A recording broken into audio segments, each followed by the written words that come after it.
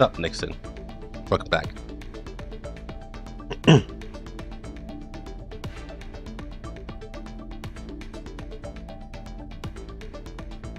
Welcome back, Dylan.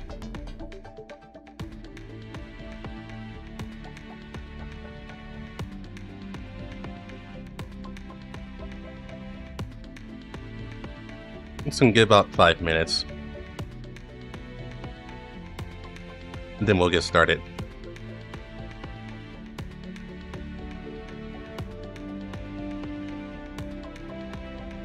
So like usual, I went ahead and took care of the missions first. So it should just be cutscenes. I played the missions and honestly they weren't really that, even on nightmare mode, they weren't really that bad.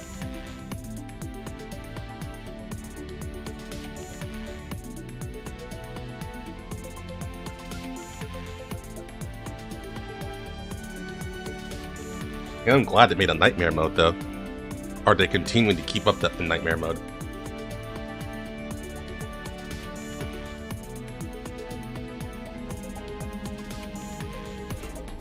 ACW, how's it going?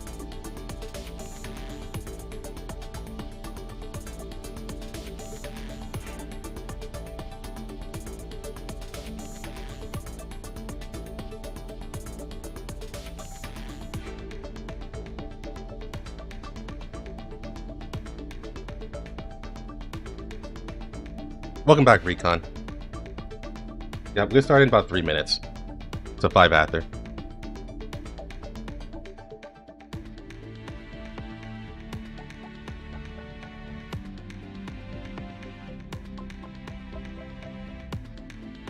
Hey Lon Tran, how's it going? Welcome back.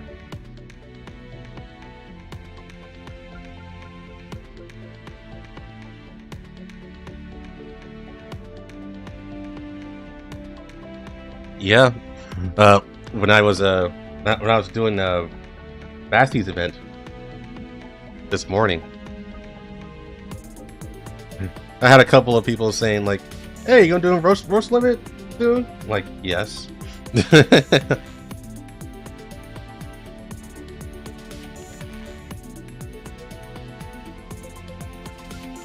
like, you know I'm going to.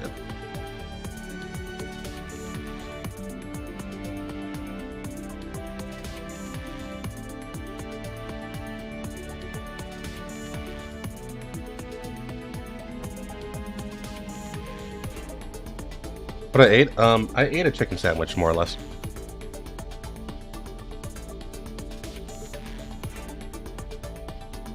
It was a decorated chicken sandwich, but yeah. Unhinged art grows on, I love it. Yeah, I agree. I'm ready to do Art Guardian. We'll see what happens tomorrow.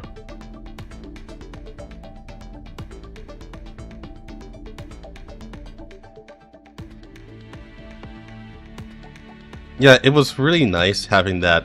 I guess you can call it a quiet moment where you can just see how everyone is in a normal environment and they're all stupid. I just love that.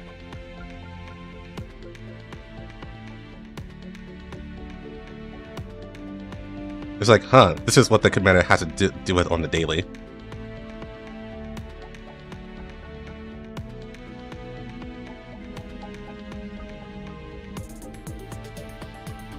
And also, we can thank Lewis for distributing a bunch of commander dolls like it's Nikkei. It's 5 minutes after.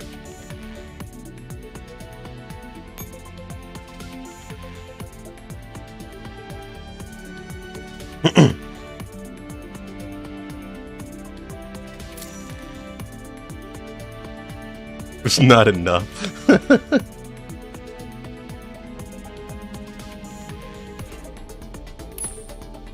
You get a taste of depression with Kalina.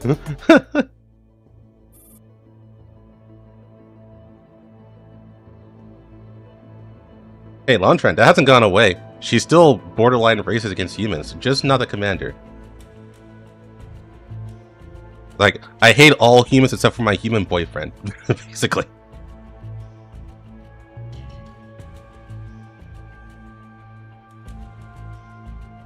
They are ambiguously canon, as in they all happened at some point. We just don't know when.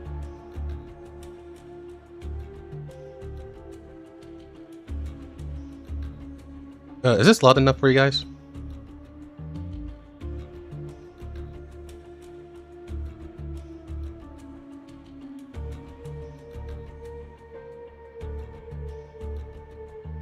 Yeah, shut up, Dylan.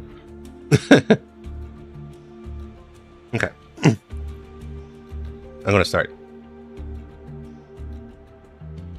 Earlier today, an unregistered illegal doll named Dandelion had abducted a commander who had made outstanding contributions in the Battle of Frankfurt. With the commander as hostage, the doll seized a military tank and attempted to storm the White Zone in a terrorist attack. Traffic surveillance shows that the chaos broke out when the vehicle entered the White Zone. It is presumed that the commander engaged the doll in a physical altercation, causing the tank to lose control, crash into the quarantine wall, and explode violently. Inside the vehicle, investigators found numerous doll fragments, confirmed to belong to Dandelion. The commander's whereabouts remain unknown. I wonder how they found out that her name was Dandelion. Griffin F-09 base.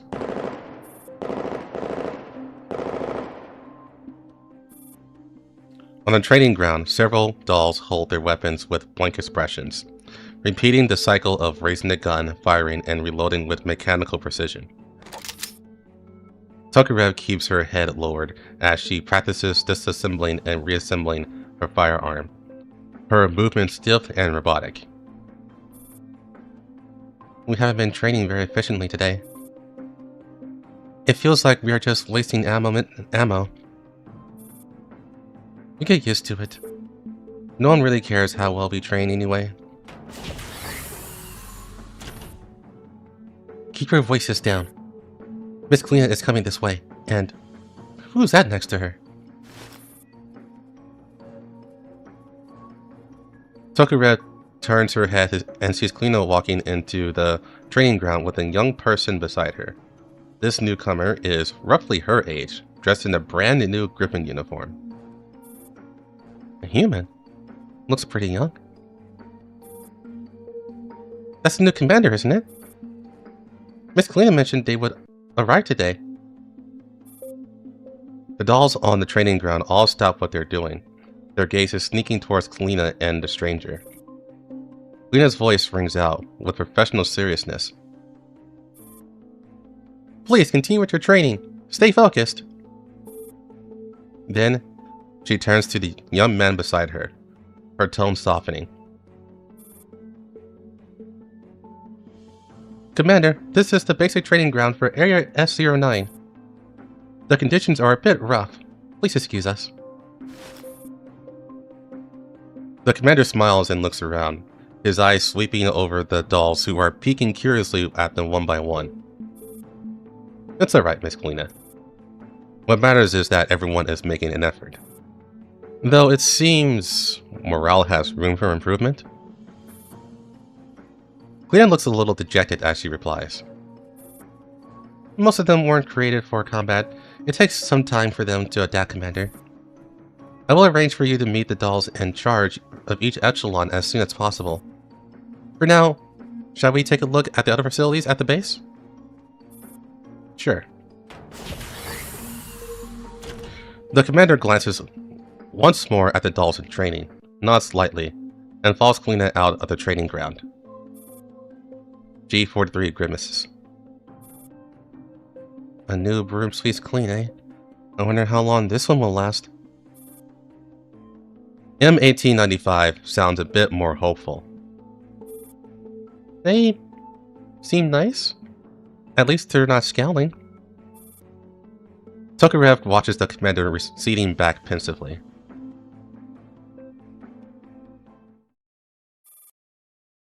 That same noon, after a morning of touring the base, the new commander dines alone in the corner of the cafeteria.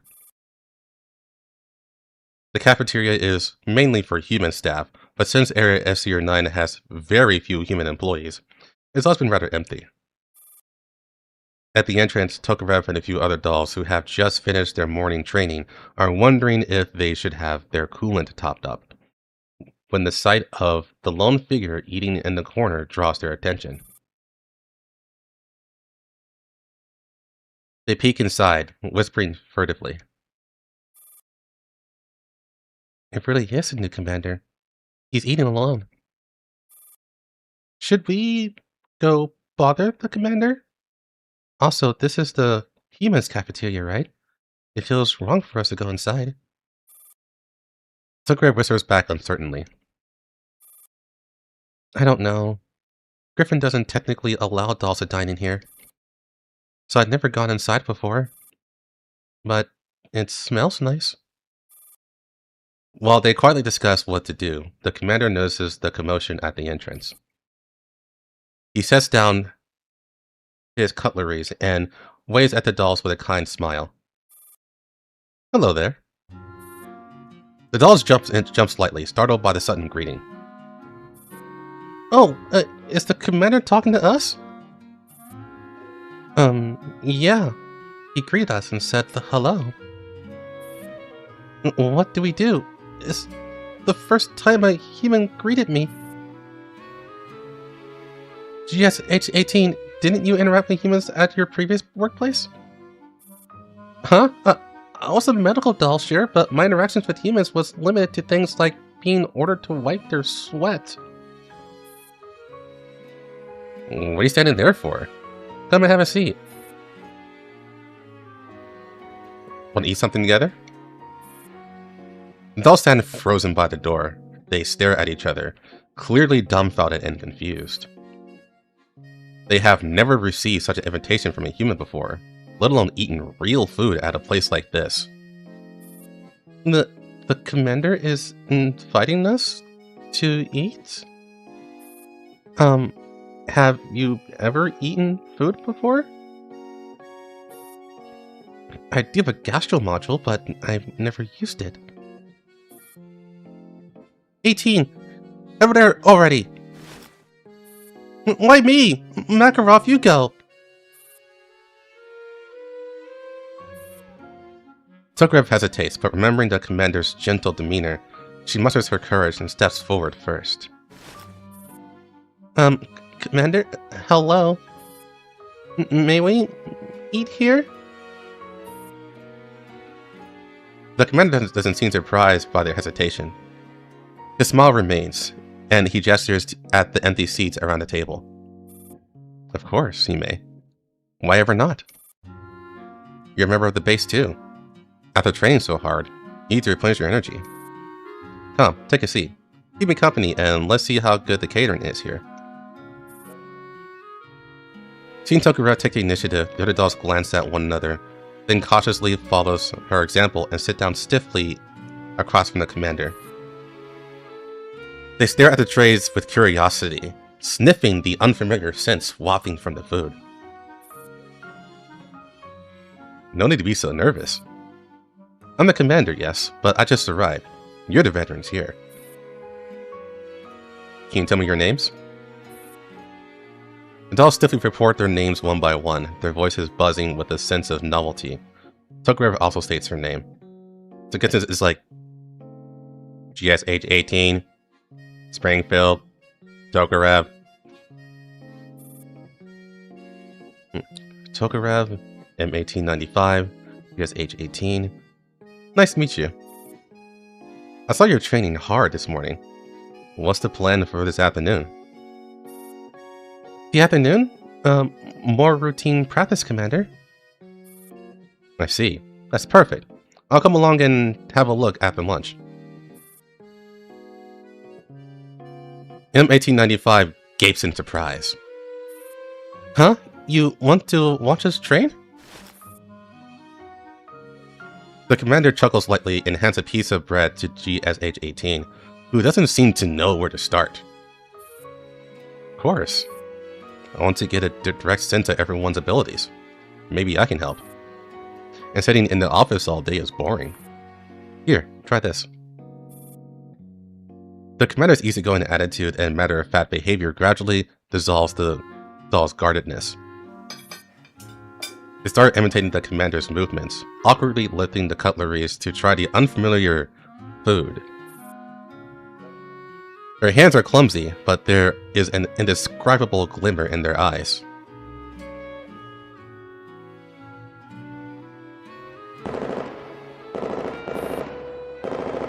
On the training ground, the dolls resume their routine drills.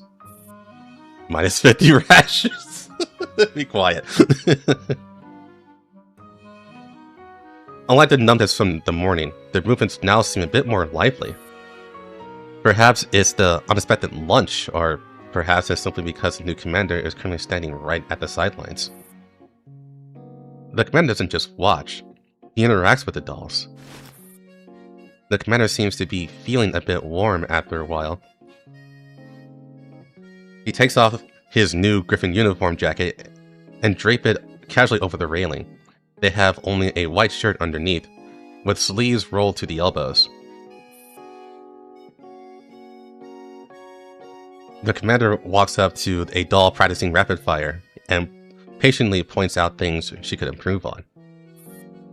Here, try stabilizing your wrist a bit more. Yes, like this. Feel it? The recoil won't throw you off as much. Then the commander walks over to Tokarev, who is practicing firearm disassembly and assembly with quick practice motion. Tokarev, your speed is excellent. But on the battlefield, you might face more complicated conditions, like parts getting muddy or warmth from overheating. Try adding some inferences simulations during practice to improve your ability to adapt. Tokarev nods seriously and records the advice in her core data. Yes, Commander. I'll bear that in mind.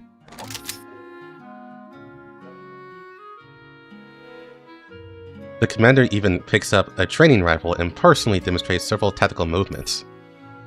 A human may not move with the flawless precision of a doll equipped with a fire control core, but every motion shows practical experience and sincere intention, making them seem deeply reliable. The training ground is abuzz with unprecedented enthusiasm. Mechanical obedience is no longer all there is in the doll's eyes. Gradually, there's focus, as well as a faint, indescribable emotion quietly forming, something like expectation. Tokarev watches the commander's back as he patiently corrects Makarov's shooting posture. This commander seems different from any human I've met before. A thought flickers across Tokarev's neural cloud. Maybe Griffin will become... At that moment, the image before Tokarev's eyes start flickering violently, like a malfunctioning old screen with static. The scene distorts, blurring as if disrupted by unstable data streams. A harsh electrical buzz rings in her ears. A system crash warning. Her voice breaks with static, then like a failing transmission. Commander?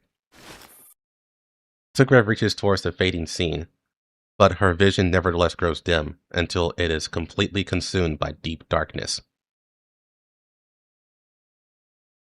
Like that.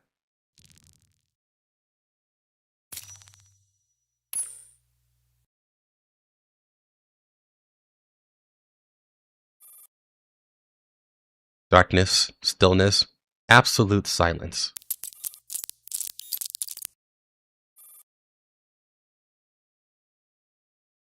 A sharp crack of circuitry connecting cuts through the void. Tokarev's consciousness snaps finally back into reality. The familiar warmth of a system reboot trickles through every circuit in her body.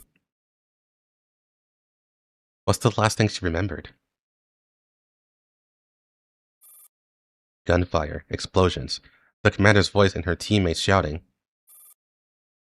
Tokarev, hang in there! We're almost through! How did she fall behind?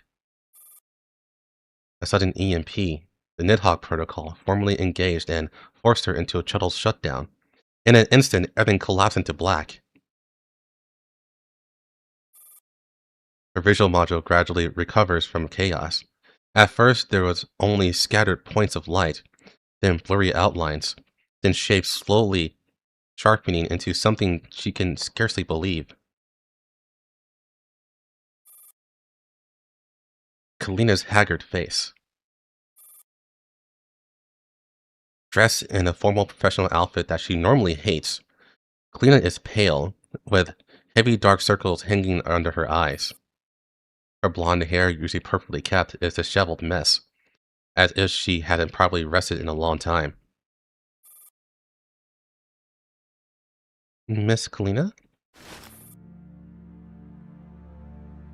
Are you supposed to replay a map of the event over and over to get the trading points? Yeah, you're supposed to play a map. Uh, there should be like some infinite maps to play to get points, and that's what you do usually. Kalina's tense expression loosens a little. A breath of relief passes through her. Thank goodness. Thank goodness you're awake.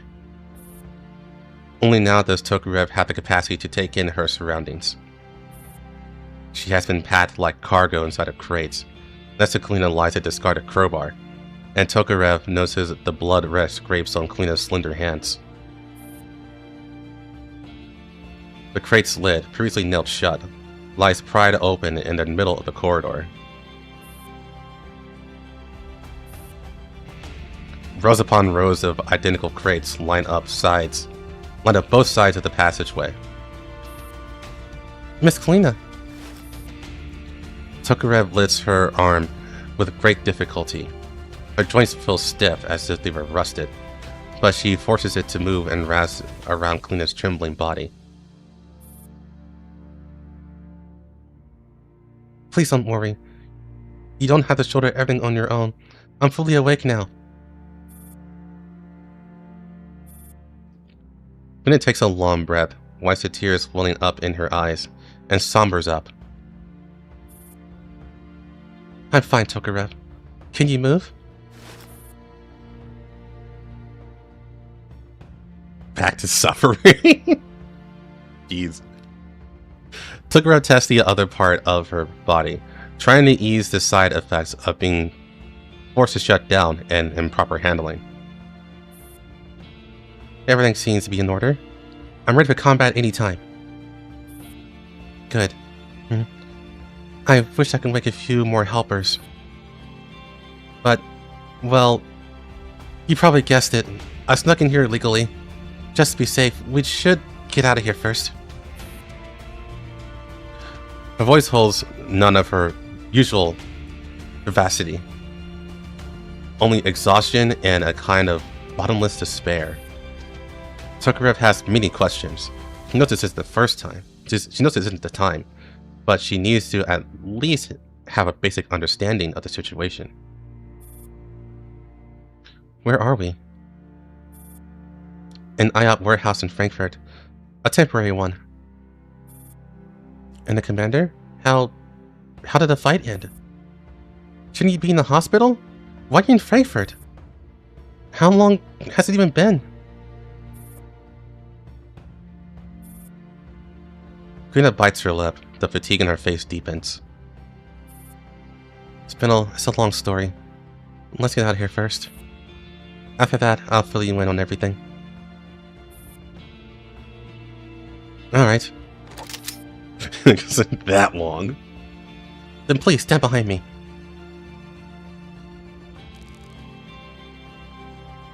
Yeah, and then there's a fight here. Oh, I'll show you one thing. I'm not gonna do the map, but I'll just let you guys know. Yeah, so this is the forced map with just Kalina and Tokarev. For some reason, they're apart now.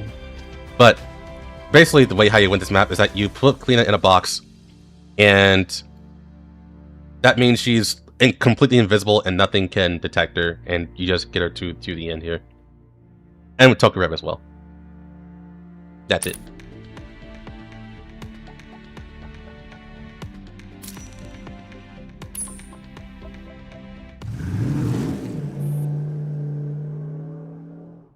Tokarev watches the streets of Frankfurt blur past the car window. The city, Once something she longed to see feels utterly foreign now. The traces of war are everywhere. The roads are scarred. The walls of many buildings are pockmarked with bullet holes.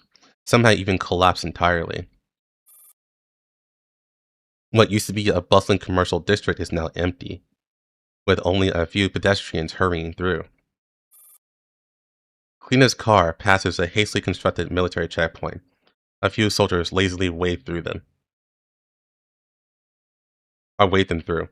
Judging from their gear and posture, they're clearly a militia unit pressed into service at short notice.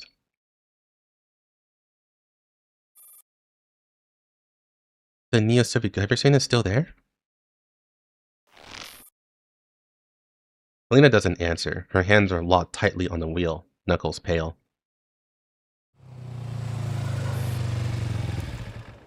After driving a while longer, she pulls into a quiet corner, letting the car blend into Frankfurt's nightscape.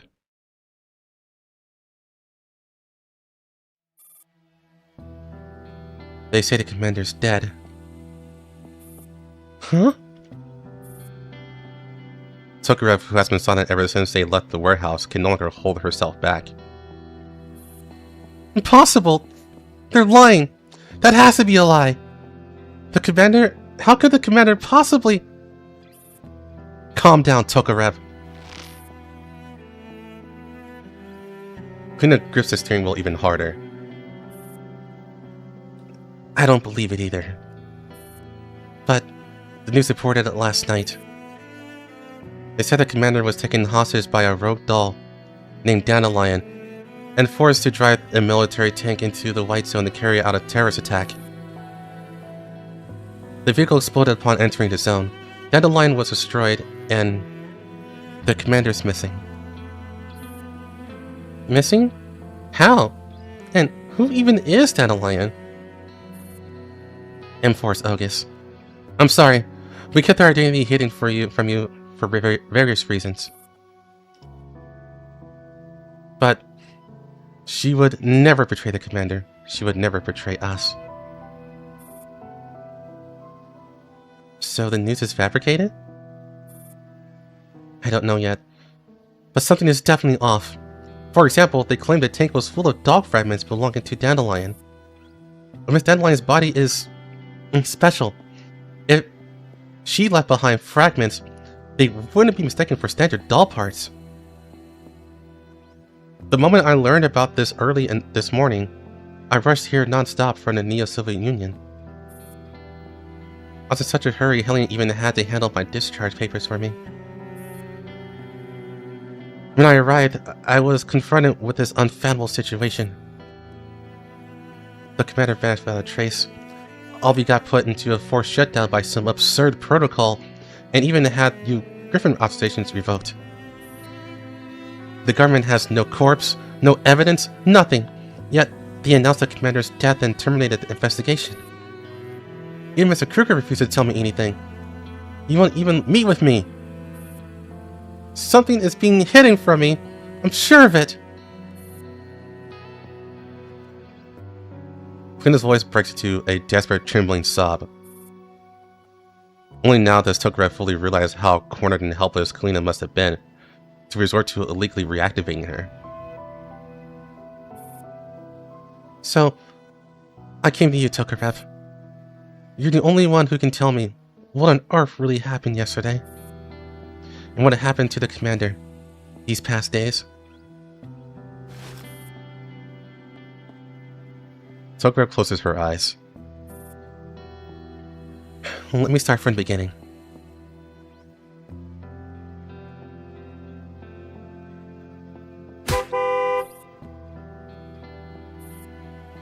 Luna slants her fist against the steering wheel.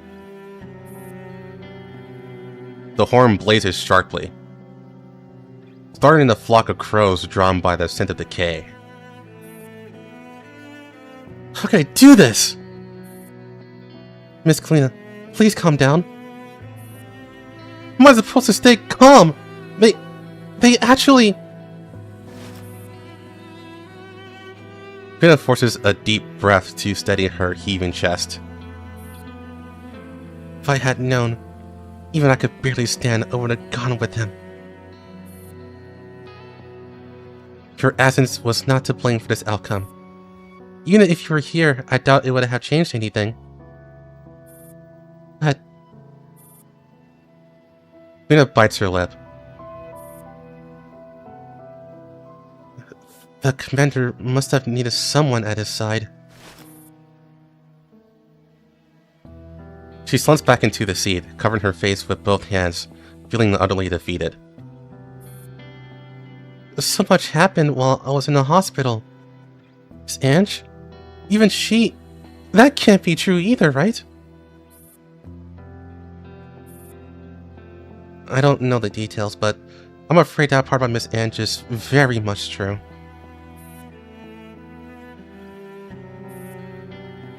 Cleaner turns her face away, maybe to hide her expression, but Tokura still hears the quiet sobs. That's the A word. I know this is probably all you know about what happened earlier, but I need to figure out... What about yesterday? What happened yesterday? I don't know all the details as I wasn't allowed to take part in the commander's strategic meeting. But before the protocol activated, meaning the day before yesterday, the commander received a call from some important figure. After that, they summoned us and informed us about the protocol. To prevent the commander from carrying out his next operation, IOP would gradually revoke their command authority over all IOP dolls within the following 12 hours. Operation?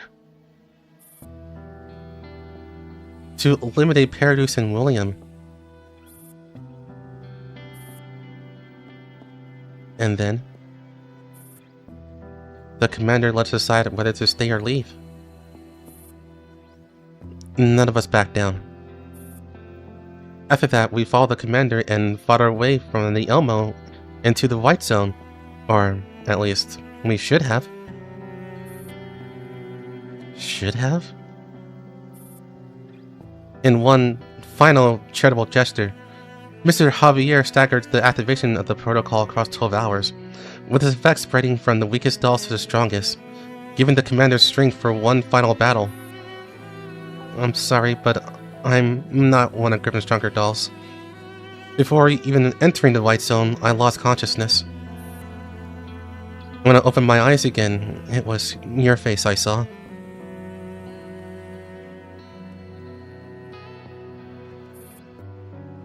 In other words, you also don't know what happened inside the White Zone, or what happened when the commander disappeared. I'm very sorry. Kalina falls silent, as if the last glimmer of hope has been snuffed out. I'm so sorry, Miss Kalina. Kalina's voice sounds bitter and hollow. No, it's not your fault. I just thought I'd find at least someone who knew something. But in the end, I can't even confirm whether the commander is alive or dead. I was gone for only a few days and everything's changed. I should have been there. I should have faced it all with him. Even at dying, I should have been with him. Miss Kalina, please don't say that. If you had been there, the military likely would have restricted your movement, or detained you entirely. Right now, you're the only one still free to seek the truth. Besides, even if I don't know what happened in the White Zone, we do have a lead. If there really was an explosion, there would have been records of a formal investigation and body recovery. Even the fiercest blasts leave DNA traces or identifiable remains. But the authorities have no body and refuse to provide evidence. Yeah, it's been more than a month.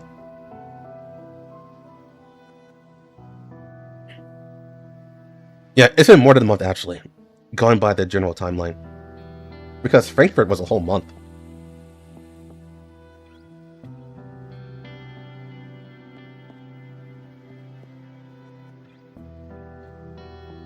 Oh wait, I might be thinking... No wait, I'm right. Yeah, Frankfurt's a whole month. I'll double check later, but I'm pretty sure it's a whole month. At the very least, it's more than just a week. You're right. We have to find proof, Tokarev. Whether it proves the commander is dead, or that he's alive. I need to see the truth for myself. We should inspect the site. Did she know what happened in M4? No one knows what happened in M4 besides the commander.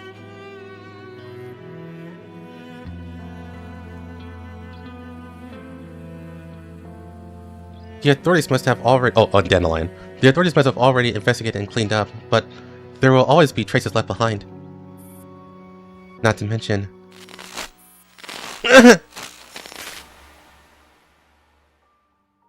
Tokarev's system suddenly wavers. Her visual module distorts into static.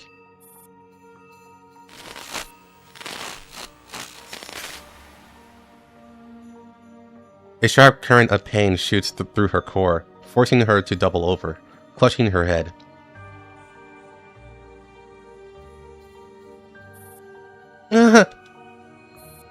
Tokarev? What's wrong? Lena unbuckles herself immediately and reaches out to steady the collapsing doll. Tokarev! I'm fine, Miss Kalina. It's just... some strange data fragments appearing in my system. Probably a side effect of the forced shutdown. Are you sure? If it's a serious system error, we should find somewhere to run diagnostics first. Don't worry. It's already fading. I'll recover soon.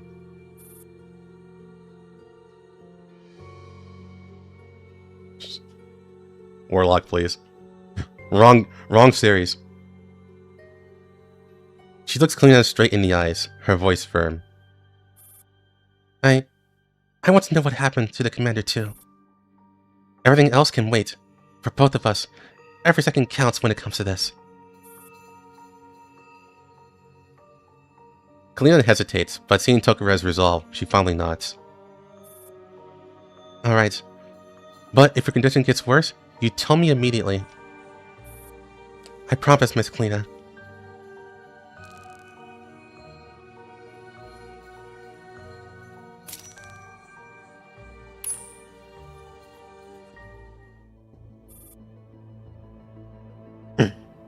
Nice assembly hall.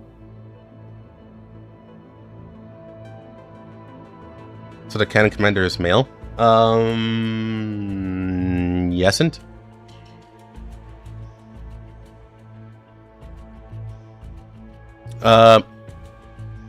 It's either or. The marketing team uses male commander more.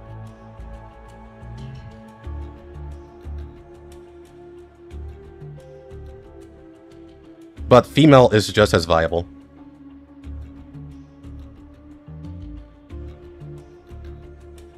Yeah, I will say the writing leaned towards more male, I would say.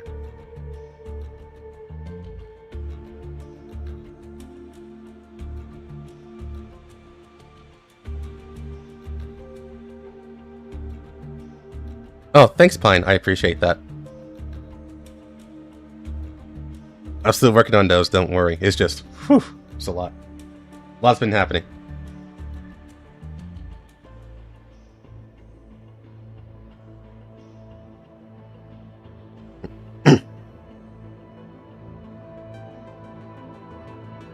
Assembly Hall. Hundreds of T-dolls sit quietly in the assembly hall. The crowded space hums with a low, constant vibration.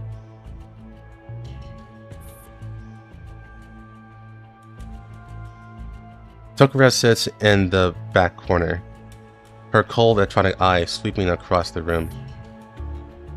Confusion, unease, weariness, those expressions appear on many faces.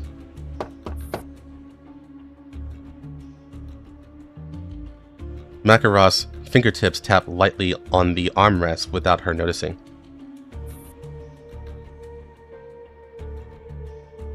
A full base doll assembly. This has never happened in all of Griffin's history. let alone in Area F-09. What exactly is this new commander trying to do? Tokarev looks down at her own hands. Could be an adjustment to the base defense level?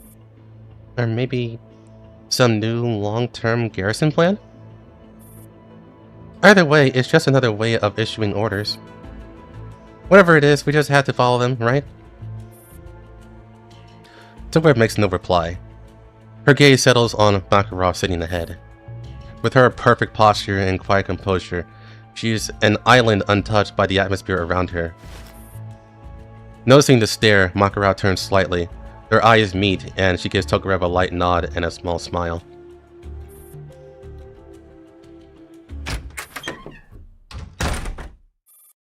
The side door swings open. A lively young logistics officer bounces in, her entry accompanied by a bright laugh. Everyone's here! Perfect attendance! Well done, all of you! A splash of warm color bursts into the gray atmosphere. Kalina sticks out her tongue playfully, her long ginger hair catching the light dazzling of the eye. She hadn't been posted to Air 9 for long either.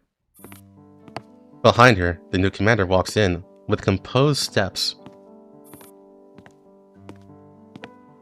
He isn't wearing a full uniform, just a simple white shirt with the sleeves casually rolled up to the elbows, and the top button undone.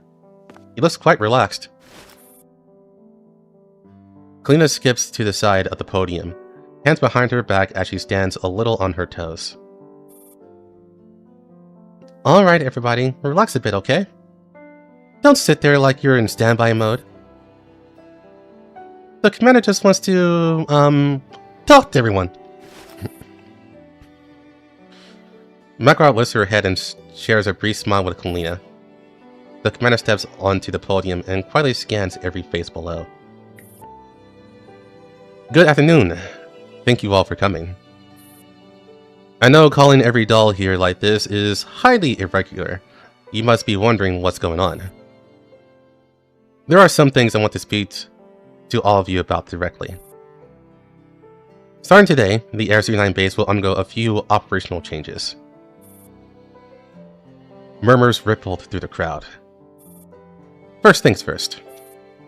Starting tonight, all dolls at the base will no longer be required to undergo mandatory periodic maintenance in the dormitory pods. The murmuring dies instantly. Silence fills the hall. You may decide for yourselves whether to rest or remain active, based on your core status and mission schedule. As long as safety and mission efficiency are maintained, your personal time will no longer be restricted by forced procedures. And I would like to assign everyone individual dorm rooms, but we simply don't have the space, so that sadly won't happen. GSH-18 subtly turns her head towards M-1895 beside her and mouths something silently. M-1895 shakes her head stiffly. Tokarev feels her neural cloud whirring as she attempts to decode the meaning behind the commander's seemingly casual words. I know it's sudden, maybe even unsettling, but this isn't a test. I simply don't believe you are devices meant to be toggled between standby and active modes. Kalina nods enthusiastically, her smile brightening. She clearly knew the content of the speech beforehand.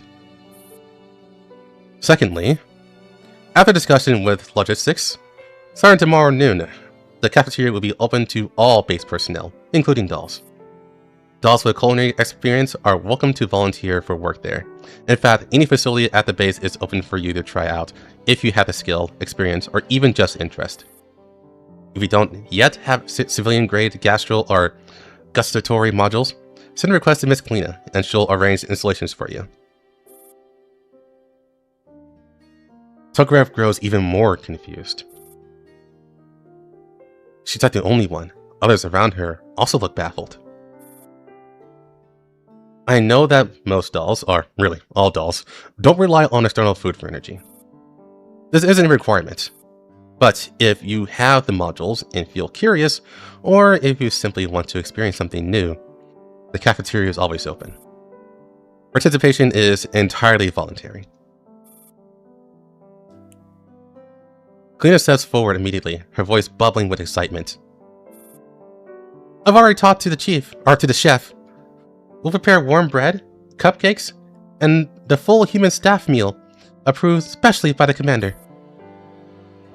The flavor is guaranteed authentic. Anyone with a gustatory module has got to try it. Beside Tokarev, FFF&C lowers her head and mutters to herself. The cafeteria? Food? Letting dolls eat? What's the purpose? Testing our obedience? Or some new psychological conditioning method? Across from them, Springfield smiles gently. I'm actually looking forward to it. And finally, the commander's tone grows more somber. I don't know how previous human commanders viewed or used you. But, personally, I hope you can try, just try, not to think of yourselves as only serial numbers or weapons. Every one of your neural clouds is unique. Even two Tokarevs from different districts are distinct individuals. You are capable of independent thought. You can make judgments, so you should also have basic dignity. Tokarev's lips part slightly, a breath of startled laughter escaping her. To me, Area S09 isn't just a military outpost.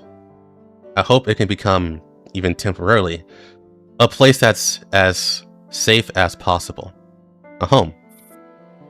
And in this home, every member, whether carbon-based or silicon-based, deserves respect. The hall is utterly silent. Some dolls tilt their heads as if their neurocloud can't keep up with the incoming data.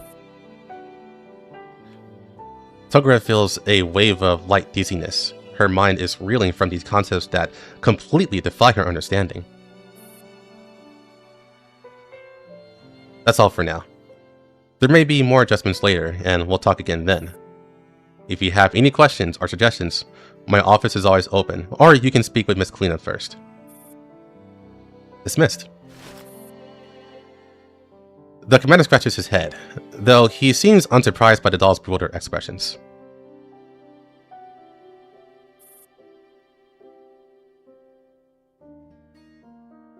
Recon, please. If Uber saw this scene, you know she would burst into little tears, right? Yeah, she would have. Absolutely.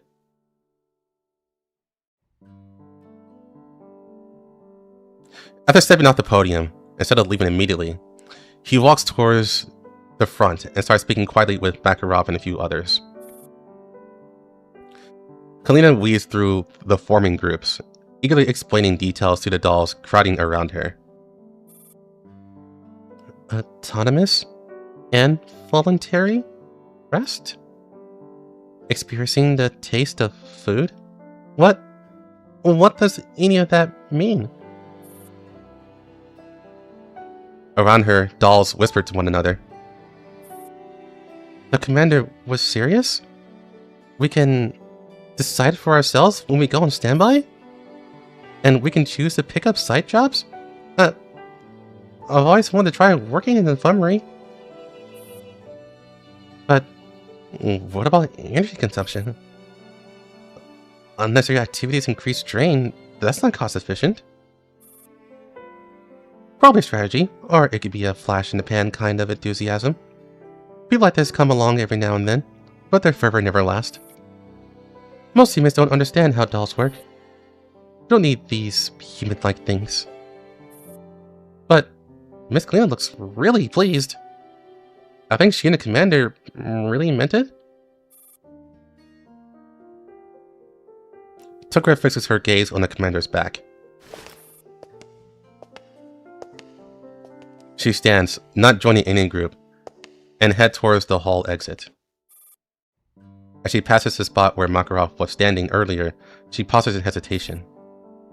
Something feels off. Just as she's about to cross the threshold, Klina calls out to her from behind. Tokarev, wait! Tokarev turns. Klina jogs up to her, cheeks flushed, smile radiant. The commander told me you've already tried the cafeteria food before, right? Tomorrow at noon, our newly renovated cafeteria opens for a trial run. You have to come. I asked the kitchen to prepare special desserts for everyone. Come try them. My energy car is functioning normally. Output is stable. I do not require external food for supplementary energy. Klina just chuckles and shakes her head lightly. Whether you need it or not is besides the point, Tokarev. You think the commander doesn't know dolls don't need food? It's not about the necessity, it's about whether you want to. Aren't you even a little curious? About what sweetening tastes like? Or how it feels to have warm soup sliding down your throat? The commander said these are important sensory inputs, parts of what makes something feel alive. A small joy, for humans and dolls alike. Tokarev's electronic eyes blink rapidly as she processes these entirely new ideas. Seeing her confusion, Klina's smile softens. It's okay. You don't have to decide now. The cafeteria will always be there. Whenever you change your mind, or even if you just want a place to sit, you can come by. The commander wants everyone, every living being, to find something that makes them feel just a little better.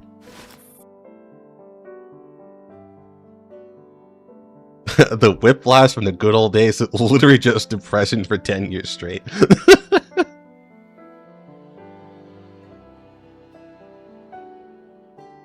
She pats Tokarev on the shoulder lightly, gives her a little wave, then skips away with a cheery smile, disappearing around the corner. Tokarev stands rooted to the spot. She peers down at her hands, the synthetic skin long overdue for maintenance. A small joy?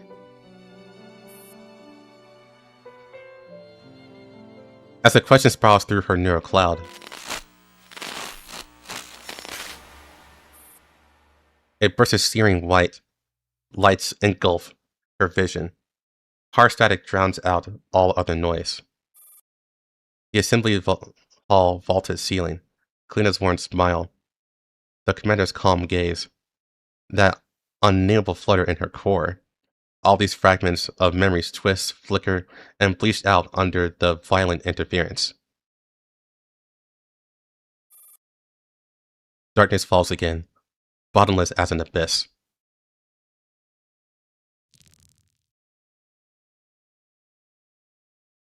I don't remember this one actually.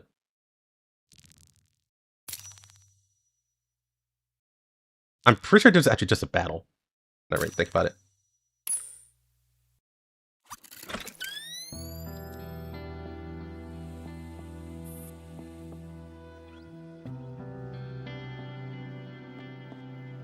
Seems like this adds a whole new layer of context for what the girls did during polarized light. Well, more than just polarized light, to be honest. But yeah, I agree. Like, before this event, I've always had the idea that it was basically all of Griffin who was like that, right? Like, all of Griffin were chill, like the commander. That was just the environment. But no, even in Griffin, it was still the same as the rest of the world. So it really is actually just the commander who has the willingness and I guess the drive to make changes for the dolls.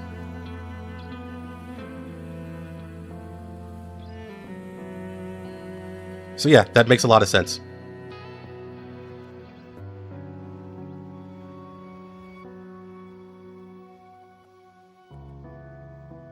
And yeah, I like this track too. It's really good.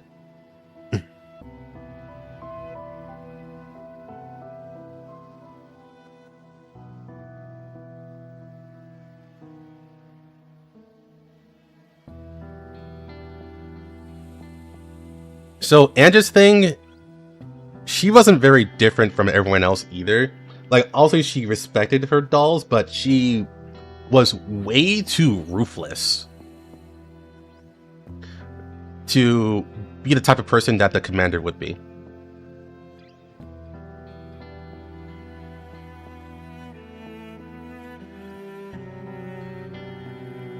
Like, if she needs to, she will treat her dolls like actual machines if she needs to.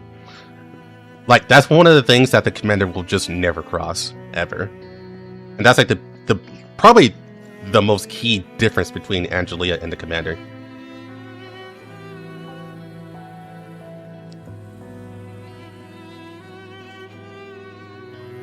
Okay. Tokure's visual module slowly reboots, the scattered blur of light gathering bit by bit into a clear image. She finds herself lying in the corner of the Elmo's ops room, a slightly worn blanket draped over her. Only the emergency lights are on inside the cabin, their dim amber glow making the whole space feel unusually quiet.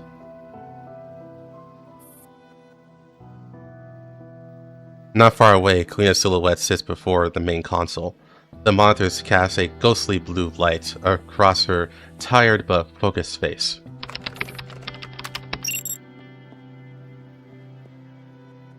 Her fingers dance rapidly across the keyboard.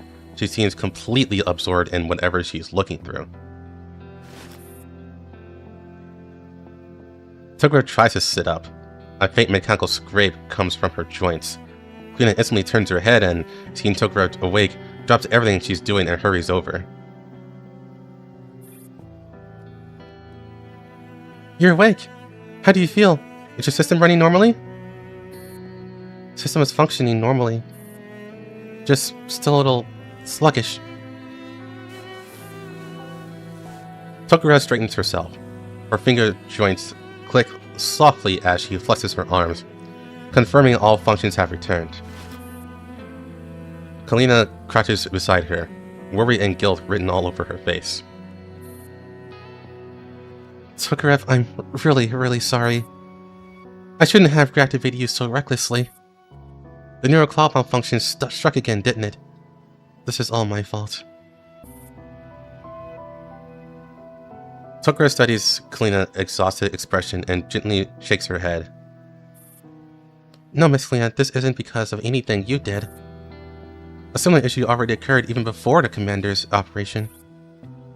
Please, don't blame yourself. I am fine.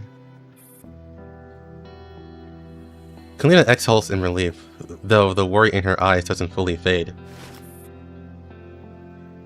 She reaches out and brushes aside a few loose strands of hair from Tokure's forehead, like tending to a sick child. If anything feels off again, you must tell me.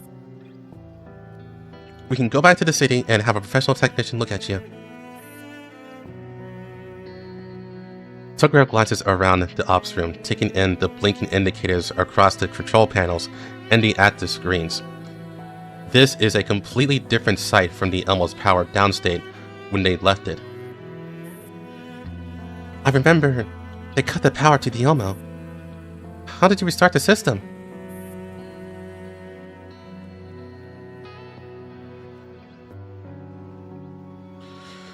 A hint of smug pride lifts Kalina's expression. She seems to forget her fatigue for just a moment. Well, even though the main power was cut remotely, I checked the main power control system and found that the Elmo has independent energy backup. As long as you bypass remote lockouts, you can bring the basic systems online again.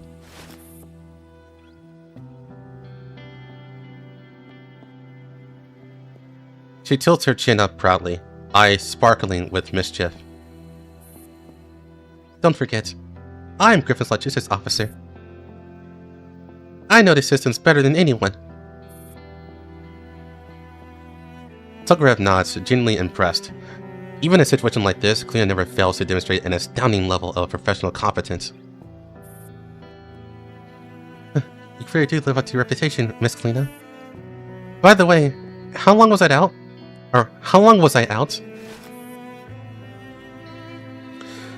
Kalina checks her watch.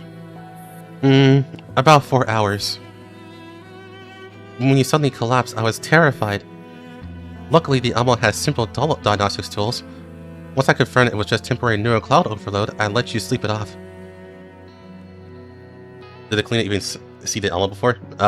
From what I remember, no. This would be our first time on the Elmo.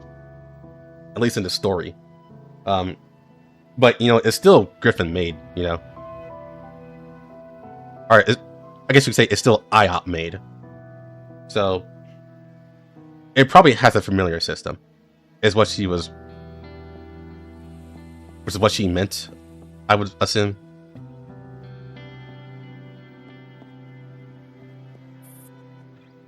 "4 hours. The time is running short. We need to..." Before she can finish, Kalina grabs Tokarev's hand with sudden excitement, cutting her off. "Tokarev, I'm onto something.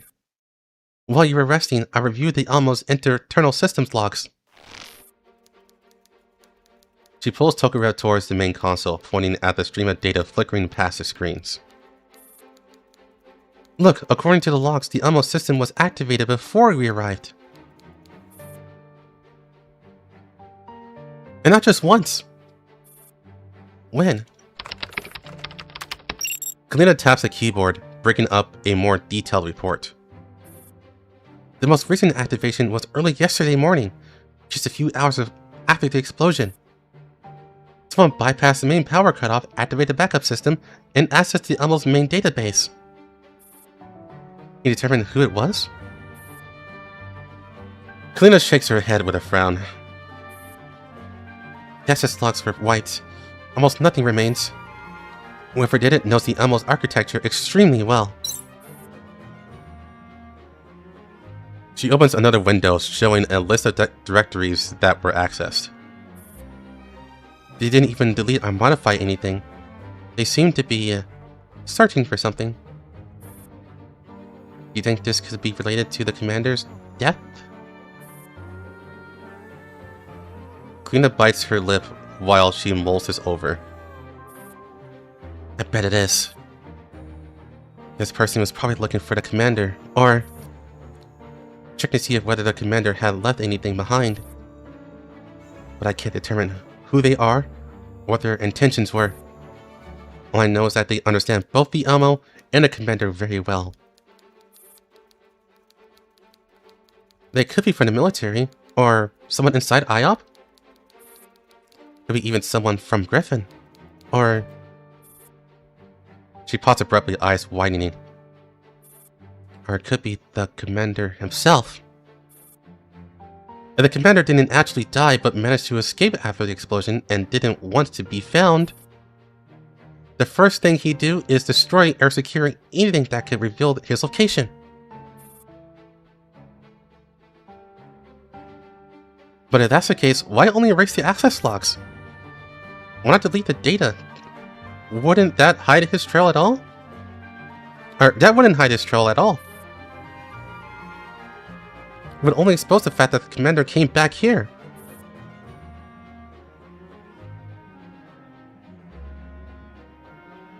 Kalina's excitement dims a little. "You're right. I'm getting ahead of myself." They fall into a brief silence.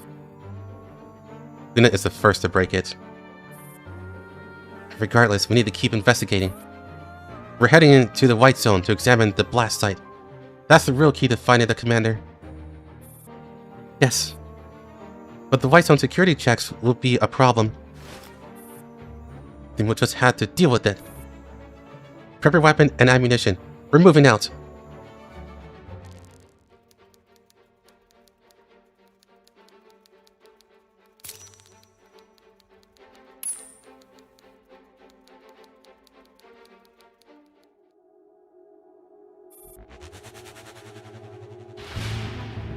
The one that I'm curious is, where is OTS-14? So Groza, she's deactivated, man. She is an IOP doll. She is also affected by Nidhogg Protocol. The only ones who weren't affected by Nidhogg Protocol were Defy, the AR team, reduce the atoms, Defy the AR team and the Hume dolls. Oh, and Squad 404.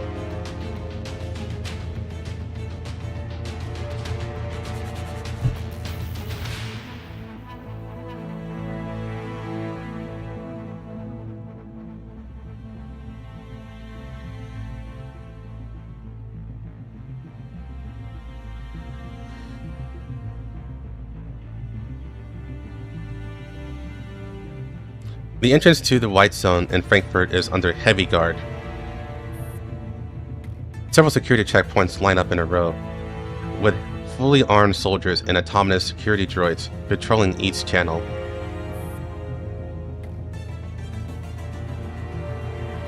Ever since the commander forced his way through, the security level has been raised.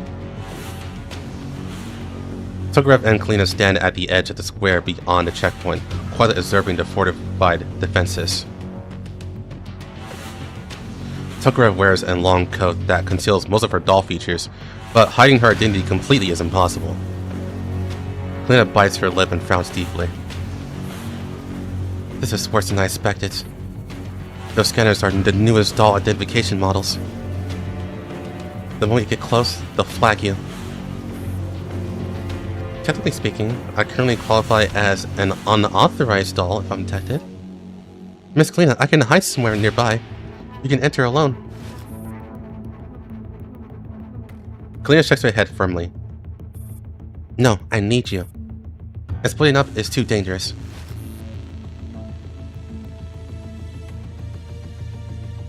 And the American dolls, that will be Eliana and Amaris. Yeah, they don't count either, but they weren't really that involved in the first place, to be completely honest. Amaris is focused on protecting Cornelia. And Eliana is, yeah.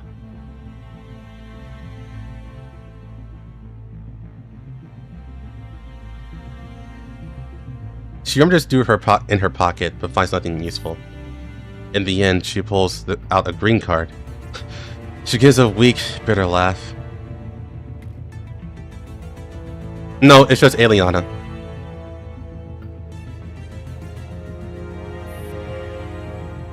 They're basically a century from USA to monitor Europe too, right? No. No. They're both abandoned. They were abandoned because the USA is dumb!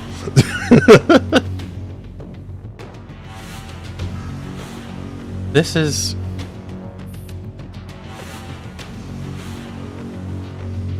a gift from the boss. Permanent residency for the Green Zone.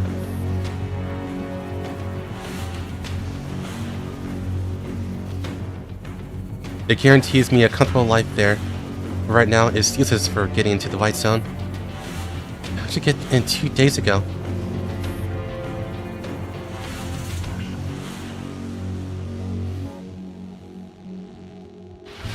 Two days ago, when the commander led us to the White Zone, there were several dolls who I didn't know personally, but they didn't seem to be strangers. They disrupted the security system using some kind of electronic warfare.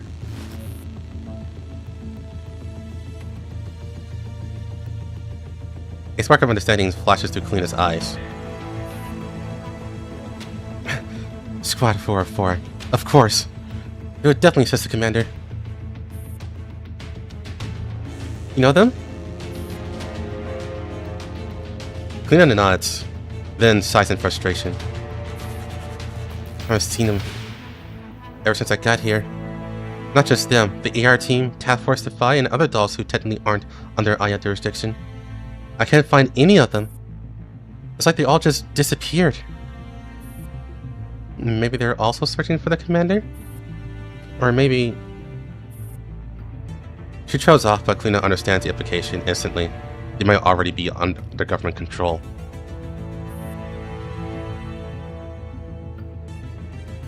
The thought drains even more color from her face. Either way, right now we're on our own.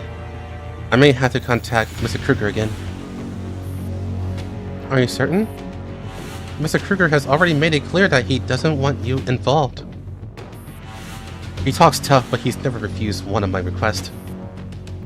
Not to mention, he cared about the commander too. Clina steps aside and activates her communicator. Tukarev stays nearby alert, but she remains within earshot.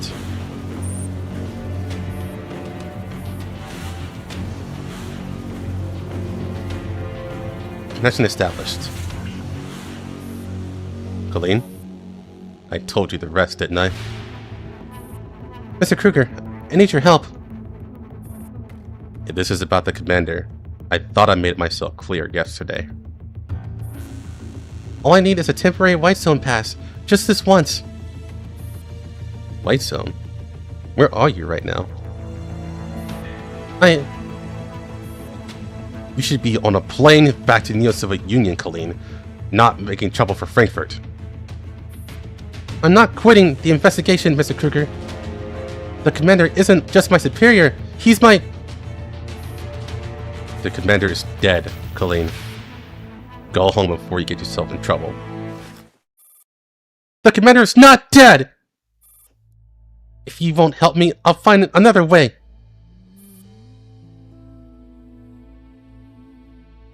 Colleen, the commander wouldn't want you putting yourself at risk. Listen to me, just this once. Let it go. Go home.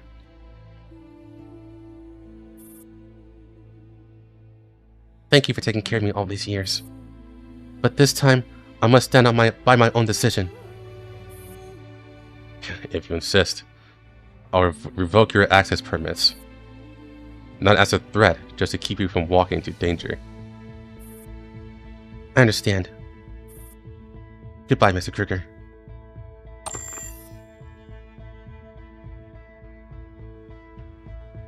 Lena ends the call, taking a long breath to steady herself, and returns to Tokarev.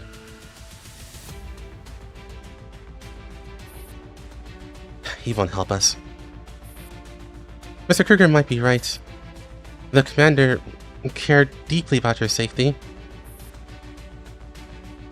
Lena gives a strained, bittersweet smile. But I don't need protecting Tokarev.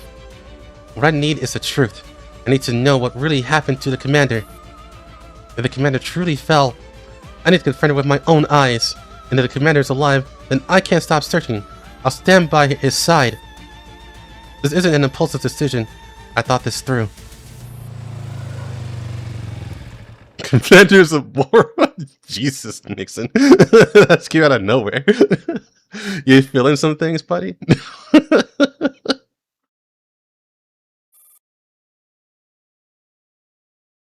A black sedan glides towards them, interrupting her.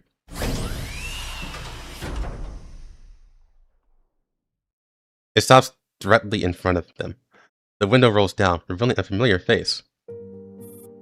Miss Kalina, what a coincidence meeting you here. It seems you're having trouble entering the White Zone. Javier's polite smile doesn't reach his deep, unfathomable eyes. Unread for 10 years? If it protected her? Like, if she was going to die being next to me, you would think, maybe I should go on my own. It's a Spider-Man and Mary Jane thing, you know? Like, you love this girl, but if she's with you, she'll always be in danger.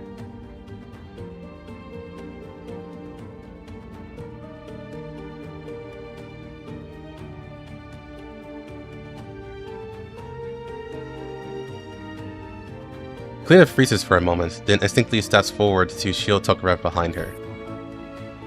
But Javier's gaze has already slid past her, settling on Tokarev. And an IFT doll who's supposed to be deactivated. Now that's an interesting combination.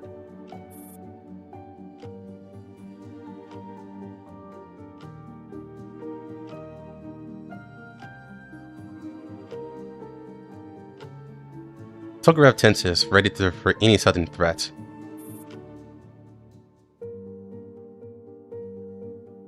Kalina swallows hard, but keeps her back ramrod straight. Mr. Javier, I can explain. He raises a hand, cutting her off with a half-smile. No need, Miss Kalina. I happen to be heading to the Light Zone for some official business. If you don't mind, perhaps I can offer you a ride? Huh?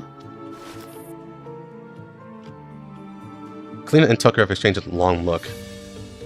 Neither expected Javier to overlook Tokarev's presence so casually, let alone offer help. His intentions are unreadable. But this may be their only chance to enter the Light Zone. Don't worry, I won't hand you over to anyone. I'm merely offering assistance. But you don't have much time. Security will notice this little scene soon. Kalina takes a deep breath and comes to a decision. Thank you for your generosity, Mr. Javier. We'll accept your help. Javier nods as the car door unlocks.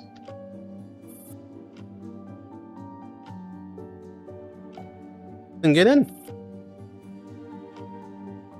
Time is short, isn't it?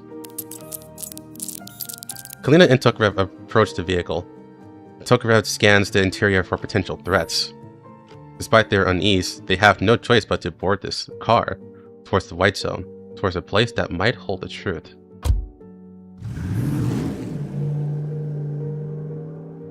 The door closes, and the black sedan drives smoothly towards the White Zone checkpoint.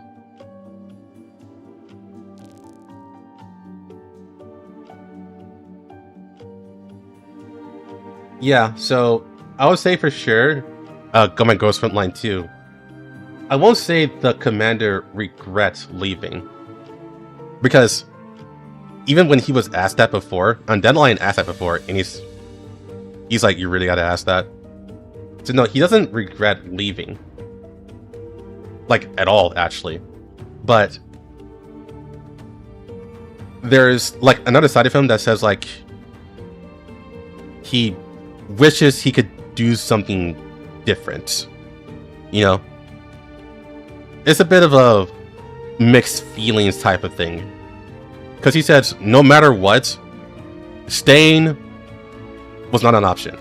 He was going to leave.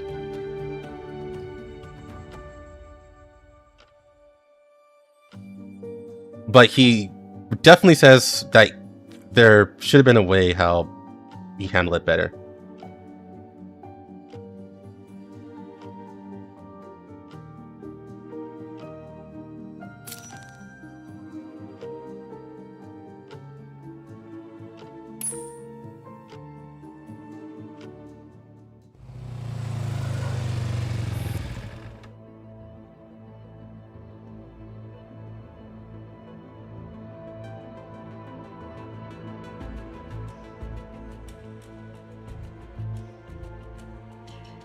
As the black sedan passes through the checkpoint, Javier's driver merely presents an ID card, and the security personnel immediately snaps to attention and salute, then let the vehicle through without even asking it to stop for a scan.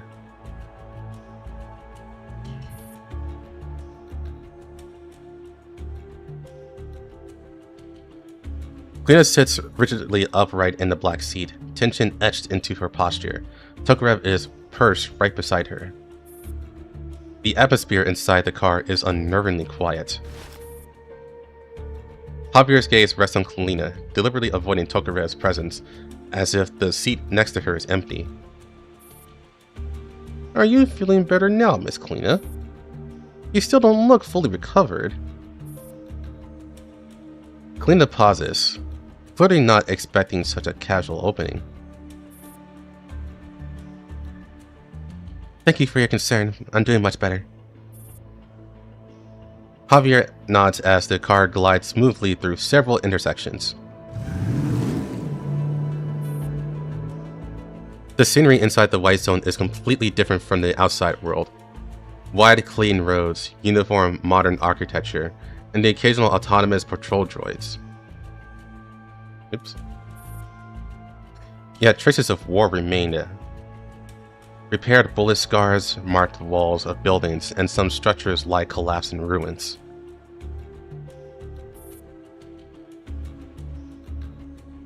I trust you've already seen Kruger? I haven't had a chance to visit him recently due to the work. I hope he's still in good health. Glinda watches him carefully, trying to discern his intent. He's doing alright. Still recovering, but nothing serious. Javier lets out a soft chuckle, fingers tapping lightly against his cane. He's a stubborn old man, just like most of us. But he's always taken good care of you. He treats you almost like a daughter. Lena glances briefly at Tokarev, then looks back at Javier, her unease deepening. Mr. Javier, I appreciate your help, but why are you helping us? Javier meets her gaze, his expression calm yet unfathomable. I believe everyone has the right to seek the truth, Miss Kalina. Especially when it concerns someone they care about. The sedan passes through a broad avenue and enters the central area of the White Zone. The buildings here rise taller, and the military presence is far more visible. The streets are sparsely populated, stripped of their former bustle. Shops and restaurants stand shuttered, with only essential facilities still operating. The air itself feels tense. Then Javier speaks again, unhurried. I am truly sorry about the commander. Glenda's body stiffens instantly, her hands clenching into fist. The commander was an exceptional individual, a visionary. I regret that things came to this. The commander isn't dead, is he? You've imprisoned the commander, haven't you? Tokarev shifts instinctively at Kalina's blunt question. Unexpectedly, Javier shows no sign of anger. He simply shakes his head slowly, that inscrutable smile still in place. Miss Kalina, you know that there are questions I cannot and will not answer. I can tell you this. I have always regarded myself as a commander's friend, and yours. Javier brings the car to a stop at the edge of a wide plaza. From here, a cordoned-off area is visible in the distance, sealed behind layers of security tape, the apparent site of the explosion. I believe this is where you wish to go.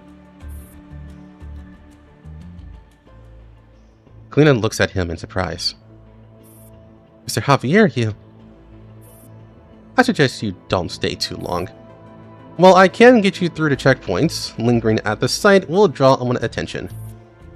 I wish you good luck, Miss Kalina. Kalina hesitates, then nods and opens the door. Thank you, Mr. Javier. She and Tokarev step out of the car. The black sedan pulls away almost immediately, disappearing into the streets of the White Zone. Tokarev remains beside Kalina, scanning the surroundings to make sure it is safe before finally speaking up. Mr. Javier is strange. He knows I was illegally reactivated, yet pretended not to notice, and even helped us. He must have already guessed what you're trying to do. Kalina looks in the direction in which the car has vanished, with her brow furrowed. I don't know what he's after either. I have a feeling he's hinting at the fact that the commander... A sudden snap of pain cuts Tokarev off. Another fluctuation strikes her neural cloud once more, sending memory fragments scattering like snapped beads before reassembling again. Tokarev, are you alright? I'm fine, just a minor system fault. Tokarev shakes her head, forcing the pain back down. This isn't the time to worry about that. We should head to the explosion site and investigate while we still can. Kalina hesitates, but seeing the determination in Tokarev's eyes, she finally nods. You're right. We need to move. Let's get cracking before anyone notices us. Finding clues about the commander is the only thing that matters right now.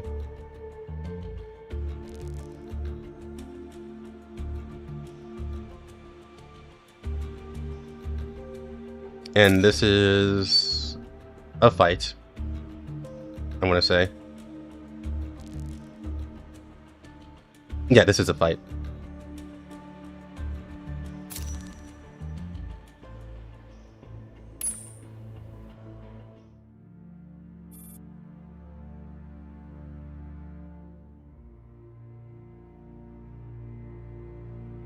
Perimeter of the restricted area, White Zone. Tokarev and Kalina crossed behind a stretch of rubble, carefully observing the cordon off site ahead. The entire area is sealed tight with temporary fencing and warning tape. A fully armed soldier stands guard every 30 meters. Several military vehicles are parked along the perimeters. Soldiers gather in front of groups, chatting occasionally, but none of them venture deeper to the site itself. The security deployment is surprisingly lax. They seem focused on keeping civilians out and show little concern for what's inside. That's rather strange. By all rights, an incident of this magnitude should have professional investigators swarming the scene. Maybe they've already finished investigating. Or perhaps they never intended to investigate at all. Tokarev's electronic eyes sweep rapidly across the restricted zone, mapping the guard position and patrol routes. There's a section of fencing on the west side, near a construction site. The view is blocked by building materials. There are 2 soldiers on east side, but they rotate off their post every 15 minutes. We can use that gap to slip in. Kalina nods, but Tokarev notices her pallor and trembling hands. Miss Kalina, your condition. I'm fine. We don't have much time. This is a battlefield, Miss Kalina. Please follow my instructions. Keep your steps light and stay low. If there's danger, get down immediately.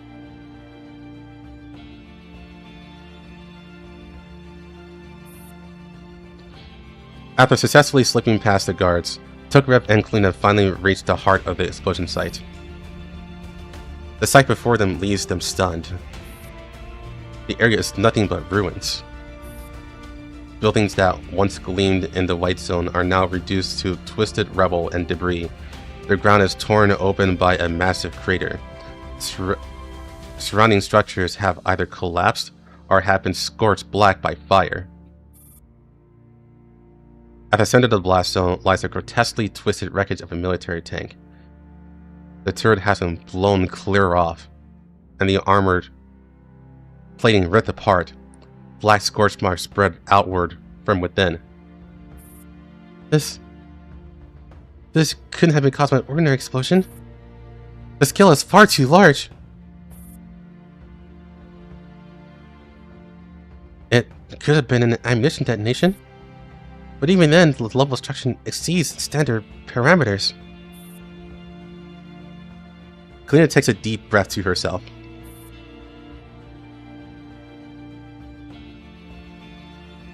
I still don't get how a T-3485 still exists in 2064. Ask the writers that wrote the ending, okay?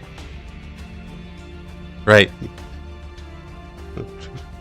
Like, just ask them. Don't ask me. I couldn't tell you. And honestly, that's the least of our worries.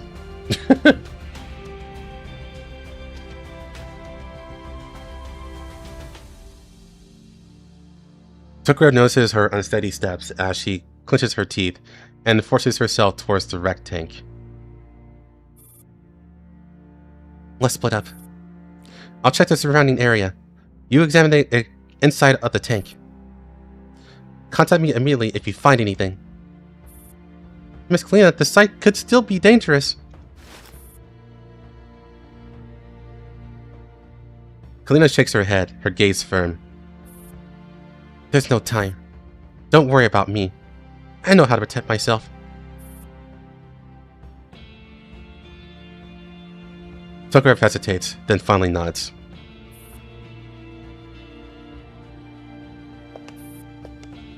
Tokarev approaches the tank wreckage cautiously while analyzing the structural damage. The armor has been torn apart by an immense force from the inside, but the signs suggest that it was more than a simple explosion. Some fractures show clear signs of being cut by high-energy weapons, as if two different forms of destruction are layered together.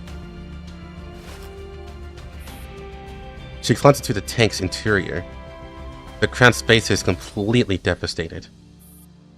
Near the driver's seat, she spots several gleaming fragments, dull structural components. Tokarev picks one up and examines it closely. The fine circuitry and specialized alloys could only have belonged to a high-end tactical doll. So these are the remains of Dandelion mentioned in the news? But Miss Kalina said Dandelion's body was special. These parts here are sophisticated, yes, but there's nothing unusual about them.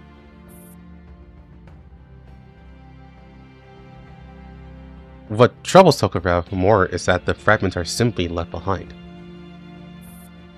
Under standard military protocol, any doll remains should have been fully recovered, especially evidence tied to a so-called terrorist attack. It's almost as if they were deliberately left here to be found.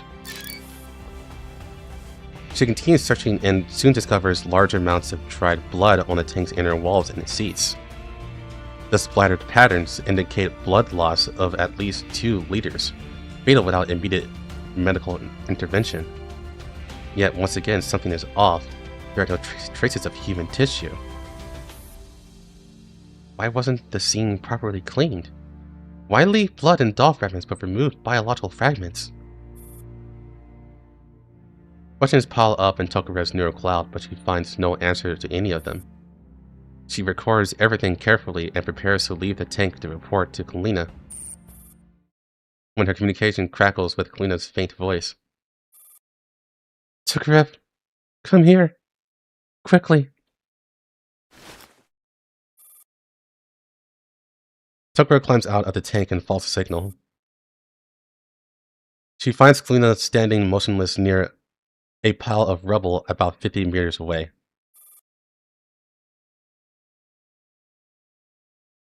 Her body trembles as she stares at the collapsed wall before her.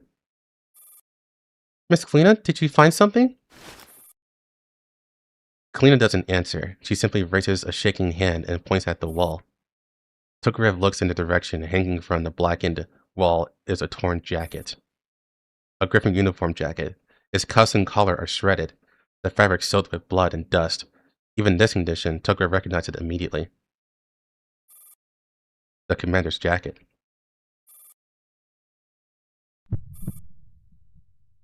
Kalina's breathing grows ragged. She staggers forward, reaching out with trembling fingers to touch the jacket. She carefully takes the jacket down and cradles it in her arms. The front is nearly saturated with dry blood, dark brown with oxidation. The sleeves are scorched, and one side has been ripped open by something sharp. This is the commander's.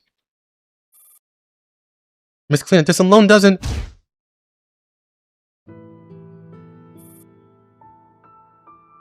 Kalina suddenly collapsed to her knees, clutching the jacket tightly as her body shakes violently. Silent tears streams down her face. A broken sob escapes her throat. No. No. Commander. You promised. You promised you'd come back. Tokarev crouches beside her, wanting to comfort her, but words fail her. Any attempt at consolation from a doll would feel hollow. All she could do is stay close, watching as the strong, cheerful girl finally breaks under the weight of despair. We were through so much together. So much! Why? Why did it have to be this time? You promised. You promised you never play such stupid pranks on me again. Why? Why leave this behind? Is he trying to tell me that the commander's really...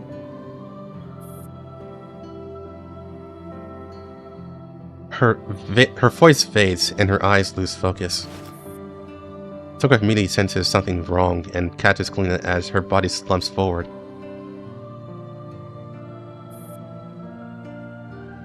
Miss Kalina! His eyelids flutter shut.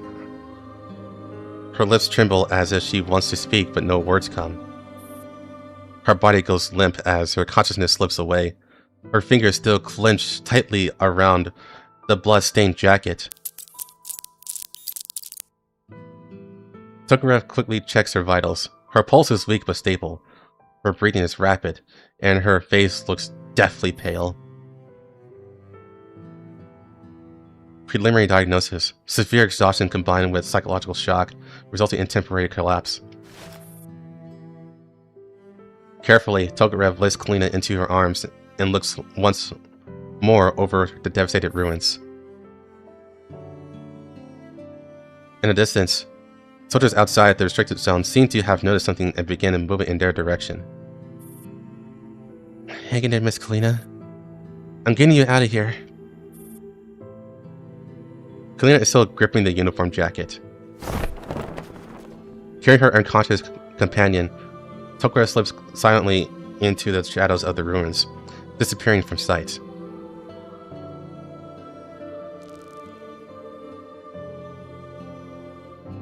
Hanging out with minted Ninja Turtles in Frankfurt.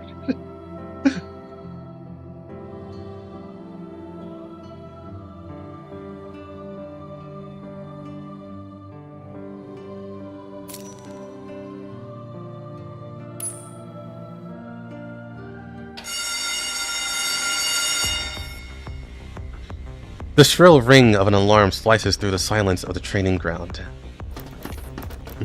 After a brief moment of surprise, the dolls snap into formation. Tok'ra stands in the ranks as she sees the commander and Miss Kalina approaching at a brisk pace, their expressions grim. We had a mercy mission. All combat-ready dolls be fully equipped with 15 minutes. Assemble in the forecourt. The training grounds erupt into activity at once. Since the commander's arrival at the S-09 base, they have already completed several operations to eliminate small Synchronous Fairy forces. The very first of these operations took place when the commander had only just finished training. In every engagement, the commander has demonstrated exceptional tactical ability, consistently completing missions with minimal losses. Tok'ra quickly checks her weapon systems while listening to the low murmurs around her.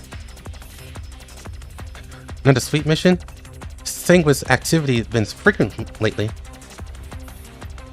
I hear this one's different. It's a rescue. A rescue? Who needs rescuing? Oh, could it be Scorpion? I heard she was attacked by Sanguine's ringleader. Tok'ra glances towards the commander speaking with Kalina nearby, sensing a tension unlike anything before. Forecourt, Griffin Base in Area S09. 30 minutes later, several armored vehicles are ready to go. On the landing pad, helicopter rotors spin up one after another. The commander stands before the assembled dolls, their expressions more severe than Tok'ra has ever seen. This mission is different from our previous operations. We received an urgent order from above to rescue a special T-Dog trapped in Synchronous Fairy controlled territory. Her codename is N4A1. A ripple of quiet conversation spreads through the ranks. Tok'ra looks around, puzzled. The destination sounds important yet unfamiliar. This doll carries extremely critical intelligence and must be extracted safely. Synchronous Fairy has already deployed the lead units to hunt her down. We must reach her before they do. Kalina steps forward beside the commander and displays a tactical map. According to intel, Emperor A1 was last seen in Zone T6 of Area F09. She managed to lie low for now, but Synchronous Fairy's encirclement is closing in. We need to locate her before their ringleader does and extract her safely. This mission carries a high level of risk. Enemy firepower will be heavy. If anyone wishes to withdraw, speak up now. No one will blame you. Super scans the formation. Not a single doll steps back or raises a hand. Unlike before, they now understand that the commander's offer of refusal is genuine. But they chose to follow him into battle anyway. The dolls at Area S09 are no longer mere tools that execute orders. They have their own will, their own resolve. The commander meets each of their gazes, then nods. Thank you for your trust. Move out!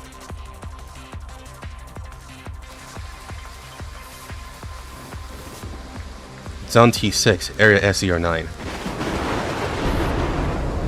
Torrential rain pours down, turning the roads into thick mud and making movement extremely difficult.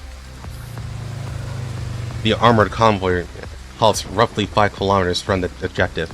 The dolls disperse and take concealed positions. Rain drums against Tokarev's armor as she lies prone on the elevated ground, observing a Synchros ferry outpost through her scope. SF Patrol, 2 o'clock, 5 infantry units, 1 hunter type. Confirmed. Hunter type locked on. The commander's calm, steady voice comes through the comms. Squad Tokarev, prepare for a feint attack. Springfield, hold fire until my signal. G43 and M1895, stand by to report, or to support. Roger. Ready for feint attack. Tokarev's neural cloud kicks into high gear as she calculates the optimal attack vectors and fire distribution. For some reason, she feels an unfamiliar surge of exhilaration. This operation isn't about eliminating enemies, but rescuing a comrade. It's different. Go!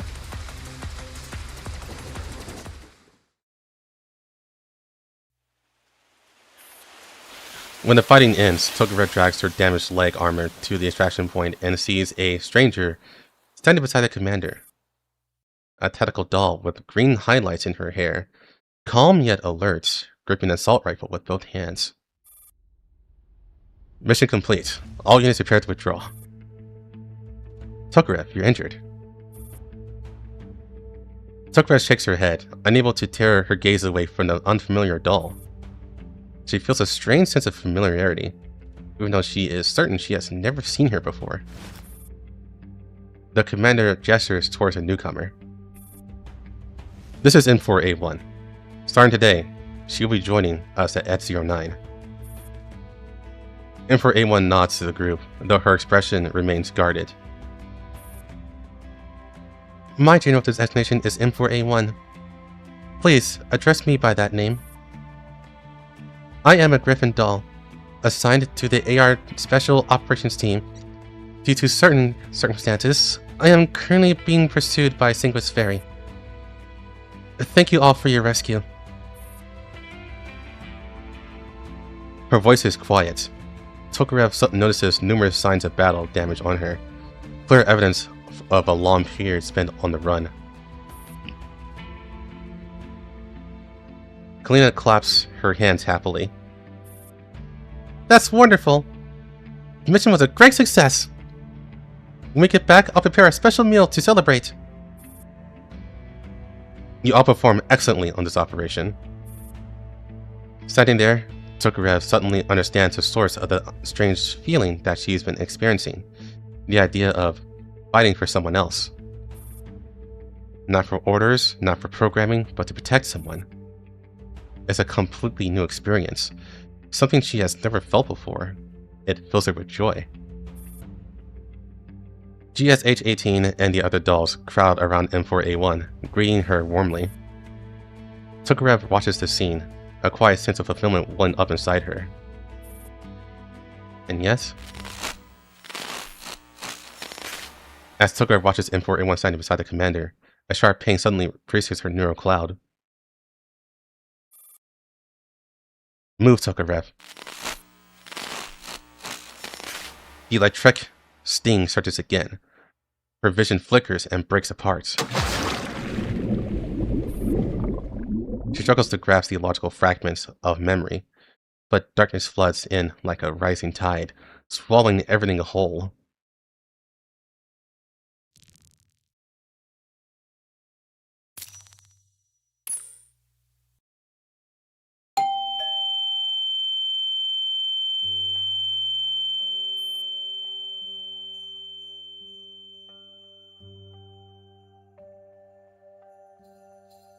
The shrill call of a number yanks Tokarev back to reality.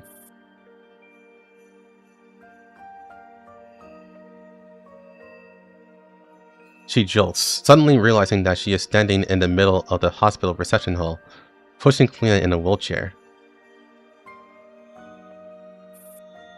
People are milling constantly through the hospital. The lighting is harsh and white, and the air reeks of disinfectant. The electronic display flashes the number 98. Kalina's number. Miss Kalina, it's our turn.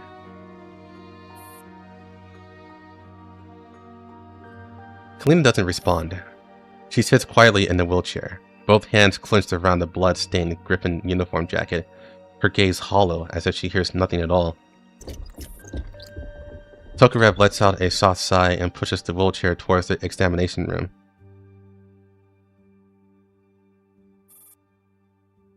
Inside, a middle-aged doctor is reviewing data on a screen. She looks up at Kalina being wheeled in, then at Tokarev standing beside her with a slight frown.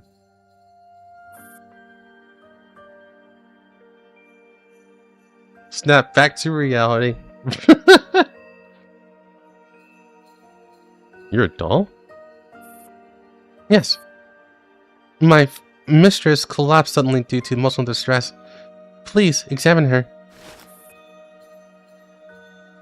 The doctor steps forward, checks Kalina's pupils with a penlight, and then measures her blood pressure and pulse.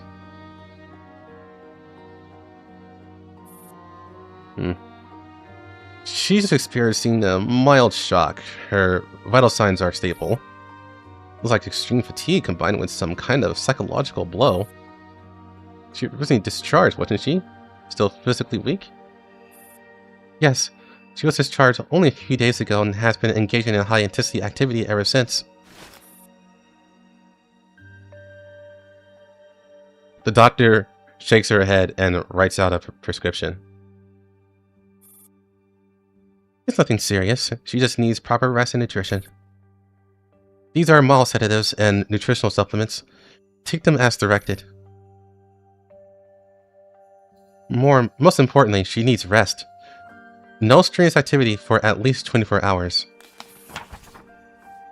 Tokarev accepts the prescription and nods.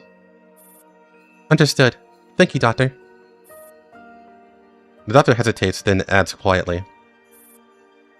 Things have been unusual lately. You dolls should avoid moving around the white zone too much. A lot of people aren't very friendly towards your kind. Thank you for your warning. We'll be careful.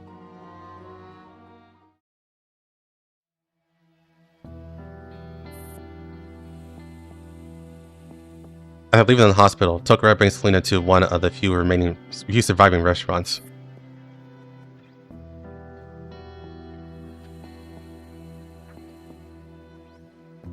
It's one of the rare places still operating in the white zone. A handful of customers can be seen inside through the glass windows. Kalina has regained consciousness. Though she looks feeble, she glances down at the menu and suddenly clicks her tongue. These prices are outrageous! This is daylight robbery! Seeing Kalina complain like this, Tokarev finally relaxes a little. At least her mental state is recovering. Well, I'm here on official business anyway. The expenses can be reimbursed. In that case, give me the most expensive steak set lunch. If we're spending money, you might as well make it worthwhile. Tokarev nods to the server.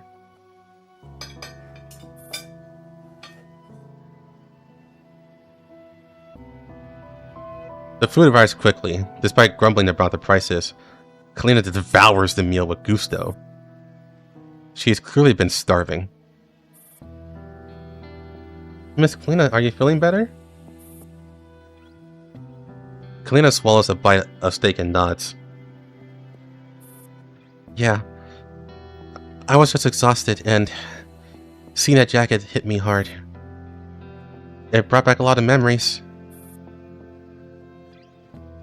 Her gaze drifts to the jacket resting beside her. She's still keeping that jacket, I forgot. Like, she does not let that jacket go. I just remembered that. And her expression darkens again. Now that I've thought about it, I realize it's not something worth despairing over. I've already knew the truth. It's just an extra jacket, which doesn't prove anything. Yes, I agree. I also made some discoveries when investigating the site. I believe the commander is definitely not dead. Inside the tank wreckage, I did find a large amount of human blood, but no human tissue, and no signs of a body that was ever present. If the commander had truly died in the explosion, there would have been far more evidence left behind.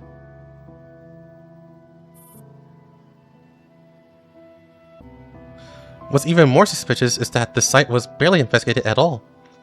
Even the doll fragments weren't recovered.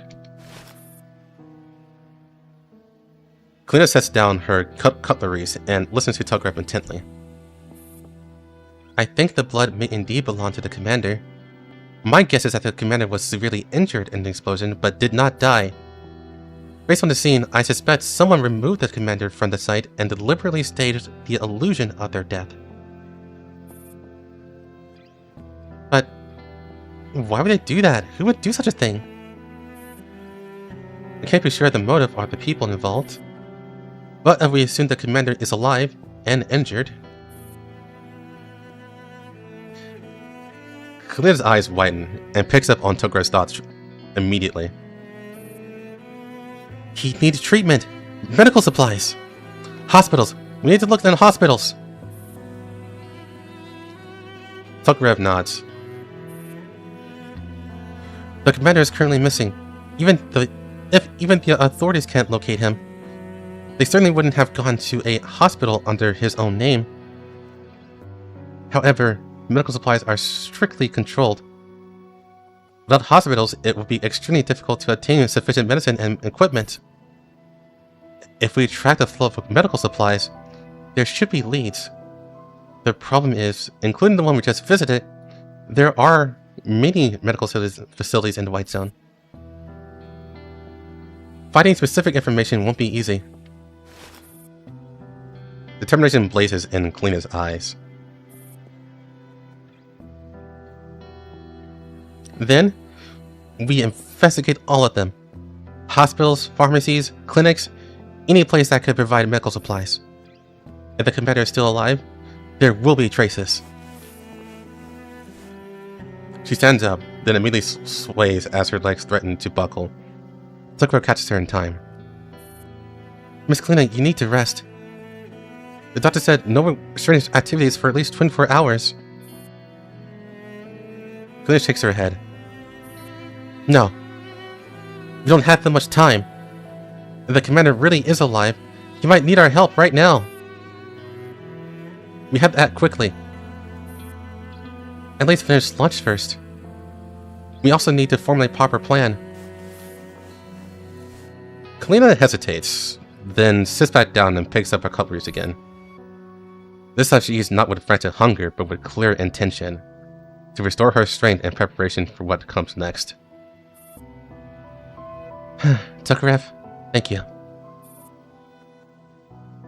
Tugrev's electronic eyes flicker softly. The commander never give up on us. We won't give up on the commander either. Outside the window, the sky remains overcast and gloomy.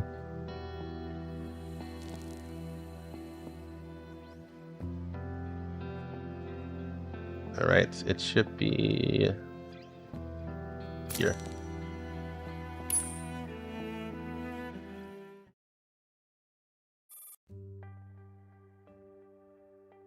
Hold on. Let me get a swig.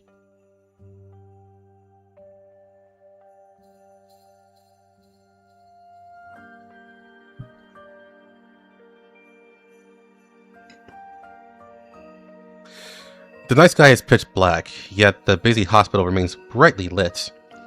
Several doctors move through the corridors with furrowed brows, arguing heatedly. Their voices are sharp with a manic edge and anxiety born from exhaustion. The general ward is already overflowing. Some patients lie on simple wheeled stretchers, pushed against the sides of hallways by nurses too tired to do more than keeping them stable.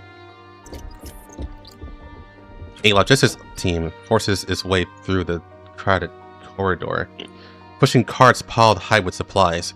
They unlock a partition door at the end of the hallway and begins transferring the cargo into the corridor, leading to the special ward.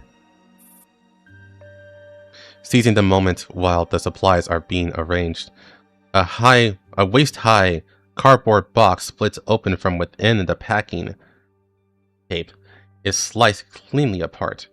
Tugbear pokes her head out, flips lightly to the floor, and slips into a blind spot of the security cameras, melting into darkness.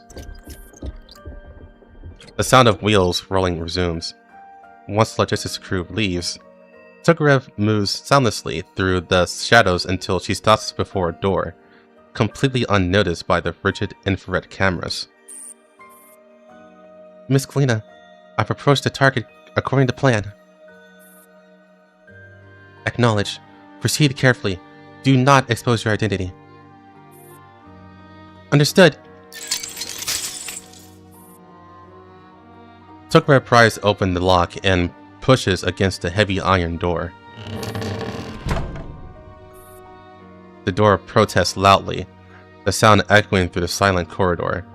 Tukarev immediately holds it steady, waiting until the ripples of noise fade from the air. She squeezes her slender frame through this gap, enters the supply management office, and closes the door as quietly as possible. Only then does she lean against the cold metal, steadying the emotional fluctuations brought on by tension. So much excitement on just the first infiltration.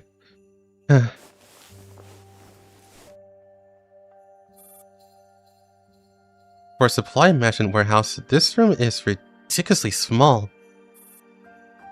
Murmuring to herself, Tukarev quickly realizes that nearly all the supplies are stacked into the four corners, leaving an empty central space. From the doorway, the entire room is visible at a glance. The most noticeable object in this cramped space is the information terminal on the desk for logging all incoming and outgoing supplies. Cracking this system is trivial for a doll. Tukarev is connected to the hospital electronic network within seconds. Miss Kalina, I successfully hacked into the main system. Initial review shows a large volume of records. There should be clues we need. Prioritize reviewing the pharmaceutical inventory first. Everything else can wait. Given the commander's injuries, tracking medication movement is more likely to give us a lead. Understood. As she goes through the medication records line by line, Tukarev suddenly becomes aware of how unusual the room's layout is. The screen she's using faces the door, while the chair backs towards it. Clearly a deliberate design meant to allow others to observe the operator's every move. In her current situation, this means that if anyone opens the door, the intentionally cleared central area leaves her completely exposed, with nowhere to hide. To minimize risk of exposure, Tukarev accelerates her work. Soon, one incident catches her attention. Medical supply transport depth. Priority low? Tukarev stares at disbelief. Wow, medical supplies should be extremely tight at the moment. Losing an entire transport vehicle should be a serious incident, shouldn't it? Why is the priority series set to low? You're right, but the reason isn't hard to guess. Once the war broke out, frontline hospitals everywhere faced severe manpower shortages. Treating the wounded already overwhelms them. Even if a theft is discovered, it's difficult to pursue the culprit immediately. And this priority is slightly internal scheduling. Recovery efforts were probably handed over to the police. Say, what exactly was stolen? Let me check. Transexamic acid injections. Vancomycin and Group O RH negative packed red cell suspension. The exact quantities aren't listed, but it must have been a large amount. These are mainly used for massive hemorrhaging and post-burn infection prevention. Is anyone in there? Just as Tokarev transmits information, knocking echoes from the door, and human voices outside. She scans the room desperately, but there's nowhere to hide. Even the medicine cabinets are transparent.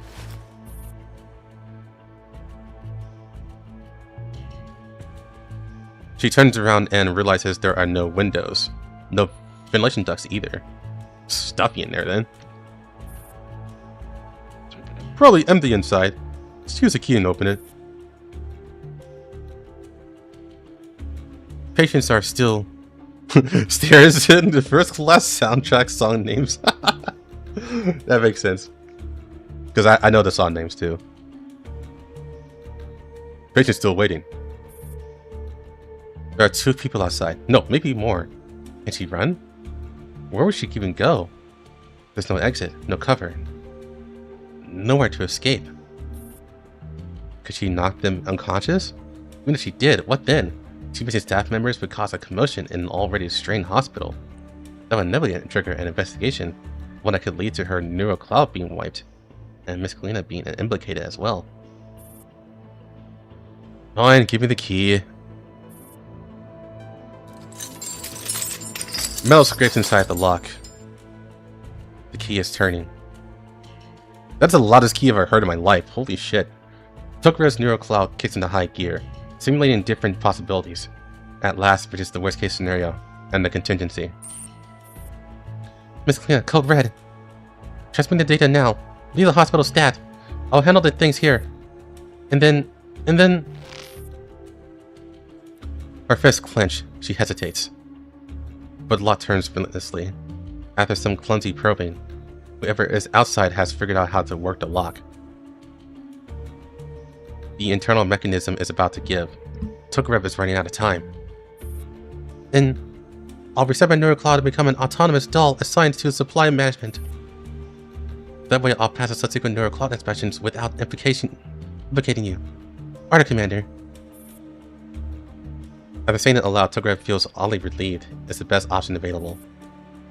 But the comm channel is silent. No response comes from Kalina. Her eyes widen. Miss Kalina? The lock finally gives. The heavy iron door cracks open, light spilling in like a bone-chilling blade. Tokarev steels herself, poised to activate the reset code.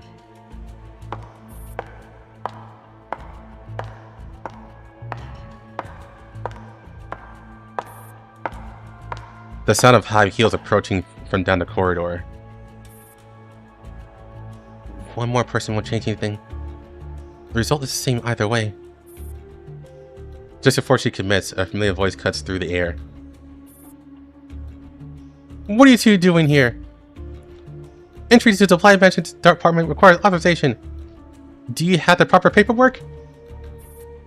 Miss Kalina, why are you here? Tokarev stares at the doorway, stunned. Kalina makes no reply, continuing instead to confront the people outside.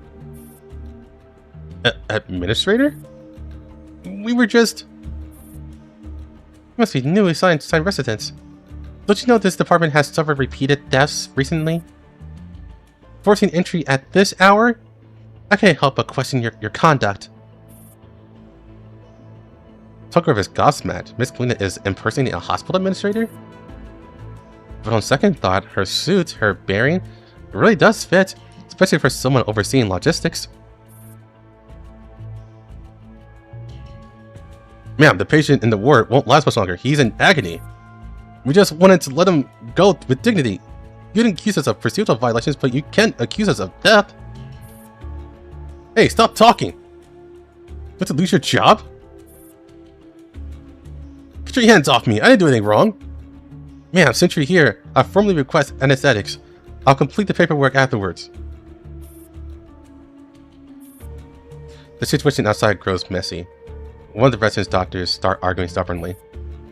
This does not bode well for them. If it escalates further and draws a third party, both of them risk identity verification. Then all the effort will have been for naught. Miss Kalina, maybe you should just give them the medicine? If this drags on, we'll lose control of the situation. Kalina doesn't answer. After a brief silence, her clear voice rings out. I see. I understand.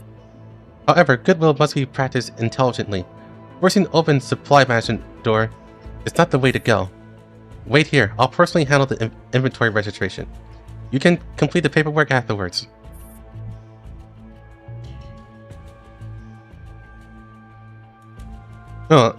Sure, thank you, ma'am. Kalina pushes the door open just enough to block the view inside, shielding Tokarev from the sight. In the faint light, Tokarev sees her, and she grows alarmed again. Kalina's expression is composed, but her face is deathly pale, completely drained of color. No surprise, she's been pushing this exhausted body for too long. She's barely holding on. Miss Kalina. Tokarev keeps her voice slow. Kalina doesn't reply, she simply nods once, meeting Tokarev's gaze with quiet resolve. Metal scrapes as the heavy iron door closes. The sound is harsh and grating like a triton straight from hell, unsettling to the core. Kalina eases the door shut carefully until the latch clicks into place.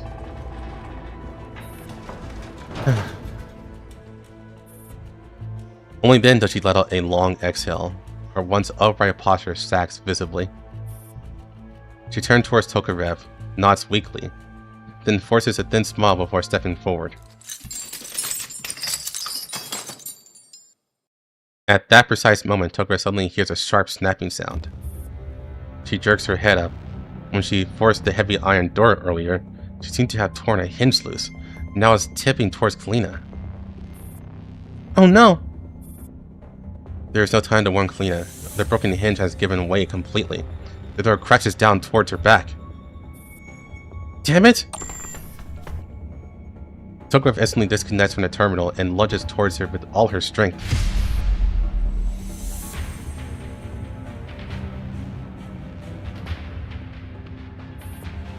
Huh? Liz snaps back to her senses and sees Tokarev using her own frame to block the collapsing iron door. She gasps in delayed shock. Tokarev, are you alright? Piece of cake. The only problem is we can't make any more noise right now. Miss Kalina, please step back a little. I need to set it down gently.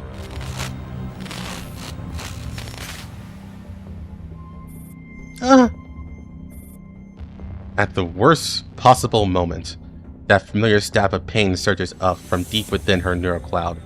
Tokarev's strength buckles in an instant, and the iron door on her shoulder suddenly feels less like a metal and more like a crushing weight of the situation itself, pinning her down. Tokarev, what's wrong? My neural cloud.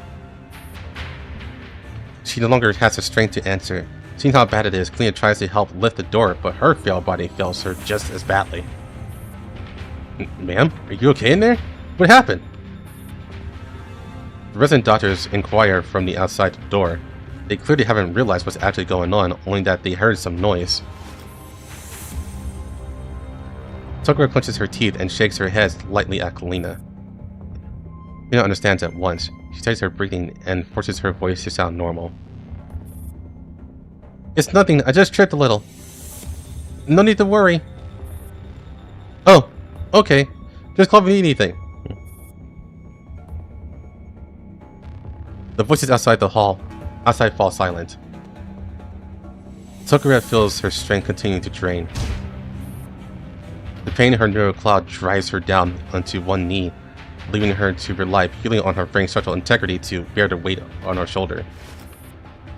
Just as she's about to give out, the weight suddenly lightens. She turns her head and sees Kalina at her side, bracing the iron door together with her. Miss Kalina, please move away. Your body. Ugh! Even now, the pain in Tokare's neural cloud refuses to ease. Now's not the time to worry about that. Hold on, we'll move it together. Ignoring her own condition, Kalina pours everything she has into it, easing Tokare's burden considerably. On my counts, 1, 2...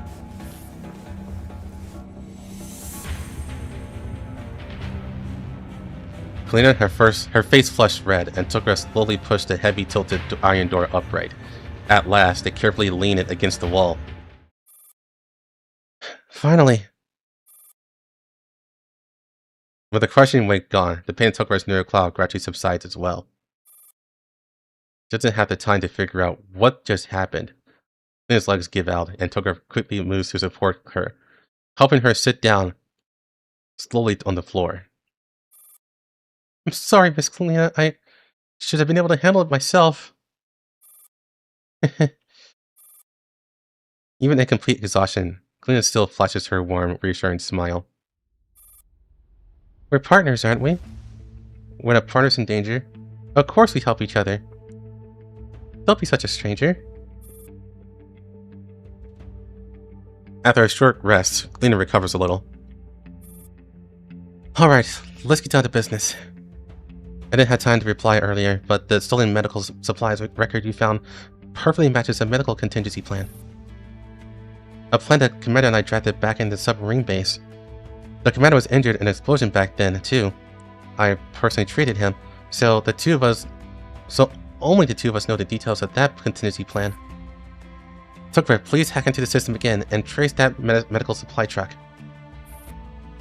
Right. Leave it to me. Tokarev nods. After double-checking Kalina's condition, she stands and returns to the terminal. She studies her neural cloud and hacks back into the system. Despite her bravado, she knows full well that she's facing a massive data matrix. The battlefield's hospital data are vast beyond measure for a single doll. Even for her, is overwhelming. As she searches again and again, her neural cloud begins to overheat. Several times, she struggles just to stay focused. GP, ER, labs, pharmacy, logistics. Nothing, it's all useless data. In just 2 or 3 minutes, Tokare scans systems from multiple departments, yet finds nothing. Another ripple runs through her neural cloud. Can I really help at all? Tokare starts to wonder. She's standing here because of the commander. Miss Kalina said the commander came here. For the past few days, Tokarev has kept asking herself why. After being reawakened, she had followed Kalina without hesitation to help her pursue the commander's trail. There are so many outstanding dolls around the commander. She's just one insignificant unit among them. She's barely even had time alone with the commander. She felt inferior before. She's even given up on herself at times. So why does she keep going? Just then, the doctor's voices drifted from outside. She's been gone for a while, and she's still not back? Probably takes a while to rummage through the stockpile. Hey, did you see the news? A doll drove a tank into the white zone and caused a massive explosion. Don't know if the driver survived. Yeah, I saw it too. With an explosion like that, there's no way anyone lived, right? How naive do you have to be to treat a war like a joke? There's a limit to wishful thinking. In the darkness, Tokare hears Kalina's breathing grow heavier. She can't help sneaking a glance upward. The outward marks from beyond the door sting Kalina just as deeply. Yeah. So what if there are traces of the commander here? What does that really prove? Even if it was a commander who sees a medical supply truck, does it mean he's safe? Couldn't someone else have done it instead? What if this is all just a mistake? Just because Kalina didn't voice out the worst case scenario, does it really mean it won't come true? There's a limit to wishful thinking. Tokure's newer cloud churns like a raging whirlpool. She doesn't dare think further. She's afraid of imagining the worst, and even more afraid of seeing Kalina collapse under it. No, she knows that's just an excuse. What she truly fears is being useless. If she can't help, does she really have the right to stand here beside Miss Kalina? Her hands stop moving. Her neural cloud is overloaded. Her fingers tremble uncontrollably. Tokurev, are you alright?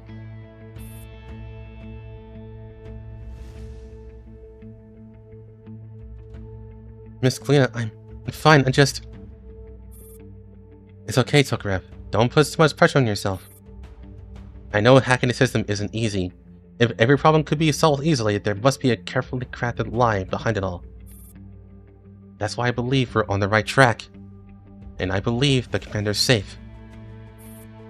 Right. From the very beginning, the commander trusted us unconditionally. Now it's our turn to trust the commander.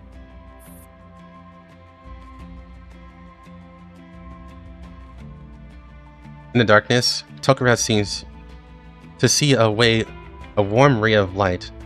Kalina's unwavering gaze, a gaze full of trust. Her words are just as warm, and Tokurev's trembling hands slowly steady. She remembers something from the past.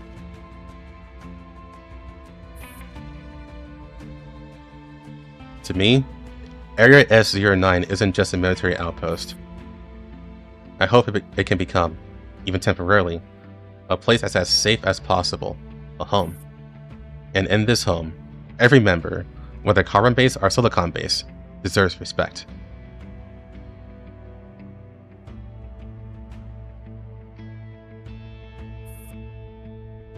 This was never wishful thinking, nor about whether or not she's worthy.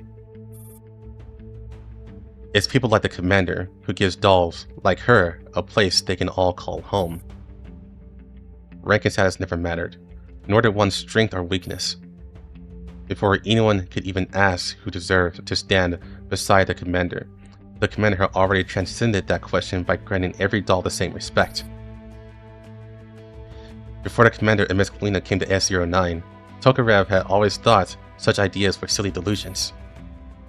But after he arrived, those so-called delusions became something real, something she could reach out and touch. And so what she needs to do becomes crystal clear.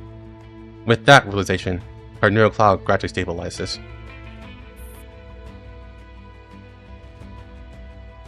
I understand, Miss Kalina.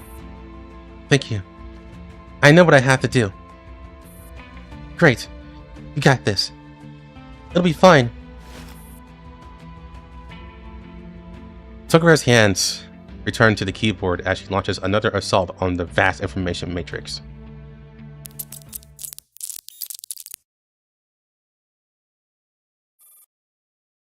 Huh? What's this?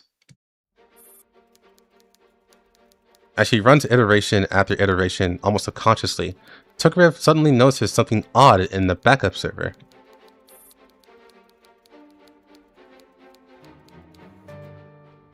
It's an incredibly faint data fluctuation, easy to miss even for a doll, but Tokurev catches it. Wait. Is this a backup system? Someone else packed this before?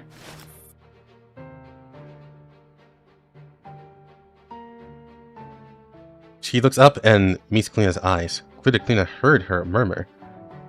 A spark of light appears in those tired eyes. Tokurev doesn't hesitate and speeds up.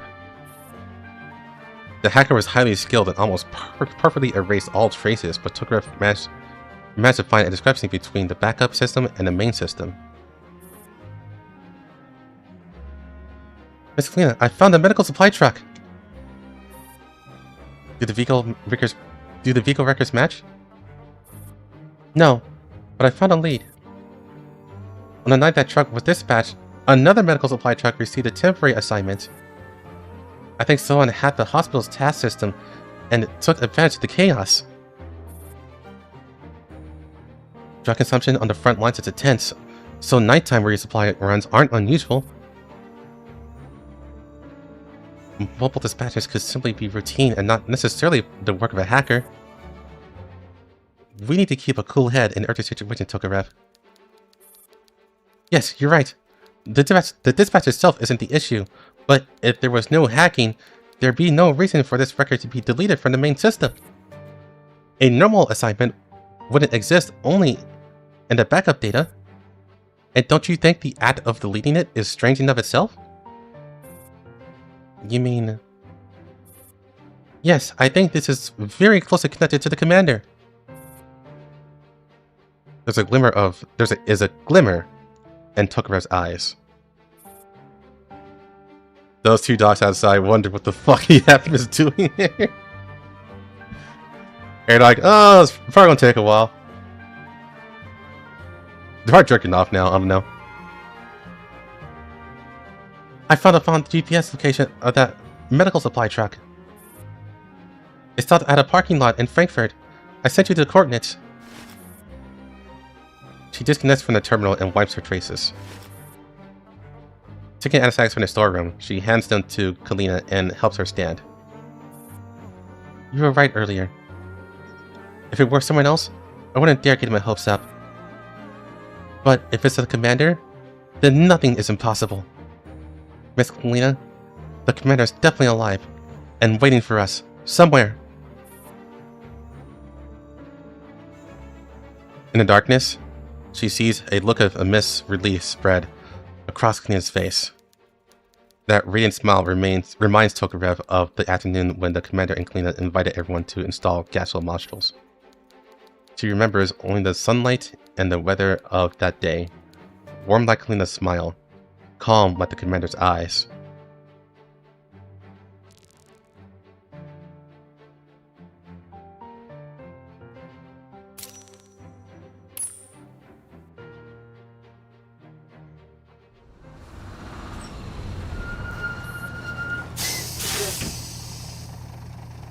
At the assembly point, more and more artillery and armored vehicles roll onto the training ground.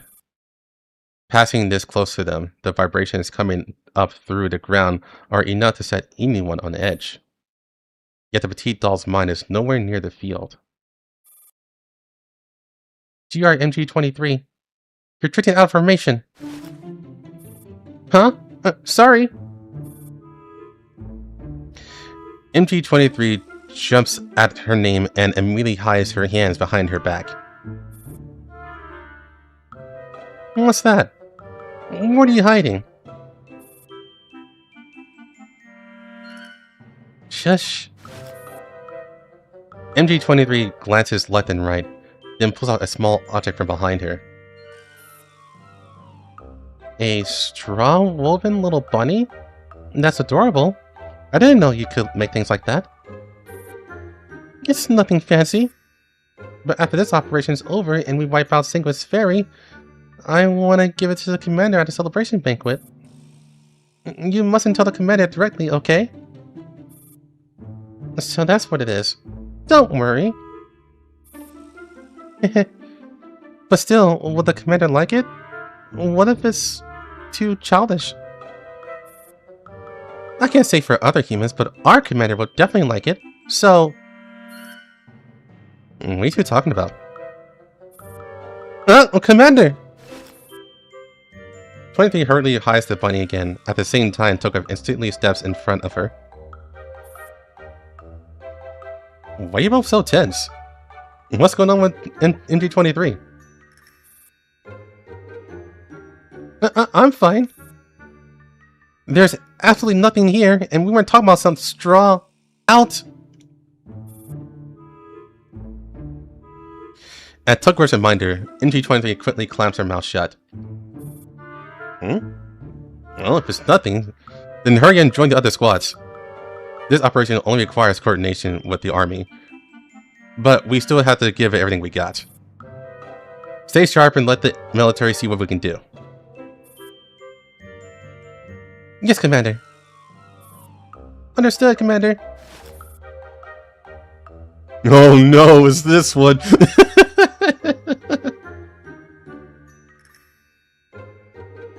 Tokarev and MG-23 snap to attention and salute. Once the commander nods and leaves, the two exchange a look and burst out laughing. We got to do well this time and live up to the commander's expectations. As for the gift, we'll talk about it after the operation. Come on, let's go. Right.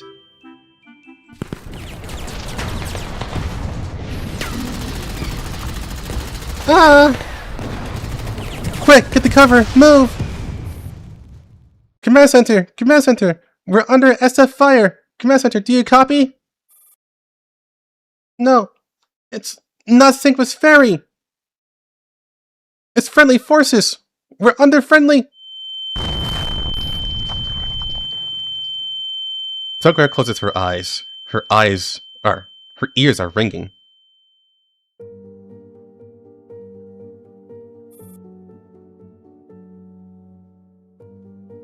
When she opens them again, she's no longer at the exercise field. This training ground, the drill, the sudden betrayal. That day, for the first time, we tasted what it meant to be betrayed. We had known human indifference, the commander's kindness, and at that moment we also learned of human malice.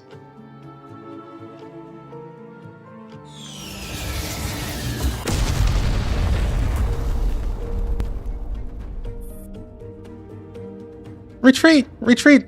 Incoming missile! Ah!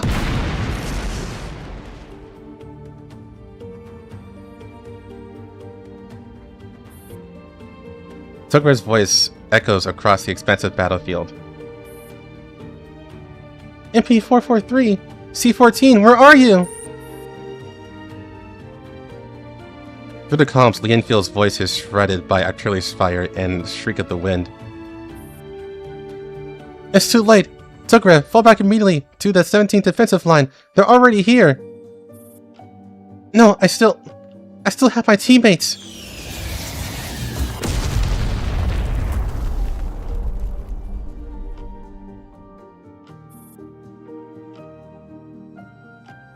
Haldisi submarine base. A living illustration of the human idiom, a mantis trying to stop a chariot. We were crushed like garbage on the desolate battlefield.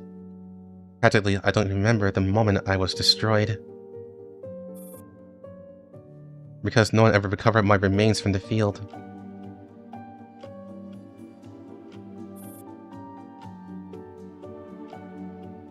Zero meters from the damaged power conduit. Tokarev rushes to repair the severed power lines with trembling hands. The footsteps of the enemy behind her draw close. It seems they're just one corner away from coming up behind her. PPK, I'm almost done! How much longer? 37 seconds. Work faster. I'm going as fast as I can. PPK, why does his voice sound so weird? Is that confusing kind of weird or sexy kind of weird? Okay, seriously, are you guys alright? It feels like I haven't heard it from Ribby-Rollis or MP-443 in a while. What, are you so sick of hearing my voice? No. Good thing you've been talking to me all this time. Otherwise, I probably have broken down by now. I'm sorry. Huh? This is as far as I can go with you. PPK, what happened to you? The power conduit is repaired, and the power comes back on. Run, Tokarev. Run and don't look back. PPK?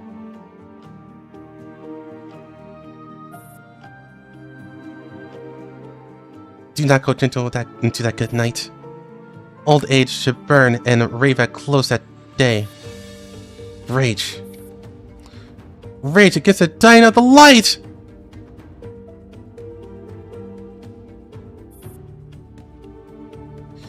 That was the place we called home. Brief days, filled with warmth, all swallowed by flames and shellfire on that day. Together we watched our home turn to ash. Squad, Tokarev! Squad, Tokarev! The second defensive line has been breached by the military. Fall back immediately to the third line. Squad Tokarev, come in! Squad Tokarev!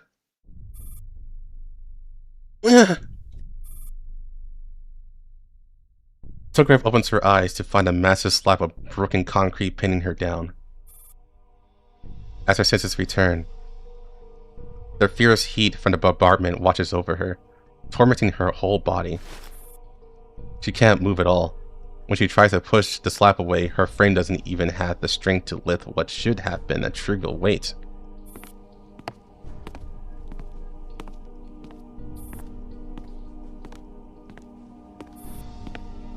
Hearing footsteps approaching, Tokarev immediately stops moving.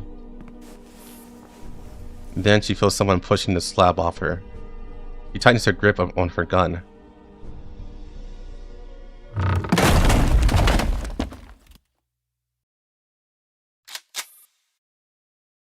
The instant the concrete is shoved aside, Tokarev braces her unsteady body and swings her gun towards the figure in front of her. But then that small figure throws herself into Tokarev's arms. Tokarev! Thank goodness you're okay. Thank goodness. GR M23?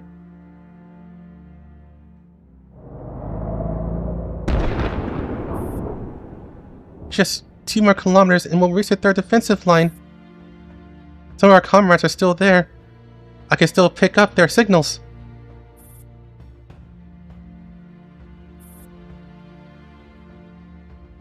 Tokarev's thoughts drift back and forth between illusion of memory. She sees medical dolls running past her, stretchers carrying shattered comrades, long trails of repair fluid smeared across the ground. She hears again the thunder of submarine-based explosions, dolls hurled into pitch-black water by the shockwave, their bodies twisting and breaking under pressure.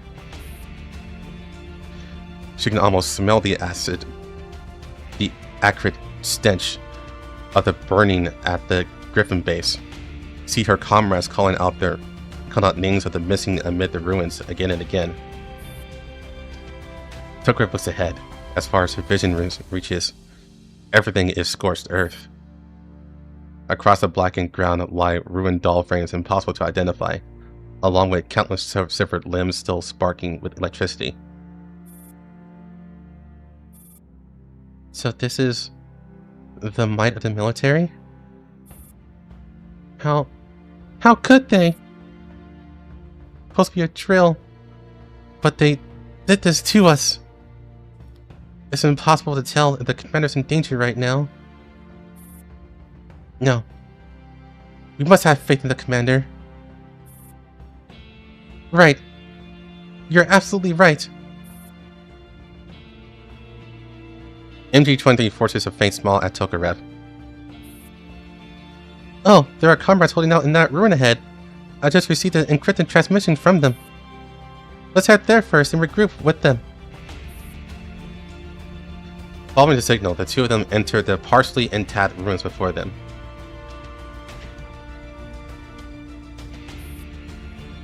The sky outside is already smothered by dark clouds. Inside the ruins, the light is so dim it is hard to make anything out. MG-23, are they really here? They should be, unless... Before MG-23 can finish, a crisp metallic sound rings out beneath their feet. In this dark, cramped space, they both know exactly what that sound means.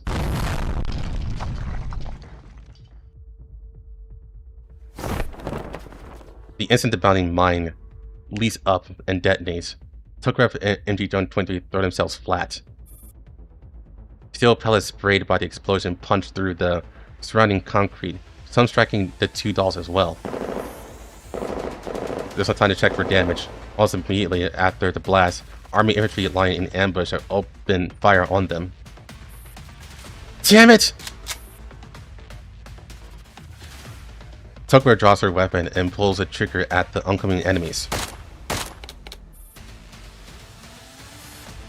After the brutal fighting earlier, her ammunition runs out after just 2 shots. Worse still, both rounds slam into the enemy's ballistic vest and the waist. The impact makes him stumble back a step, but he quickly raises his rifle and aims at Tokarev.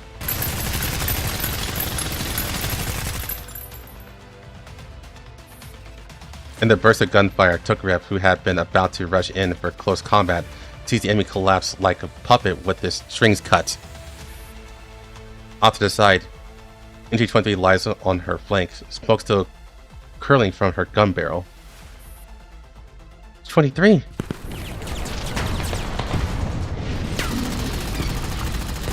There's no time for conversation. Gunfire erupts all around the ruins. Specialized anti-doll rounds chew through concrete, kicking out the clouds of gray-white dust around Tokarev and 23. The overwhelming firepower pushes even MG-23 weapons to its limits. Even worse, both of them detect a massive heat source approaching outside the ruins. A military tank. We can't keep this up for long. Tokarev, run! I'll hold them off! What? No, I'm staying! Don't be stubborn. You're out of ammo. If this keeps up, we'll both...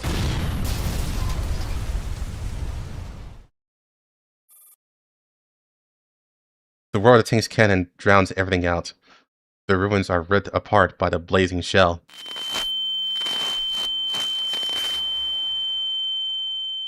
The flash of the explosion robs Tokarev of her sight. Amidst a chaotic cacophony, she only feels MG-23 dragging her forward.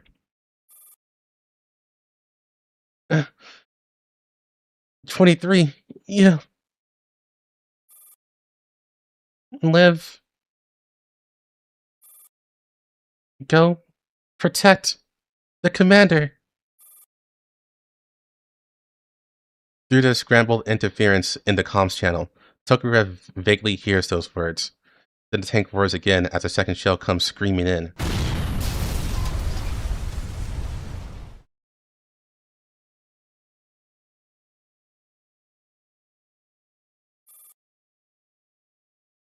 Tokarev. Tokarev.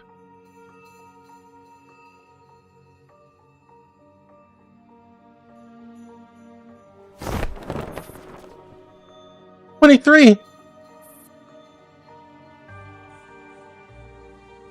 Tokarev bolts upright. The blurry figure in front of her is nothing like MG-23's petite frame. 23 is not petite. Okay.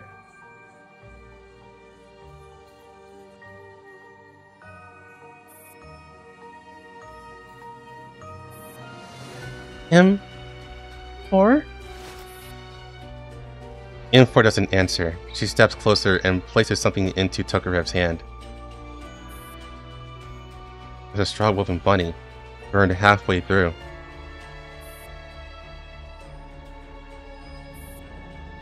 It's as if I'm living a nightmare. What if this really is just a dream? Huh? Tokarev.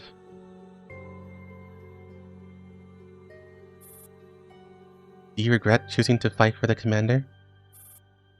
Do you regret following the commander and enduring all this suffering?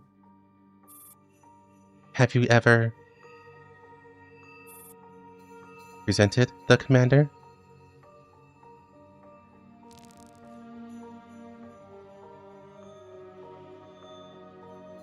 Imagine if we get a proper anime adaptation of Girls Frontline 1. I would fucking love that.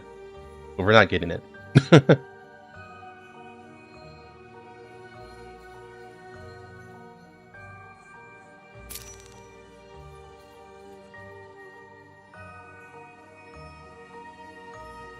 So yeah, I'm pretty sure that whole section there was jumbled memories for Tokarev.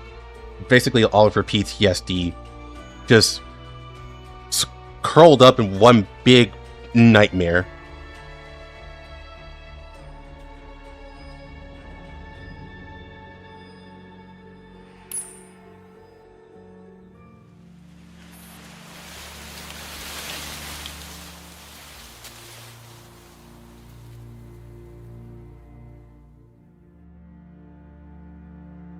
On a certain square in Frankfurt, White Zone.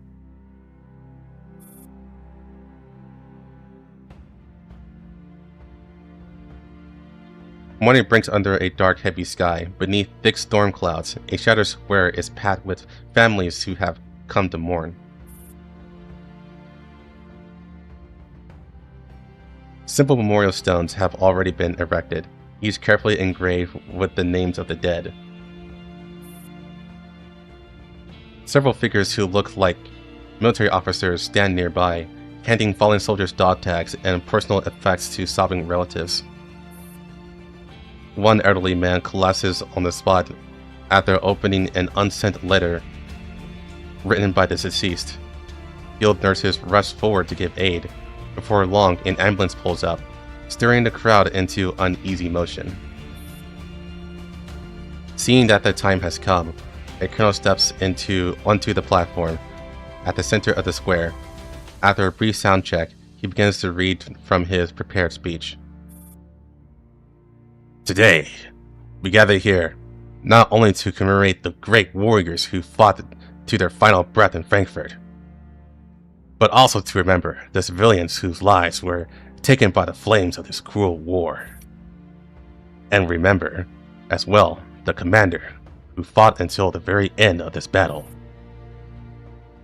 We honor his extraordinary spirit, his heroic sacrifice in this defense of the city. Frankfurt, remember your deeds, and its people will sing your names, until the day the flame behind me burns out.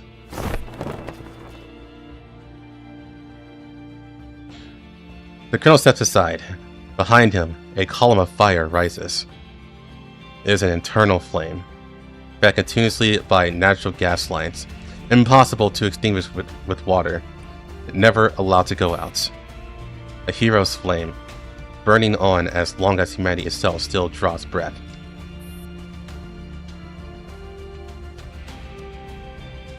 Frankfurt stands with you.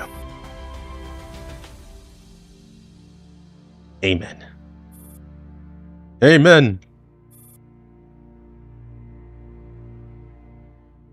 Among the crowd, only one woman wrapped in a cloak, her face hidden, does not join the prayer.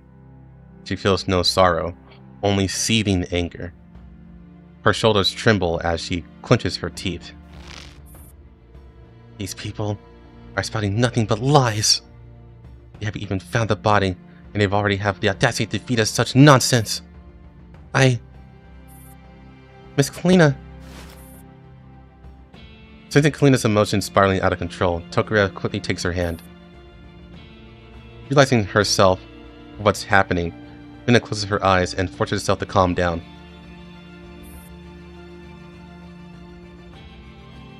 Thank you, Tokarev. Let's go.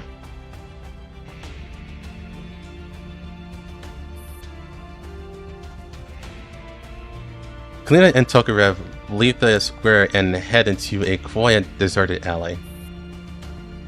Waiting there are 3 former Griffin dolls. That was close. Sorry, I lost my composure. Well, Kalina just cares a lot about the commander. Even if you rushed out and slapped that guy, I would have praised you for it. Yeah, totally understandable.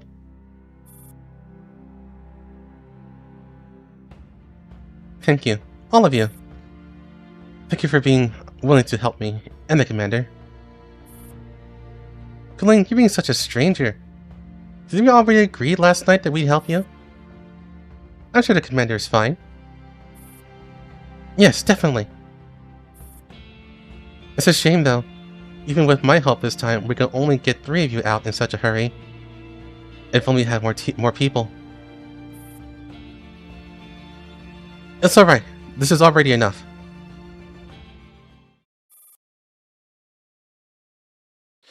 Once she calmed down, Lena discusses the next step with the 4 dolls. Tokarev, you'll handle reconnaissance and coordination. C-14, your range is longer, so you'll provide long-distance support.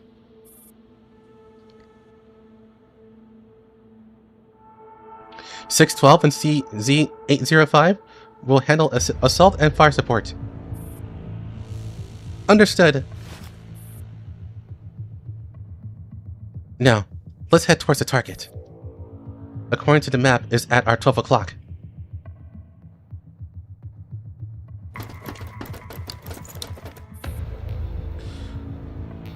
Following the signal Tokarev had attained earlier, they arrive at the boundary between Frankfurt's White Zone and Green Zone. It's abandoned a parking lot, the exact point where the GPS signal abruptly stopped. Is this the place? It doesn't look like anything special. Could this really be a lead on the commander? On the surface, maybe not, but this location is the farthest point from all the medical facilities in the district. In wartime, all medical vehicles are certainly centrally managed. No facility has permanent control over specific vehicles. So no matter which facility a stolen vehicle originally belonged to, this spot is the farthest possible distance. That means this location was deliberately chosen.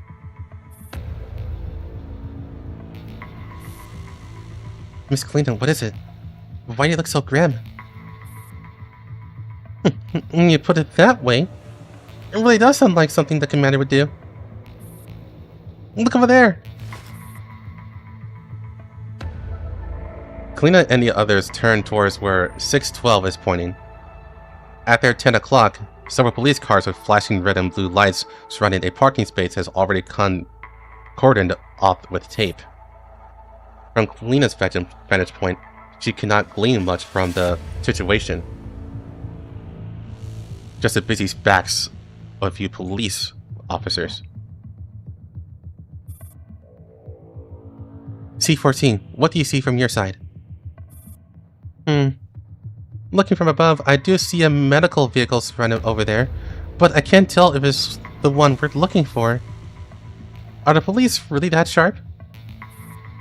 Everyone stay where you are and keep your distance from this scene. 805 and C-14? Remain in one place on long-range standby, ready to maneuver at any time. Tokarev, you go check it out. 612, give her cover and stay hidden.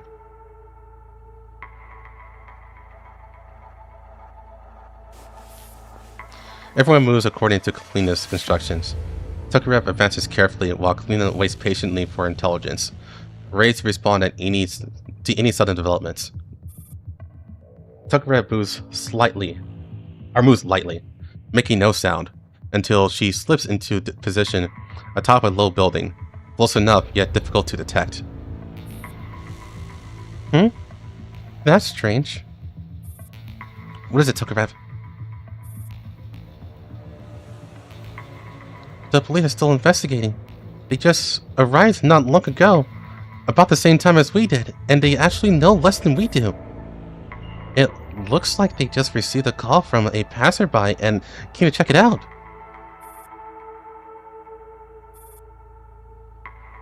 The channel falls silent for so long that Tokarev starts to wonder if the connection is broken.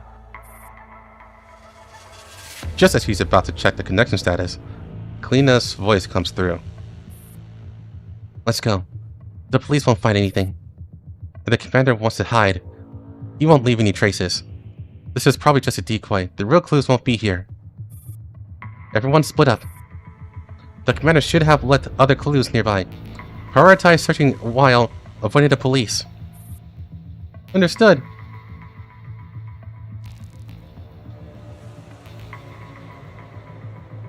I would say it's more Tokarev's point of view.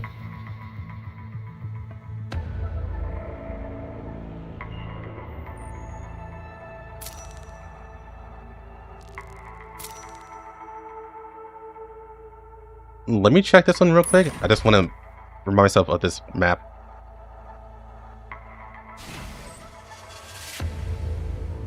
Oh. Okay. Yeah, this one was easy. It's more boxes to be Metal Gear Solid.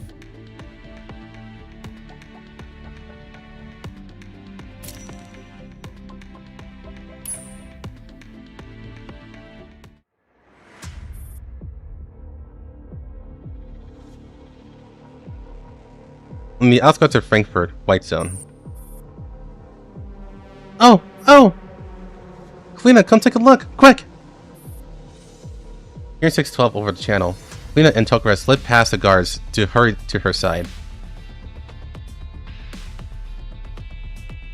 Following 612's pointing finger, Kalina notices something strange in the corner of a wall. Oh? This was kind of familiar. Yeah, it feels like I've seen it somewhere before. 1, 2, 3. These are battlefield codes only Gryffindors would use. Miss Kalina, look! There are more over here! The markings are still fresh. They're probably carved within the last couple of days.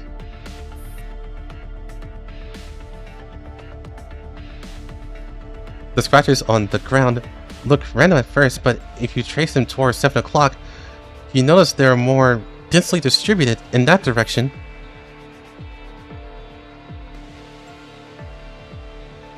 That can't just be my imagination.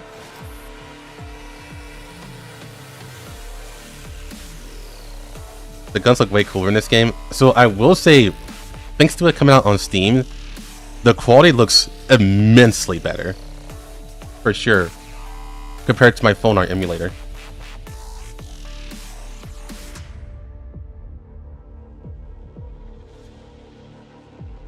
In the false light direction Tokarev indicates, just as she says, those markings each bearing a distinctive familiar style, or a route marker, subtle yet deliberate.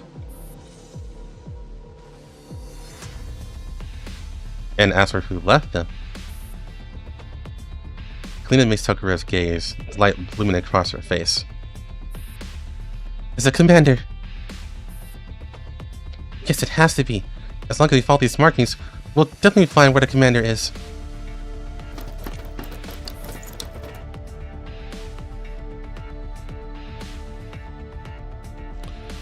Kalina signals the team members who had split up to regroup at the location. Tokarev takes point, scouting ahead while identifying the markings, while Kalina and the others secure their team's safety and erase their tracks as they move.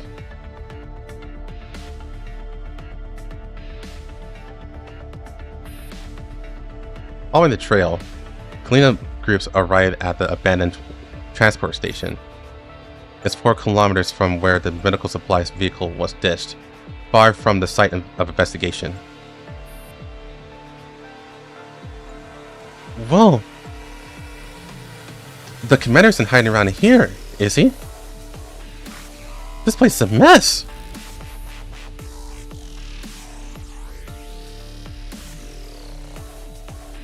It is messy, but it's also extremely well concealed. It's far from the site of investigation and convenient for carrying medical supplies.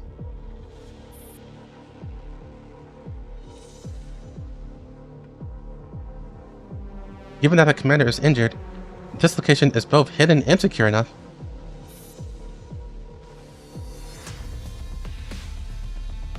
I get that, but there are weeds growing everywhere and everything's rusted to hell. Where are we even supposed to look for the commander's markings? That last one we found earlier, wasn't that the final sign? 805 isn't wrong. The area is a wreck. Rusted loading equipment lies abandoned among warehouses that have long since collapsed and caved in.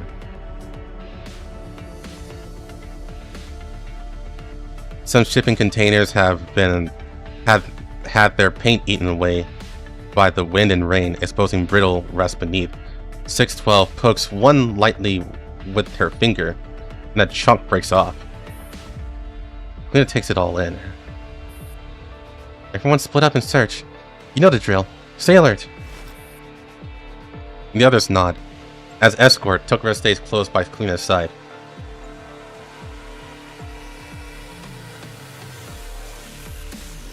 Once inside the transport station, Klena feels that even spotting a shell created nearby would be difficult, let alone signs where the commander might be hiding. With so much visual noise, any clue is swallowed up. Miss Klena, you seem off for a while now. What's on your mind? I'm thinking about what the commander is really trying to do. These markings can only be deciphered by those from Griffin. If they're a code that the commander left behind, that part's easy enough to understand. The problem is, when you look at the bigger picture, something doesn't add up. Bigger picture? I don't quite follow. First, the location where the GPS signal had vanished. As you said, that was carefully chosen. At first, I thought your analysis was a stretch, but the medical supplies vehicle changed my mind. The medical supply vehicle? Yes, the commander seized it, then abandoned it there. From the list of stolen medications, it's clear that the commander was badly injured. If the purpose of seizing the vehicle was treatment, the timing doesn't work. They wouldn't have enough time to administer comprehensive treatment within the time between stealing and abandoning the vehicle.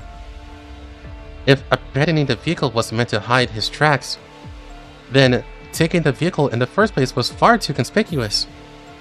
And really, was it even necessary to take a whole vehicle? The commander should have taken only the medicine he needed. Then there are these markings.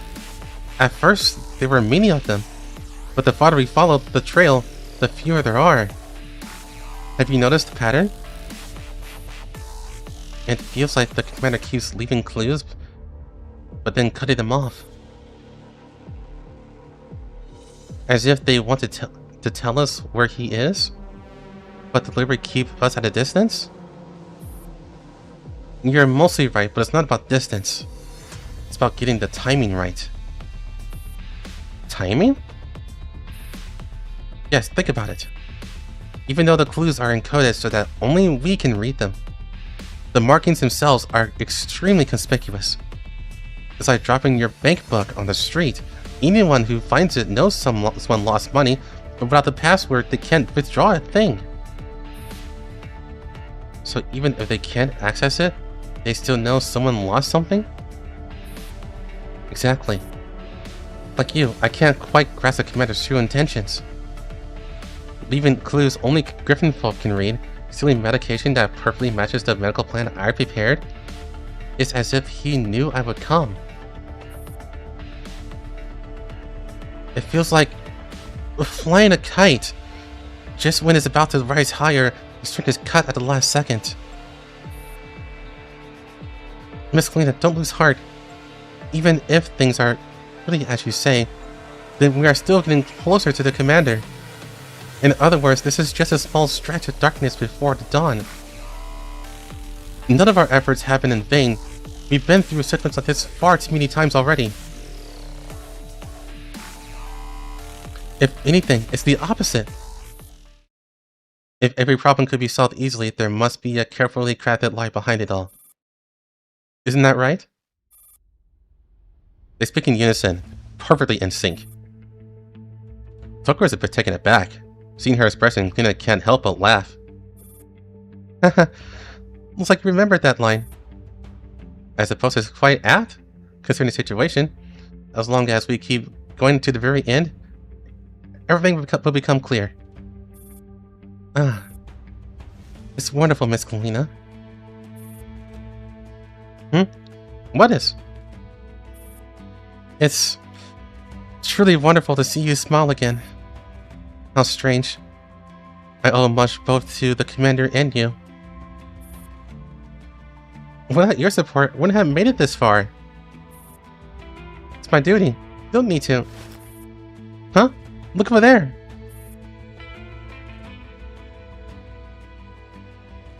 Even while chatting, neither of them had let their eyes stray from the ground for a single moment.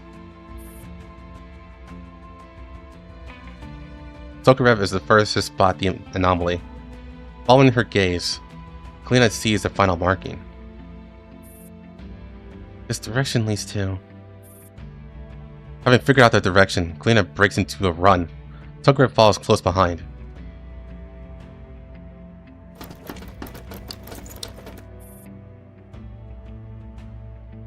They run a short distance farther, reaching the most remote corner of the transport station.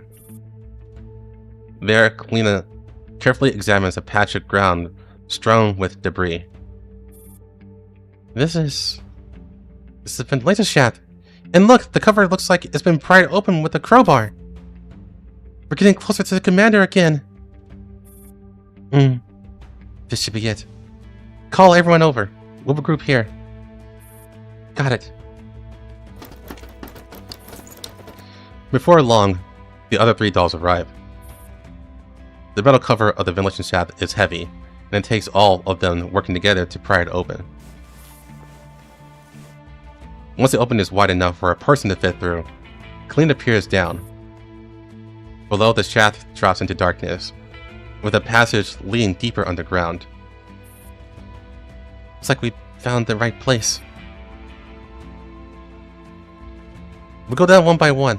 612 first, Tokarev second, 805 with the assault rifle behind me, and C14 bring up the rear. Understood. Lina assigns the order based on the doll's weapon type. After they descend in sequence, C14 carefully replaces the shaft cover, restoring it to its original state.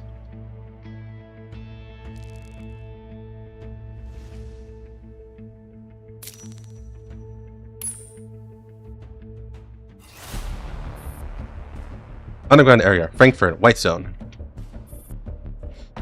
Dim and damp, the air carries the musty stench of mold. Kalina groups advances through the narrow ventilation shaft in a fixed order.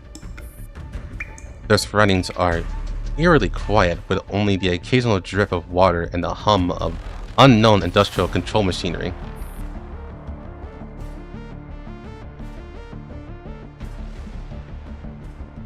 The ground is thick with mud. They had to move with extra care to avoid making noise.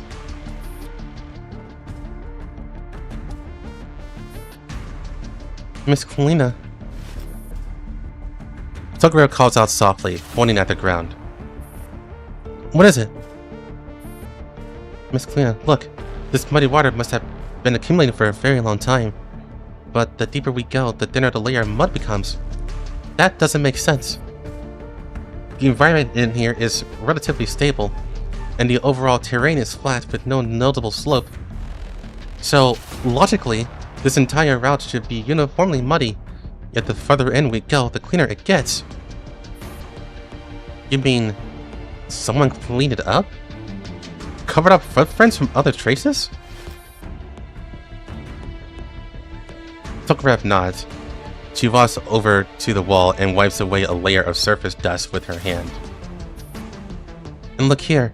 This section of wall isn't the same as when we first came in. The material is reinforced concrete with much higher strength. The internal structure has also changed from a single layer design to a layered structure resistant to bunker busting munitions. That's clearly beyond the safety requirements of a ventilation shaft. So that means... Oh, come take a look over here! 612 seems to have discovered something. Kalina and Tokarev exchange a glance, nod to each other, then move over with the 2 other dolls.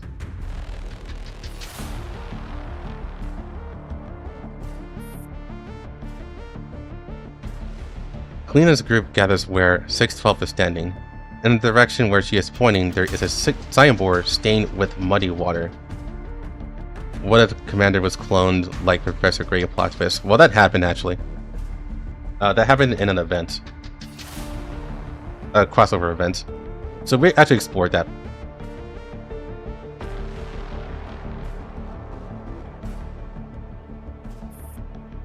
A subway station. An entrance. It's hard to read. The facilities around here are all heavily worn. But if there were just an abandoned subway station, would there really be a need for military-grade fortifications? The situation is becoming fairly clear. Combined with what Tokarev has observed earlier, this should be part of Frankfurt's Cold War era civil defense network. It looks like it was abandoned even before the war. Underground facilities like this aren't marked with precise locations on the modern maps, which makes them difficult to track down.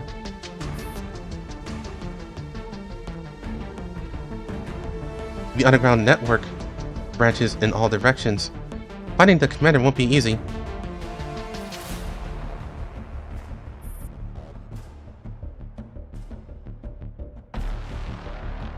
Let's follow the route ahead and check it first. Maybe the commander left some kind of marker.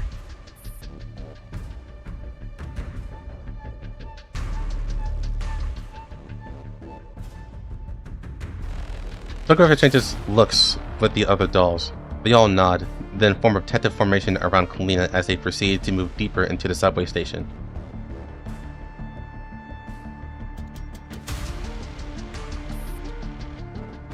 Every doll keeps their eyes peeled, but none of the expected markers appear along the way.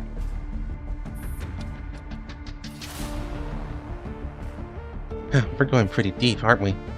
Would the commander really be in a place like this? C-14's apprehension is understandable. The deeper the team goes, the darker the tunnel becomes. Stop! There's no way forward. The group halts. Tokarev and 612 move off to check. There is almost no illumination here. Only a few emergency lights glow with deep, ghostly green in darkness. When Tokarev approaches, she realizes what's blocking them. A military-grade security door with a digital access lock. This is a military security door. The steel painting is extremely thick. There's almost no chance of forcing it open from the outside.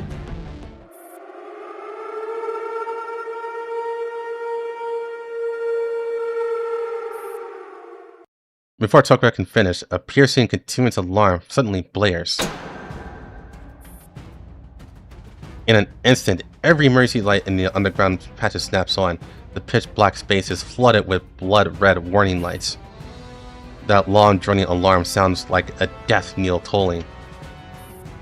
What's going on? Along the alarm, Tokarev hears the mechanical movement from above. She looks up, and several steel gates suddenly slam down from the ceiling, directly onto Kalina. Miss Kalina!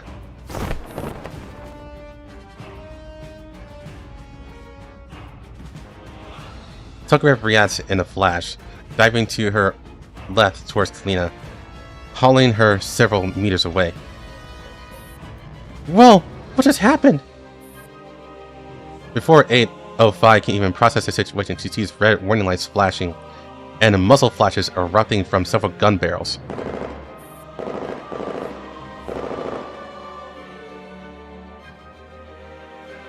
Modified autonomous dolls pour out of hidden wall panels and open fire on Kalina's group without hesitation. Enemy contact! Find cover nearby! Prepare to engage! Kalina and Tokarev take cover behind a section of wall. Tokarev draws her weapon and returns fire. The other dolls find their own cover, relying on solid combat training to stabilize the situation. Yet these autonomous dolls are like endless sandbags. Knock one down and another rises to take its place. Commander. Why would a commander attack us? I don't remember anyone doing anything out of line just now. Why? The sudden turn of events puts Kalina on edge and deepens her confusion. The idea that the commander would attack them is something she simply cannot comprehend. Miss Kalina! Miss Kalina! Can you hear me? Pulled out of her thoughts by Tokarev's voice, Kalina turns and sees her standing behind. Stay close to me. I'll escort you to the security door. Huh? What did you say?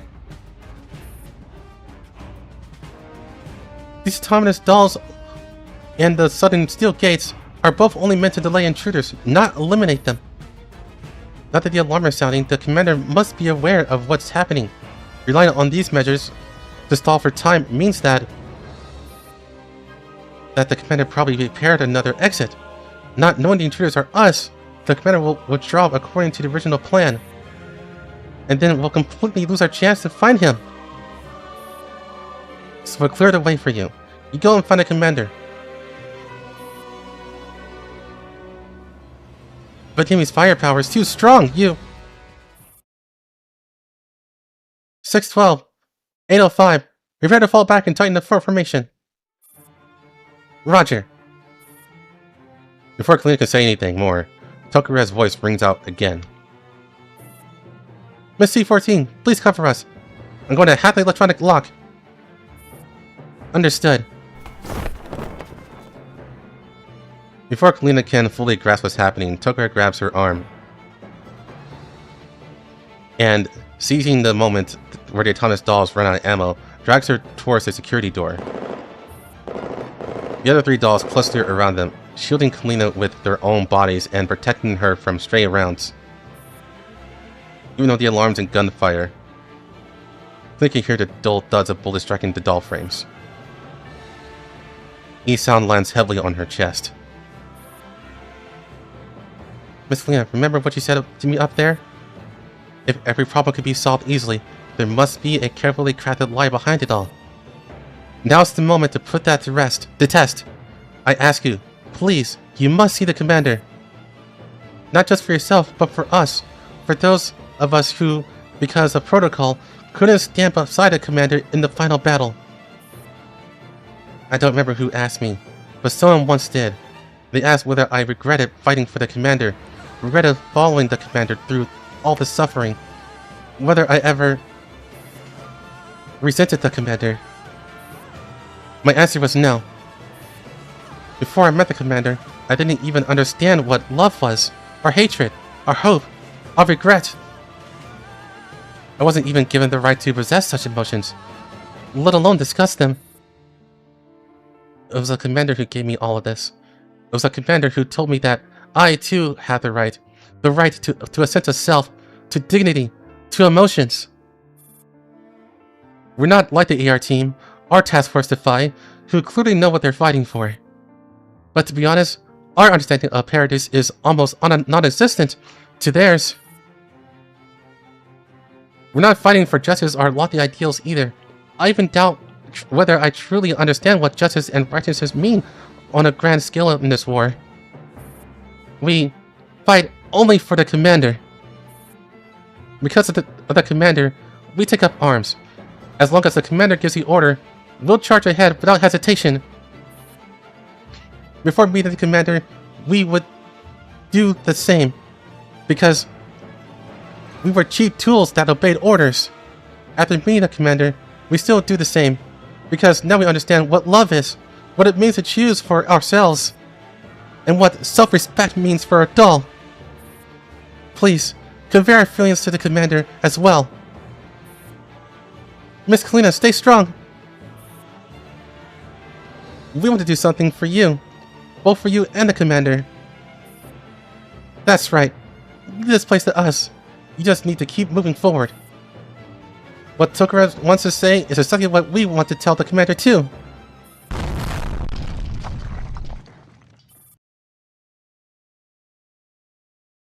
Suddenly, a shell detonates near Kalina and the others, catching her completely off guard. In the violent shockwave, most of her hearing cuts out, replaced by relentless ringing. Nausea washes over her as her head starts spinning. She lifts her head with great difficulty and sees 612 and 805, whose frames have suffered massive damage absorbing most of the blast for her. Even so, they continue to shield Kalina tightly behind them. 612! 805!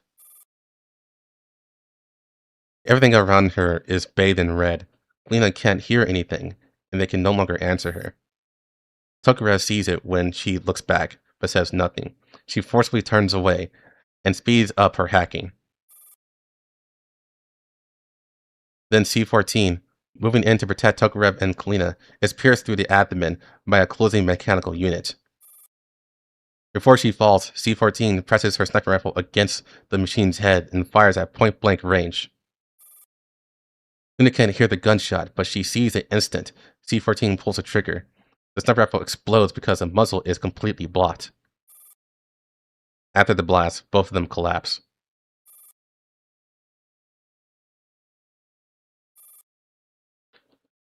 She wants to say something, but she can't even hear her own voice.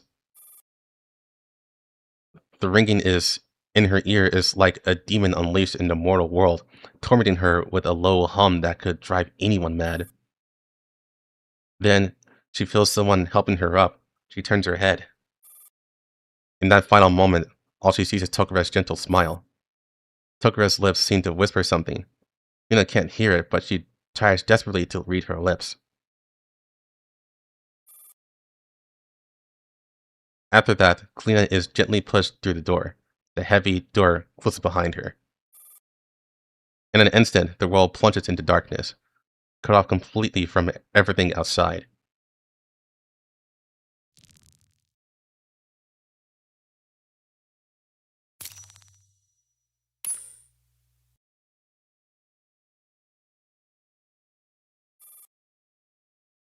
Give me 1 second. I'm just going to get a drink.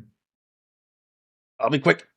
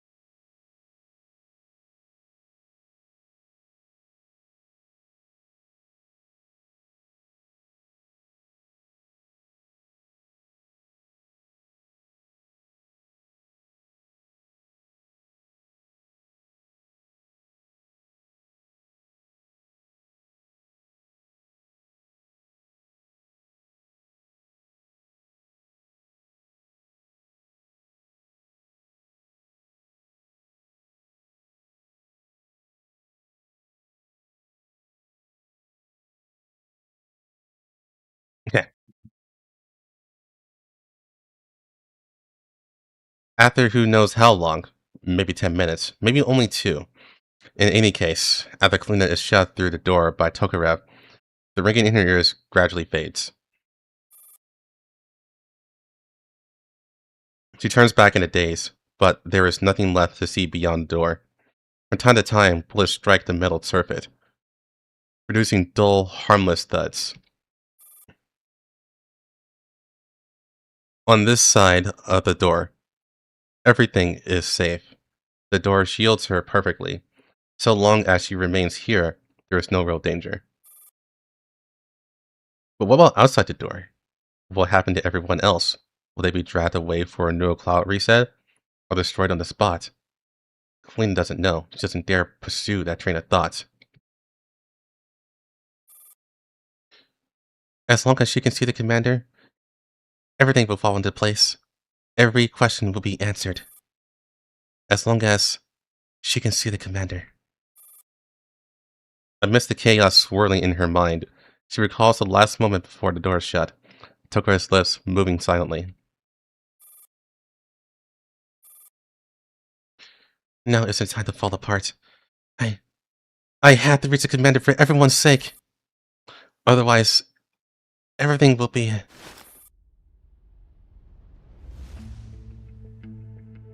With that thought, Kalina forces herself up from the ground. A wave of dizziness washes over her, and she nearly collapses again. That's hardly surprising. She has barely slept these past 2 days, on top of relentless travel. The fact that she can still stand at all is a miracle. None of that matters. Commander. She checks her bearings. Explosions and gunfire erupt again behind her. She grits her teeth and refuses to look back. Her goal is straight ahead. The passage grows narrower. Kalina runs along the designated route, her heels striking the floor, the sound echoing down the corridor. She staggers through the concrete tunnel, her foot crushing loose gravel, and suddenly her ankle twists sharply. Ow! Her knees slam into a damp wall. She loses her balance and crashes to the ground, pain nearly knocking her unconscious. But then she hears something behind her, an ominous crumbling sound, that something was about to give way. Kalina puts all her concentration on rolling aside.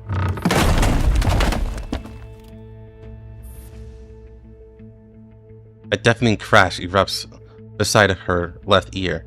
She looks back to see a massive chunk of reinforced concrete torn free from the ceiling. It looks like simple age-related decay. This civil defense facility is even older than she imagined. By the time she regains her senses, her back is soaked in cold sweat. She managed to avoid the falling concrete, but during the roll, sharp protrusions in the ground has sliced her earlobe and cheek. Blood gushes out, pulling in her palm before splattering into the dark red blossoms on the floor. And when her left shoulder slammed into a piece of exposed rebar, the sound of fabric tearing was painfully clear. A metallic taste rises in her throat and she spits out a gob of blood. She's running out of time. Kalina wipes her mouth and drags her battered body forward.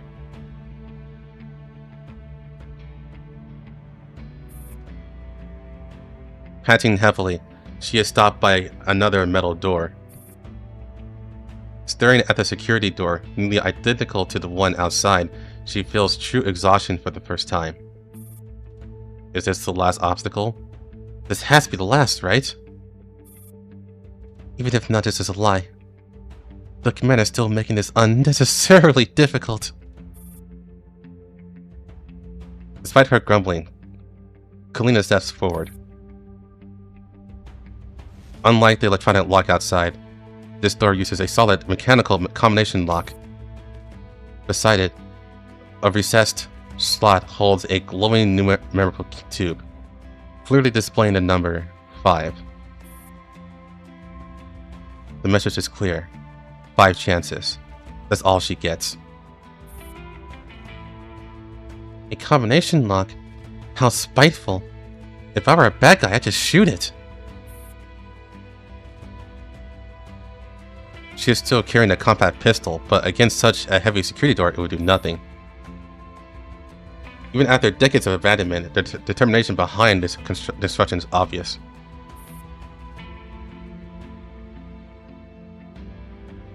What password would the commander use? The number of digits. It looks like a date. After a moment of thought, Kalina enters the commander's birthday. The lock does not yield. The 2 flickers down once, then coldly changes to 4. What am I doing? This isn't a computer login. Clenching her teeth, she forces her mind to work faster and enters her own birthday. Ah, I'm such an idiot! Damn it! The day to join exercise? That moment changed the commander's life forever. 2. Only 2 chances left. That's not it either. Then what is it? A date meaningful to the commander. What could that be? Or was her entire premise wrong from the start? Maybe it doesn't date at all? Her thoughts tinkle into chaos. Her fingers tremble uncontrollably, no matter how hard she tries to steady them. Tokura's final smile fills her mind. She keeps hearing the sound to C-14 and the others falling one by one, of red alarms and a sudden bullet slamming into the dolls' bodies. She messes up again. Was the sacrifice meaningless? Was everything she did meaningless? Is Commander even still alive? If not, where did he go? Why has there been no word? And if he does live, where is he now? Is he safe? What did he see at the end of the battle? And why hasn't he shown up yet? She doesn't know. She knows absolutely nothing. Stop messing with me! Hey! Commander! Can you hear me? Kalina pounds on the security door, her hoarse voice cracking with tears. The massive door only sheds a little dust. The pounding barely made a sound.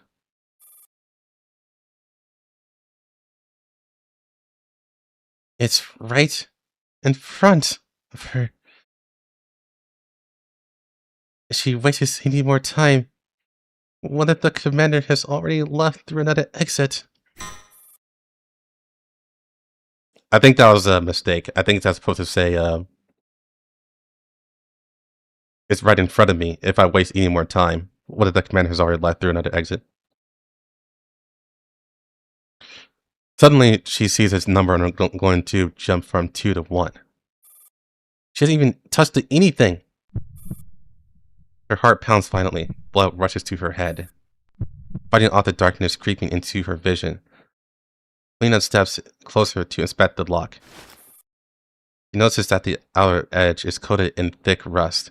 She scrapes it with her fingers, and the flakes come off easily. The internal mechanism must be deteriorating. Before anger can even set in, she realizes something worse. If the lock is failing, then somewhere unseen, a silent countdown must be ticking towards the next malfunction.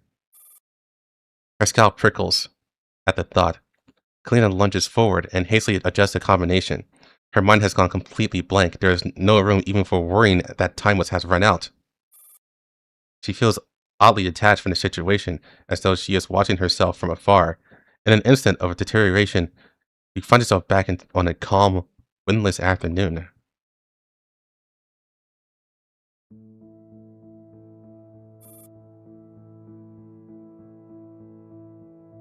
Please continue with your training. Stay focused. That's my voice? Commander, this is the basic training ground of Area SC09. The conditions are a bit rough. Please excuse us. It's alright, Miss Kalina. What matters is that everyone is making an effort. Though it seems morale has room for improvement. Commander? Kalina reaches out as if wanting to touch the commander, but just as her fingers are about to brush his cheek, the world twists and shifts. In the next moment, she finds herself seated near the commander, who is greeting a few passing dolls over their lunch. Hello there. Oh, is the commander talking to us? Yeah, they greeted us and said hello. What do we do? It's the first time a human has greeted us. 18, didn't you interact with humans at your previous workplace? Tokarev, you're alive? It jumps to her feet in disbelief. She approaches Tokarev, reaching out to touch her face to make sure she's really safe. At the moment of contact, Tokarev suddenly steels herself, passes straight to Kalina, and sits down beside the commander. Commander, hello? May we eat here? Of course you may. Why ever not? You're a member of the base too. After training so hard, you need to replenish your energy. Come, take a seat. Keep me company and let's see how good the catering is here. The dolls end up eating lunch with the commander. Kalina watches as they awkwardly mimic the commander, clumsily lifting spoons from their bowls. Their movements are stiff, but in their eyes, both the commander and the dolls see a bright, genuine sparkle of joy. Where she is seated, near the commander, she smiles from the heart as she watches them chatter and laugh. Everything began on that day. The day the commander first arrived at F-09.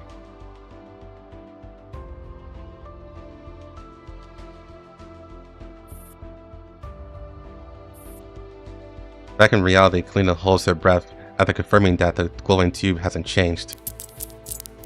She quickly adjusts the combination lock and enters the date on which the commander arrived at F-09. Kalina has every reason to believe that what she just saw was not a lie. It is something that truly happened, something etched into the hearts of the commander, herself, and every doll at Griffin. The most important day of all. The day of origin. She hears a lock similar to turn. The metal door slides open slowly, and Kalina staggers into a plainly furnished room.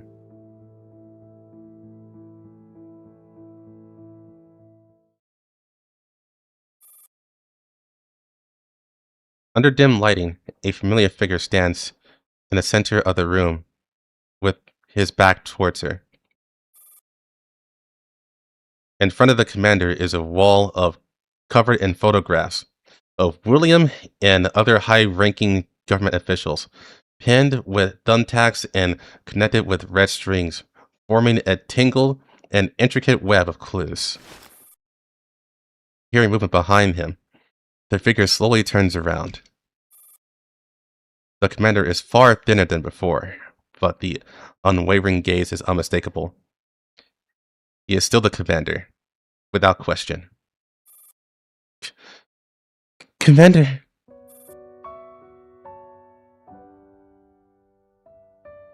Kalina's vision blurs instantly as tears well up. She has imagined countless times what she would say in this moment, but whatever anger, joy, or resentment she feels becomes meaningless in an instant. As long as the commander is standing there, nothing else matters. She wants to reach out, to touch him, to confirm that this is real. But she stops herself. Even in that brief glance, she sees a wound on the commander's abdomen. The bandages are still faintly stained with blood. For a long moment, the commander says nothing. Something feels wrong. Kalina instinctively looks up at his face. Commander, is your wound okay? Does it hurt too much to speak? Were you shot or was it a blade? I'm fine, Kalina. As you can see, everything is fine. Shot? Oh, right! Kalina suddenly remembers the dolls still fighting security systems outside. Tokarev and the others are still fighting out there. Commander, turn off the alarm! There are no enemies, it's just us! Tokarev and the others are still fighting! The defenses, they're still... No. It wasn't you. Kalina, you didn't trigger the alarm. The autonomous dolls outside weren't sent after you, you just happened to be in the way.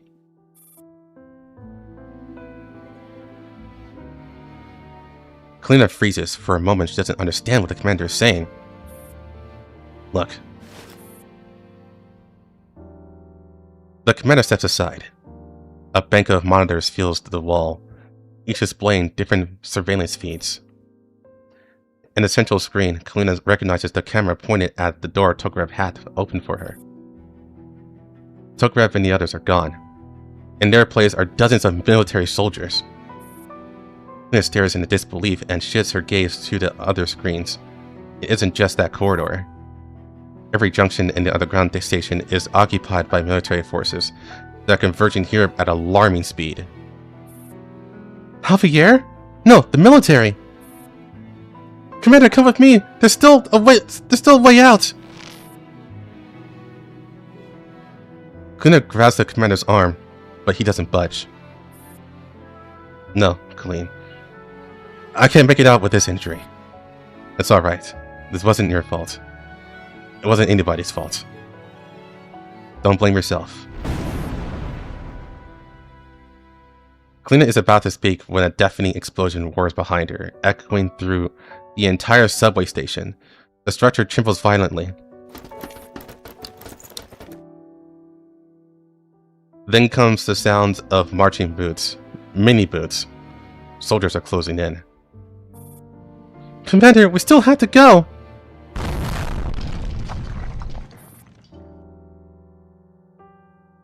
Another explosion, this time from direct behind her. Mina spins around just as the wall shatters. A flood of soldiers pour into the room, rifles raised aimed squarely at the commander. At their head stands the masked colonel. Don't move! You're surrounded. Drop your weapon and cease resistance! Kalina is about to intervene, but then she realizes something strange. Not a single gun is aimed at her. Or rather, it's not that they avoid aiming at her. No, it's more like no one acknowledges her existence at all. She hears fabric rustle behind her. Turning around, she sees the commander calmly raising both hands.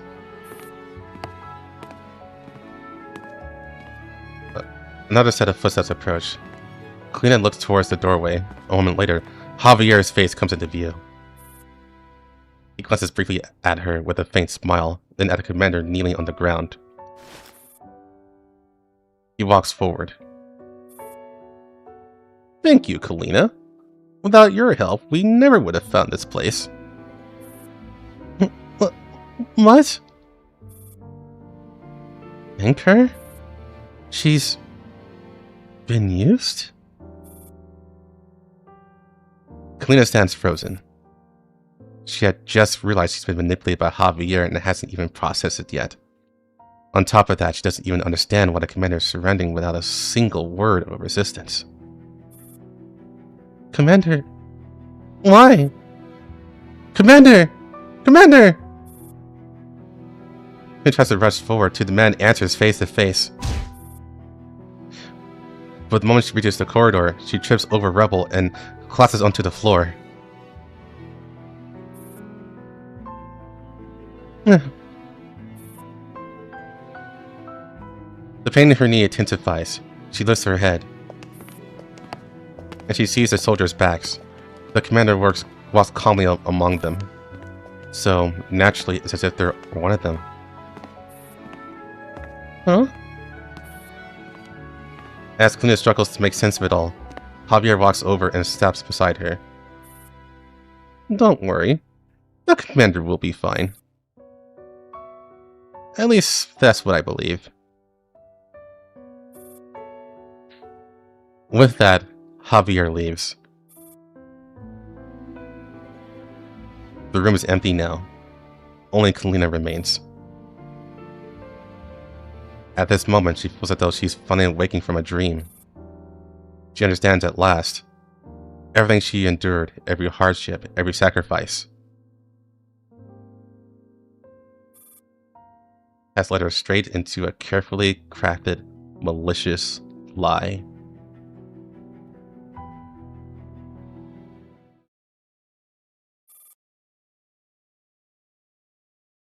The only lesson humanity ever learns from history is that humanity never learns from history. He has grown up. He has his own ideas now. He has secured power firmly in his hands. This is the price of handing over our trump cards. He is no different from how we once were. Without absolute power, there is no real sense of security. And indeed, just as he believes, the road ahead will be even harder than he imagines. Even so, Indeed. Some things should never be touched, otherwise history will repeat itself. Only this time, the cost will be more than he can bear. Do we intervene? The people of this land have only just been given a seed of hope. Whoever extinguishes that light becomes a criminal of history. I think he understands that. That's why he dares to break his promise so boldly. He deceived us. One has only himself to blame for being played for a fool. Still, we have a way to make it so that he never deceived us. You mean, isn't there a youngster who he holds in high regard? I believe this young one's ideals align with ours.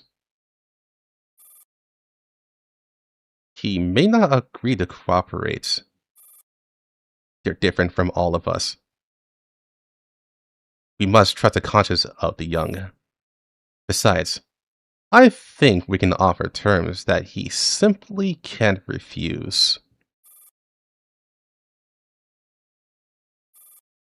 I understand. I'll take care of it. But I'll prepare a contingency as well. Good. I'll leave it to you. Roche limit, end. But not quite.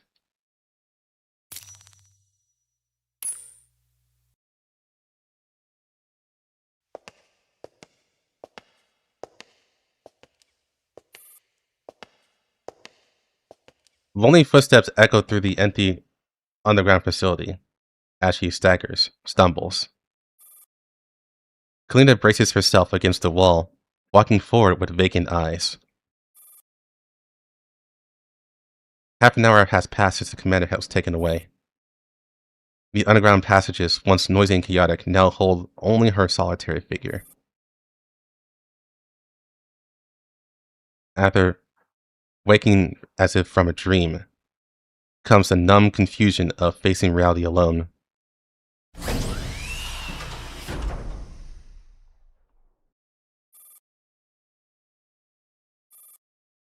When it comes to a stop, this is the place where Tokarev and the others fought with their lives to send her into the tunnel. Mechanical debris litters the ground.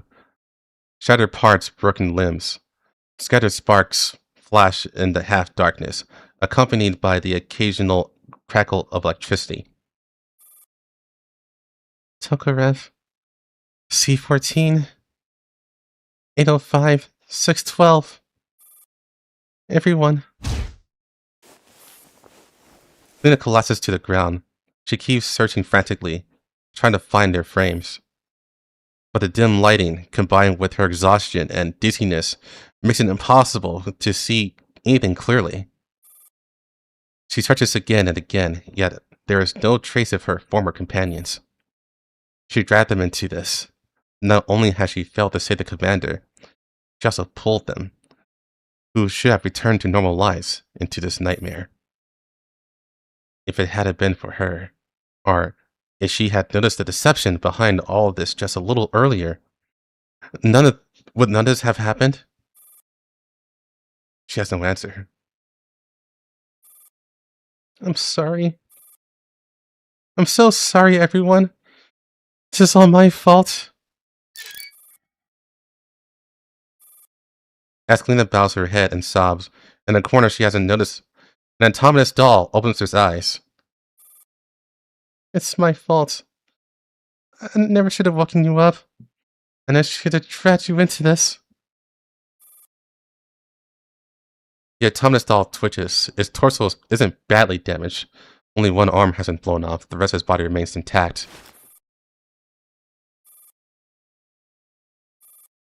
With little effort, it pushes itself upright and locks onto the source of the sobbing. A defeated shell, her soul drowning in pain, her guard lowered against her surroundings. An easy opportunity, a defenseless prey. It takes her down now. Then to those with ill intent, this would be the most satisfying ending imaginable. The Tomstyle trembles as it raises its remaining arm, taking a one-handed firing stance. Huh? In the deathly silent space, the sound of a rifle bolt being pulled rings out. Even swallowed by grief, Kalina instantly senses the abnormal and dangerous noise. But when she turns her head and finds herself staring into the pitch-black muzzle, it's already too late. His pupils dilate. In sheer terror, she instinctively holds her breath. The gun fires. Then shuts her eyes out of reflex. Then she hears the sound of a body hitting the ground.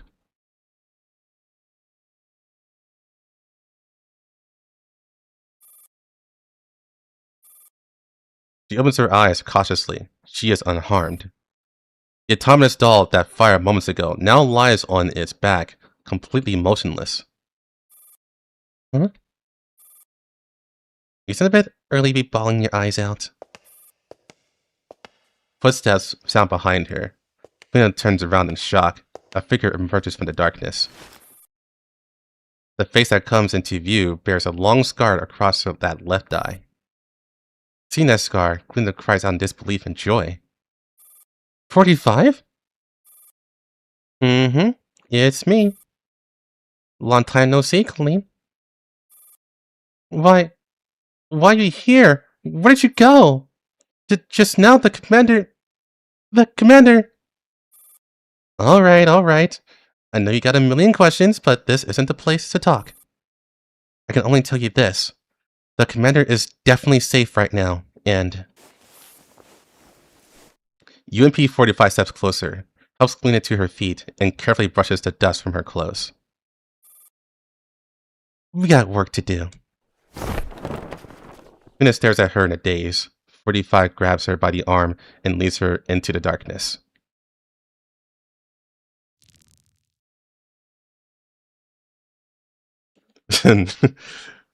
Welcome back, boss.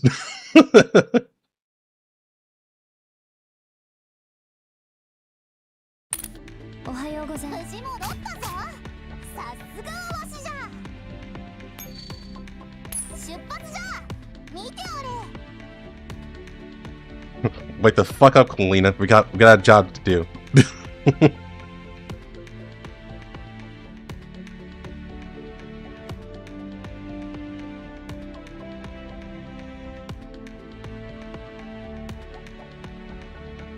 So yeah, that was good.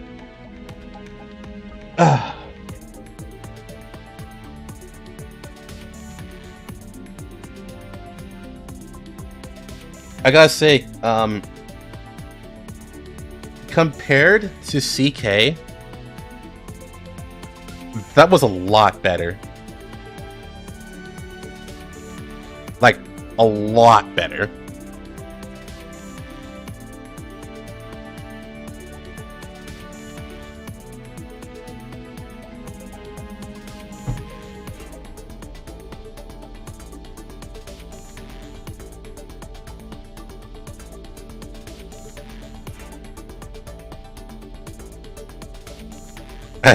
I brain deleted that file. This event was much more personal, even if shorter. Yeah, definitely.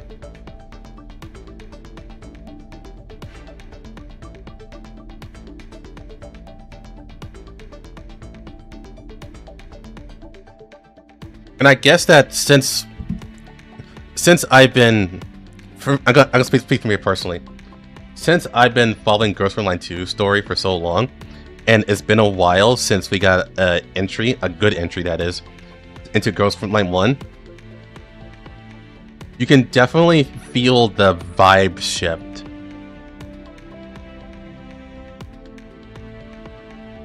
From going from Ghost Frontline 2 back to Ghost Frontline 1. Like, Ghost Frontline 1, at least this event, it feels much more... looking for gritty?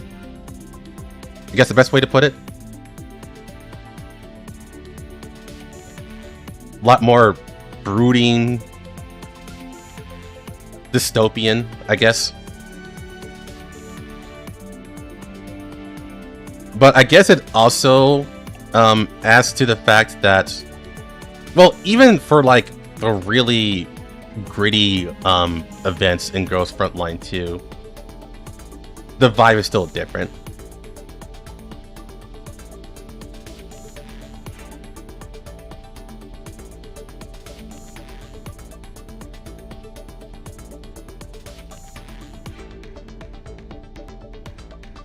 The boulder move.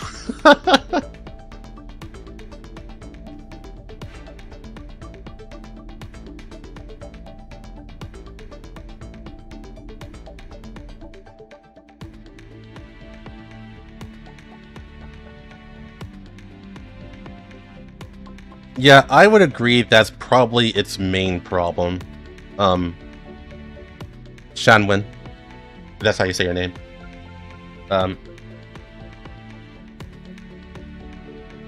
That's more of a gacha model problem. Because they have to market each doll that comes out, so they don't give their own event story. When it would probably work a lot, well, not probably, it would work a lot better if they just wrote their fucking story.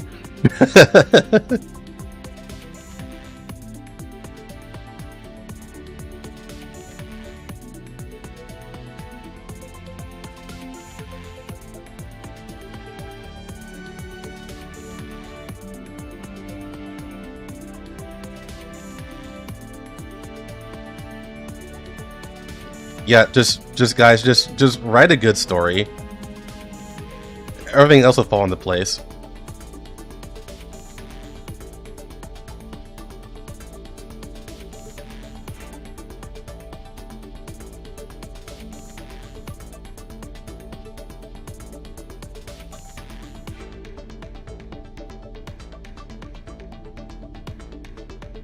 Yeah, I agree, Nixon.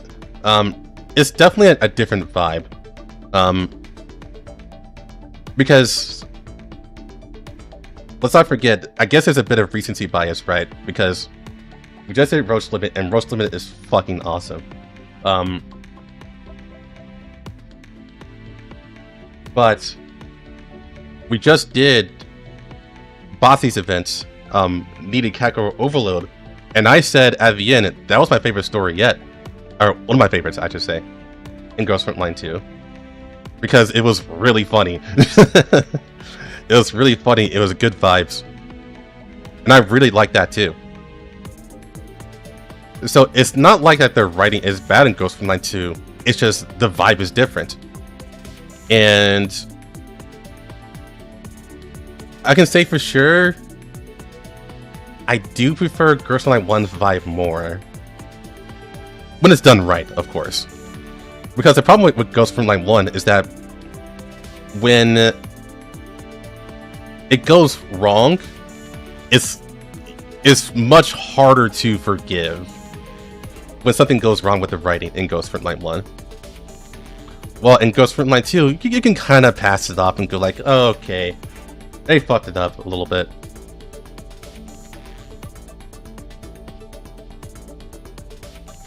The joke along the way, that's true.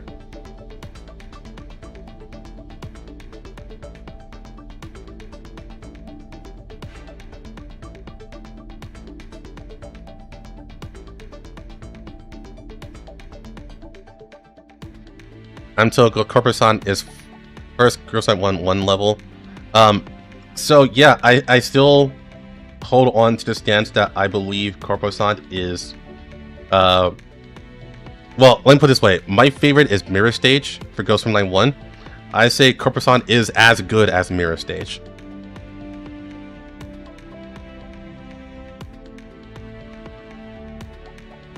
But even with that comparison, with me saying, yes, the quality is that great, the vibe is still not quite the same.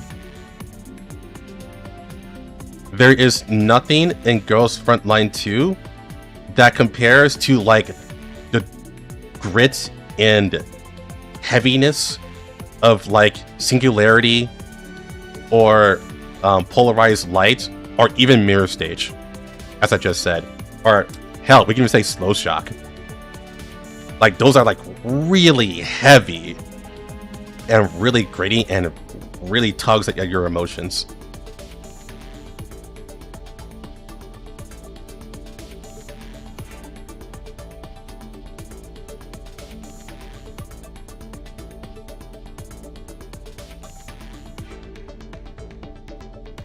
So it may just be a matter of like, I think we all cried at the end. I guess I was surprised that they actually did the thing, you know? I was surprised that they did the thing in Slow Shock. I thought, you know, that wouldn't happen. So I didn't cry, but I was like, wow, we actually did it. I didn't see that coming. I was kind of like that.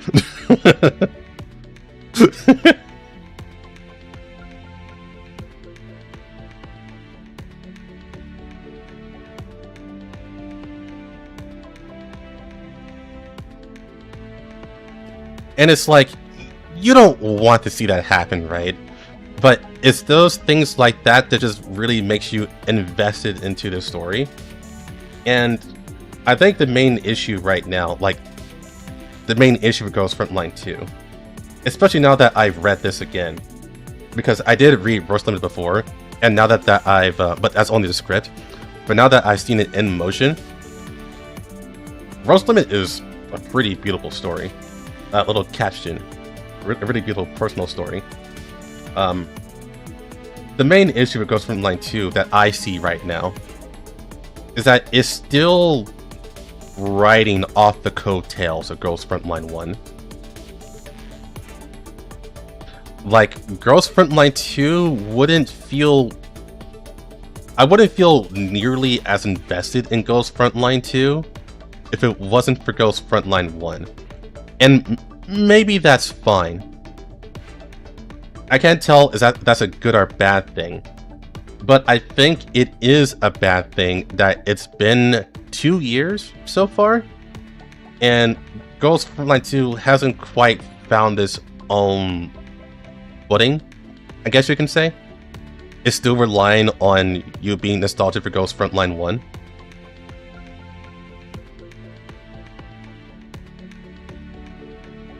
And you just mentioned Reverse Collapse. I think Reverse Collapse is a perfect encapsulation of what I mean.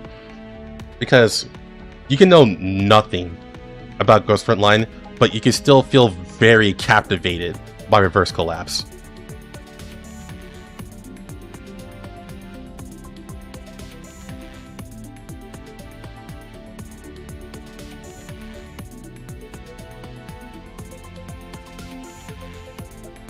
Yeah, I like half agree that it can't be helped because it is a direct sequel. So, of course, it's going to rely on Ghost Frontline 1 for you to get invested.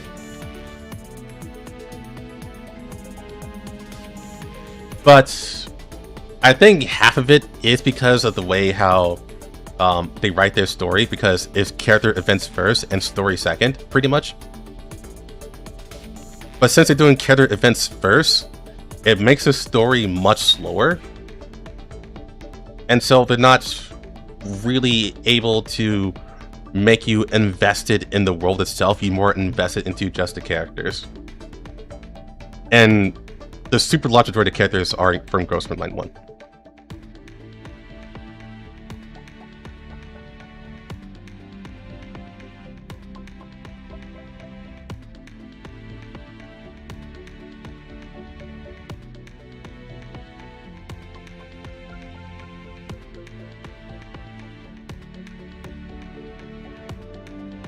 You saying Ghost Frontline 2 just needs time? I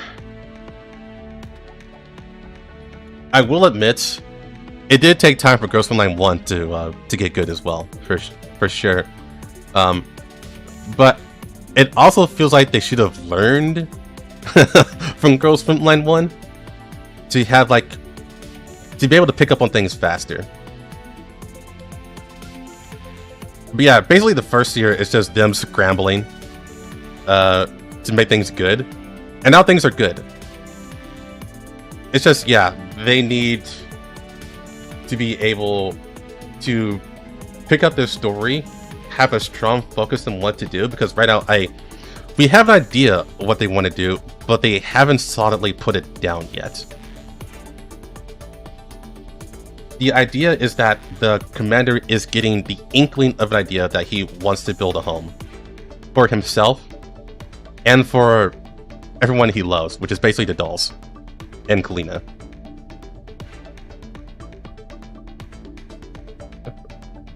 And he's getting all the little pieces and he's getting his own support system. But what is that going to build into? You know? And so we assume that's GRF, and honestly, it makes the most sense. It is GRF. But is it actually GRF?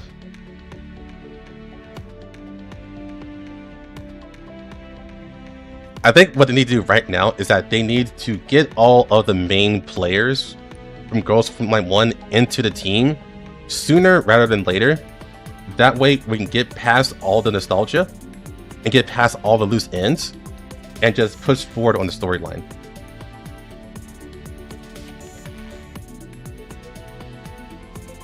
So yeah, I think the Sapo event, whenever that comes, is going to be good. It's going to be a really big deal.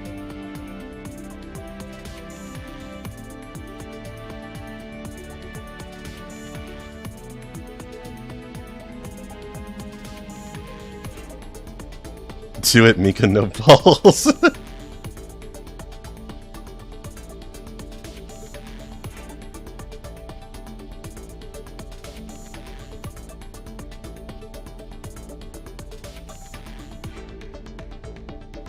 But yeah, that was...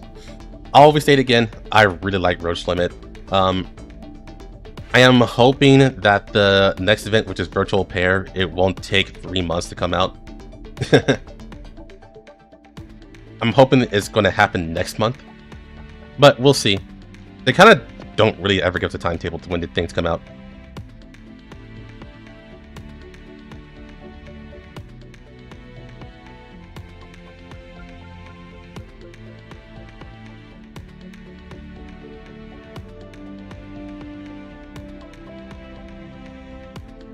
Returning to Griffin and Kruger, the Griffin and Kruger is too heavily, it's too heavily maintained by UNC, so that can't happen. He wants to be away from UNC, so he has to build his own nation.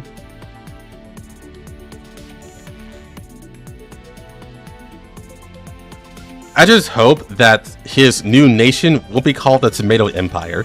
I really don't want that to happen.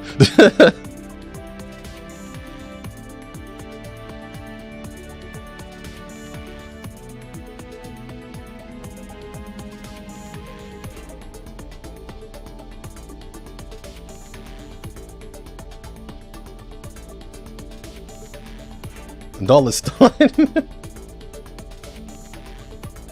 Aren't G&K officially dead though?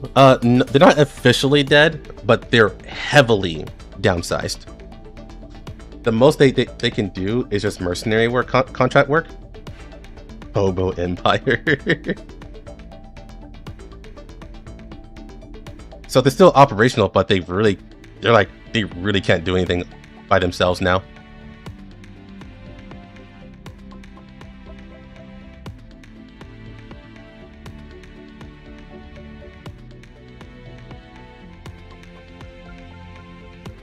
And yeah, the idea of basically having an outer heaven, I'm pretty sure that's what they're going for. I just want them to outright say it, you know?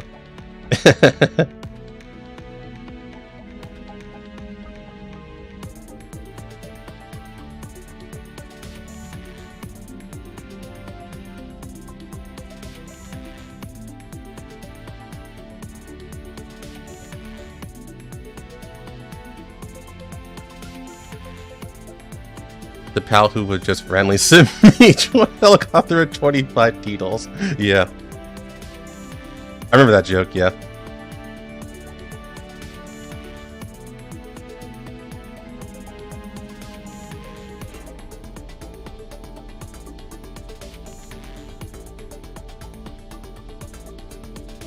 Is that really realistic with the guarantee at their doorstep? It's not really realistic for him to do anything other than to go back to UNC and say, okay, I'm done, I'll join you.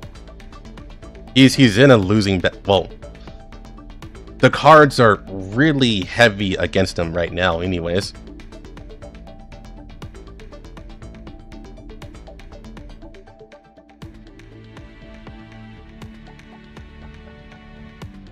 So it's going to be a slow burn for sure. I just want the story to have like a commitment to something. You know, like a committed goal.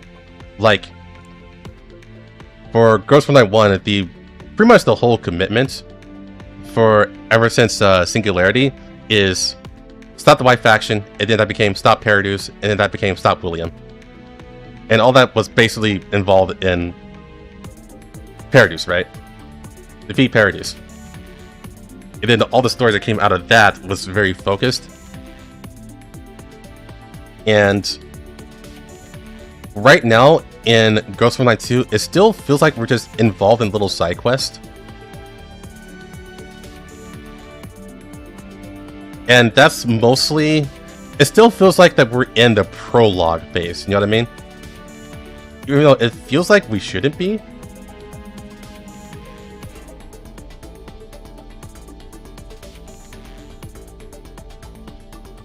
But that's where we are.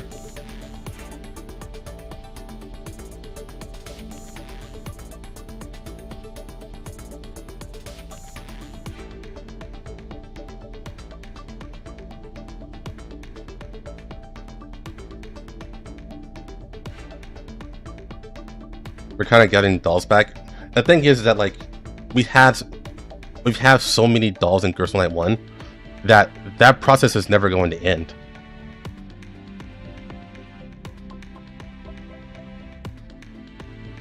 Like, at some point, Mika would have to do a different strategy to get all the dolls back. Because if we want to have all the dolls back, besides the one that died off screen,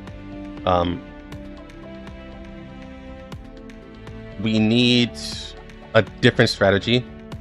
And then there's the fact that people are, even me, I would want to see some new dolls too. So it's going to be more than 450 dolls that we need to gather.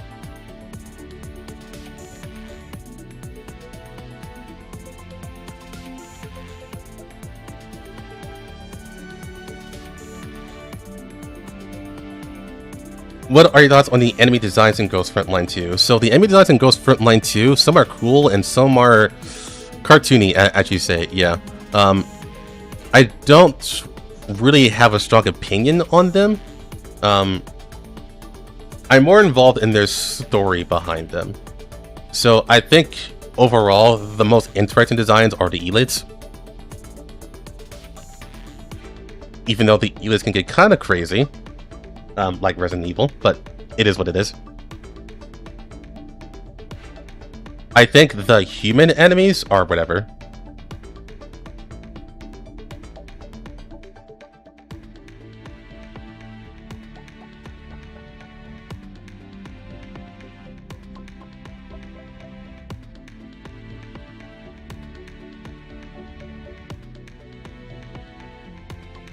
There's no human elites. I'm actually surprised too.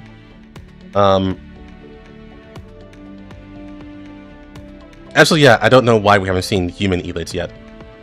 They should be in the yellow zone, for sure.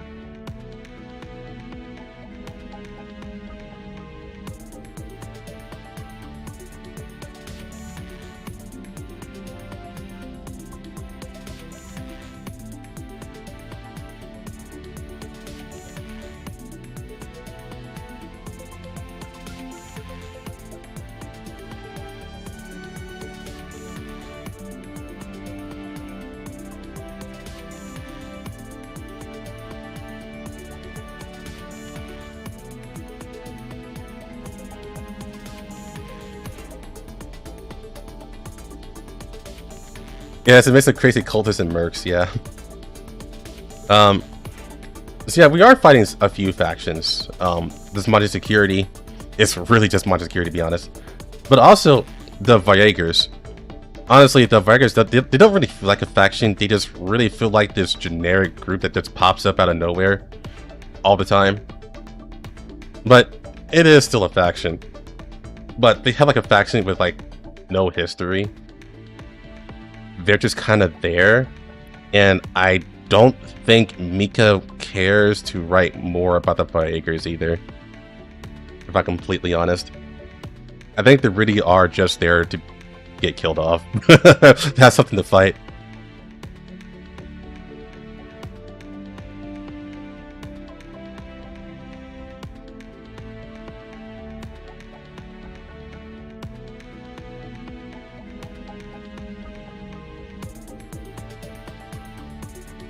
Jerks are based really hard at Ren.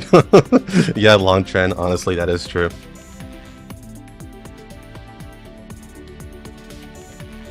Just imagine playing as Variegas.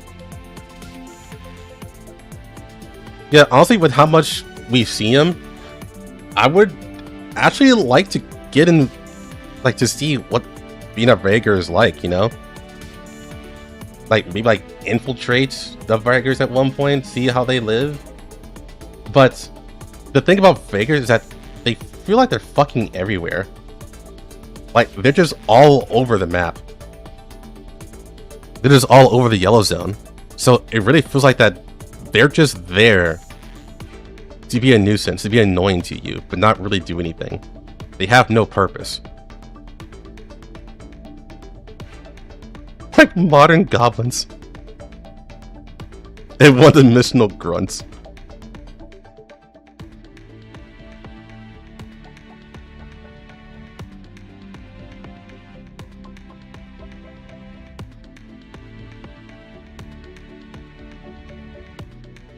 Trash mobs, yeah. So I wonder if there will be a point where we'll get more events like Diane's event, which was rewritten into like basically a general event where Diane definitely wasn't the main character. She just happened to be involved. But while that does go against the grain and it doesn't kind of work as a character event, it worked really well as a story event. Like, really well as a story event.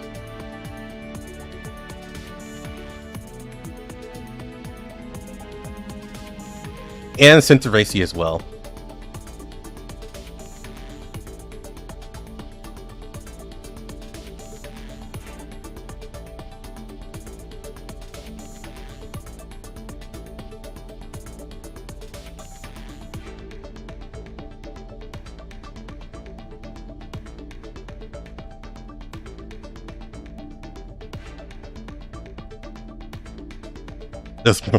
Yeah, I know everyone's saying like it's more the Dandelion event. I made the same joke too.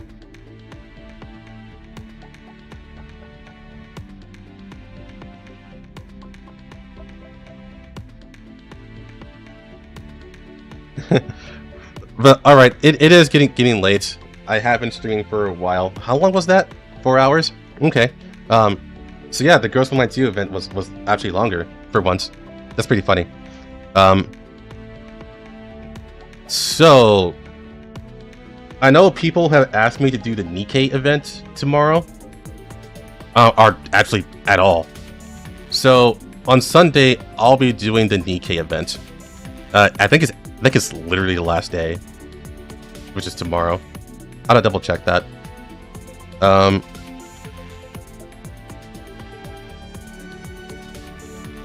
Yeah, I actually don't know that that's still up or not. I gotta check real quick.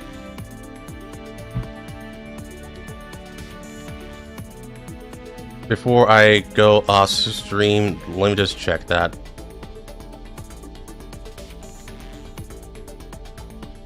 Yeah, son, I used to stream 24 hours. Or like 18 to 24 hours for like a really long time every day. So a stream this long is nothing to me. It's only difficult for me if the stream's actually boring, and these events are not boring for me.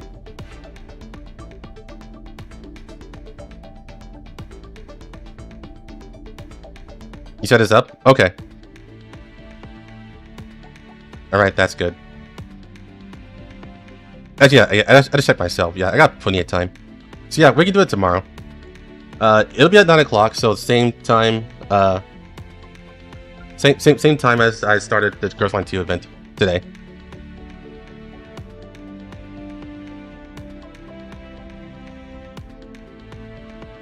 Yeah, I'll do it tomorrow. It's gonna be part 1 and part 2, and the ending, the hard mode ending. So I imagine it's gonna be like 7 hours. I want to say 6-7 hours.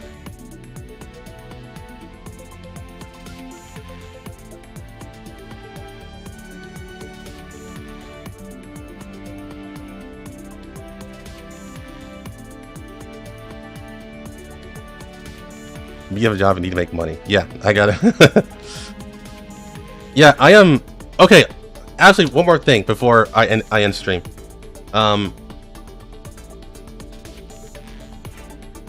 In Ghost Frontline 2, we have 2 more events. We have Lainey's event that's coming up. It should be coming up next. And then there's Corposant. After Corposant, I will not be doing any more Ghost Frontline 2 events unless it's current. So by current, I mean CN side. So that means there'll be a lot less Ghost Frontline 2 streams because of that.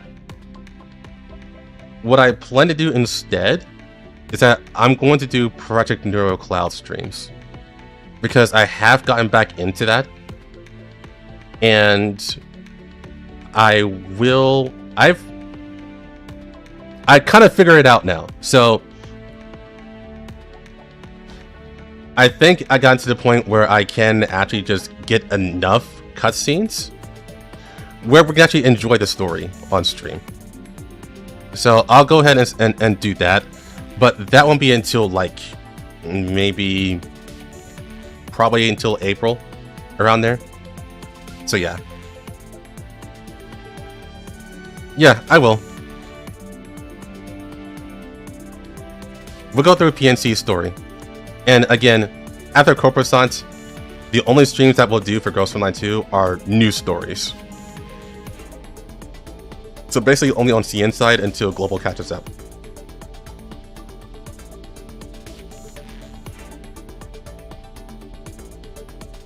But alright, that's it. That's all the announcements. It's good talking to y'all. I will see y'all tomorrow. You all take care. Peace.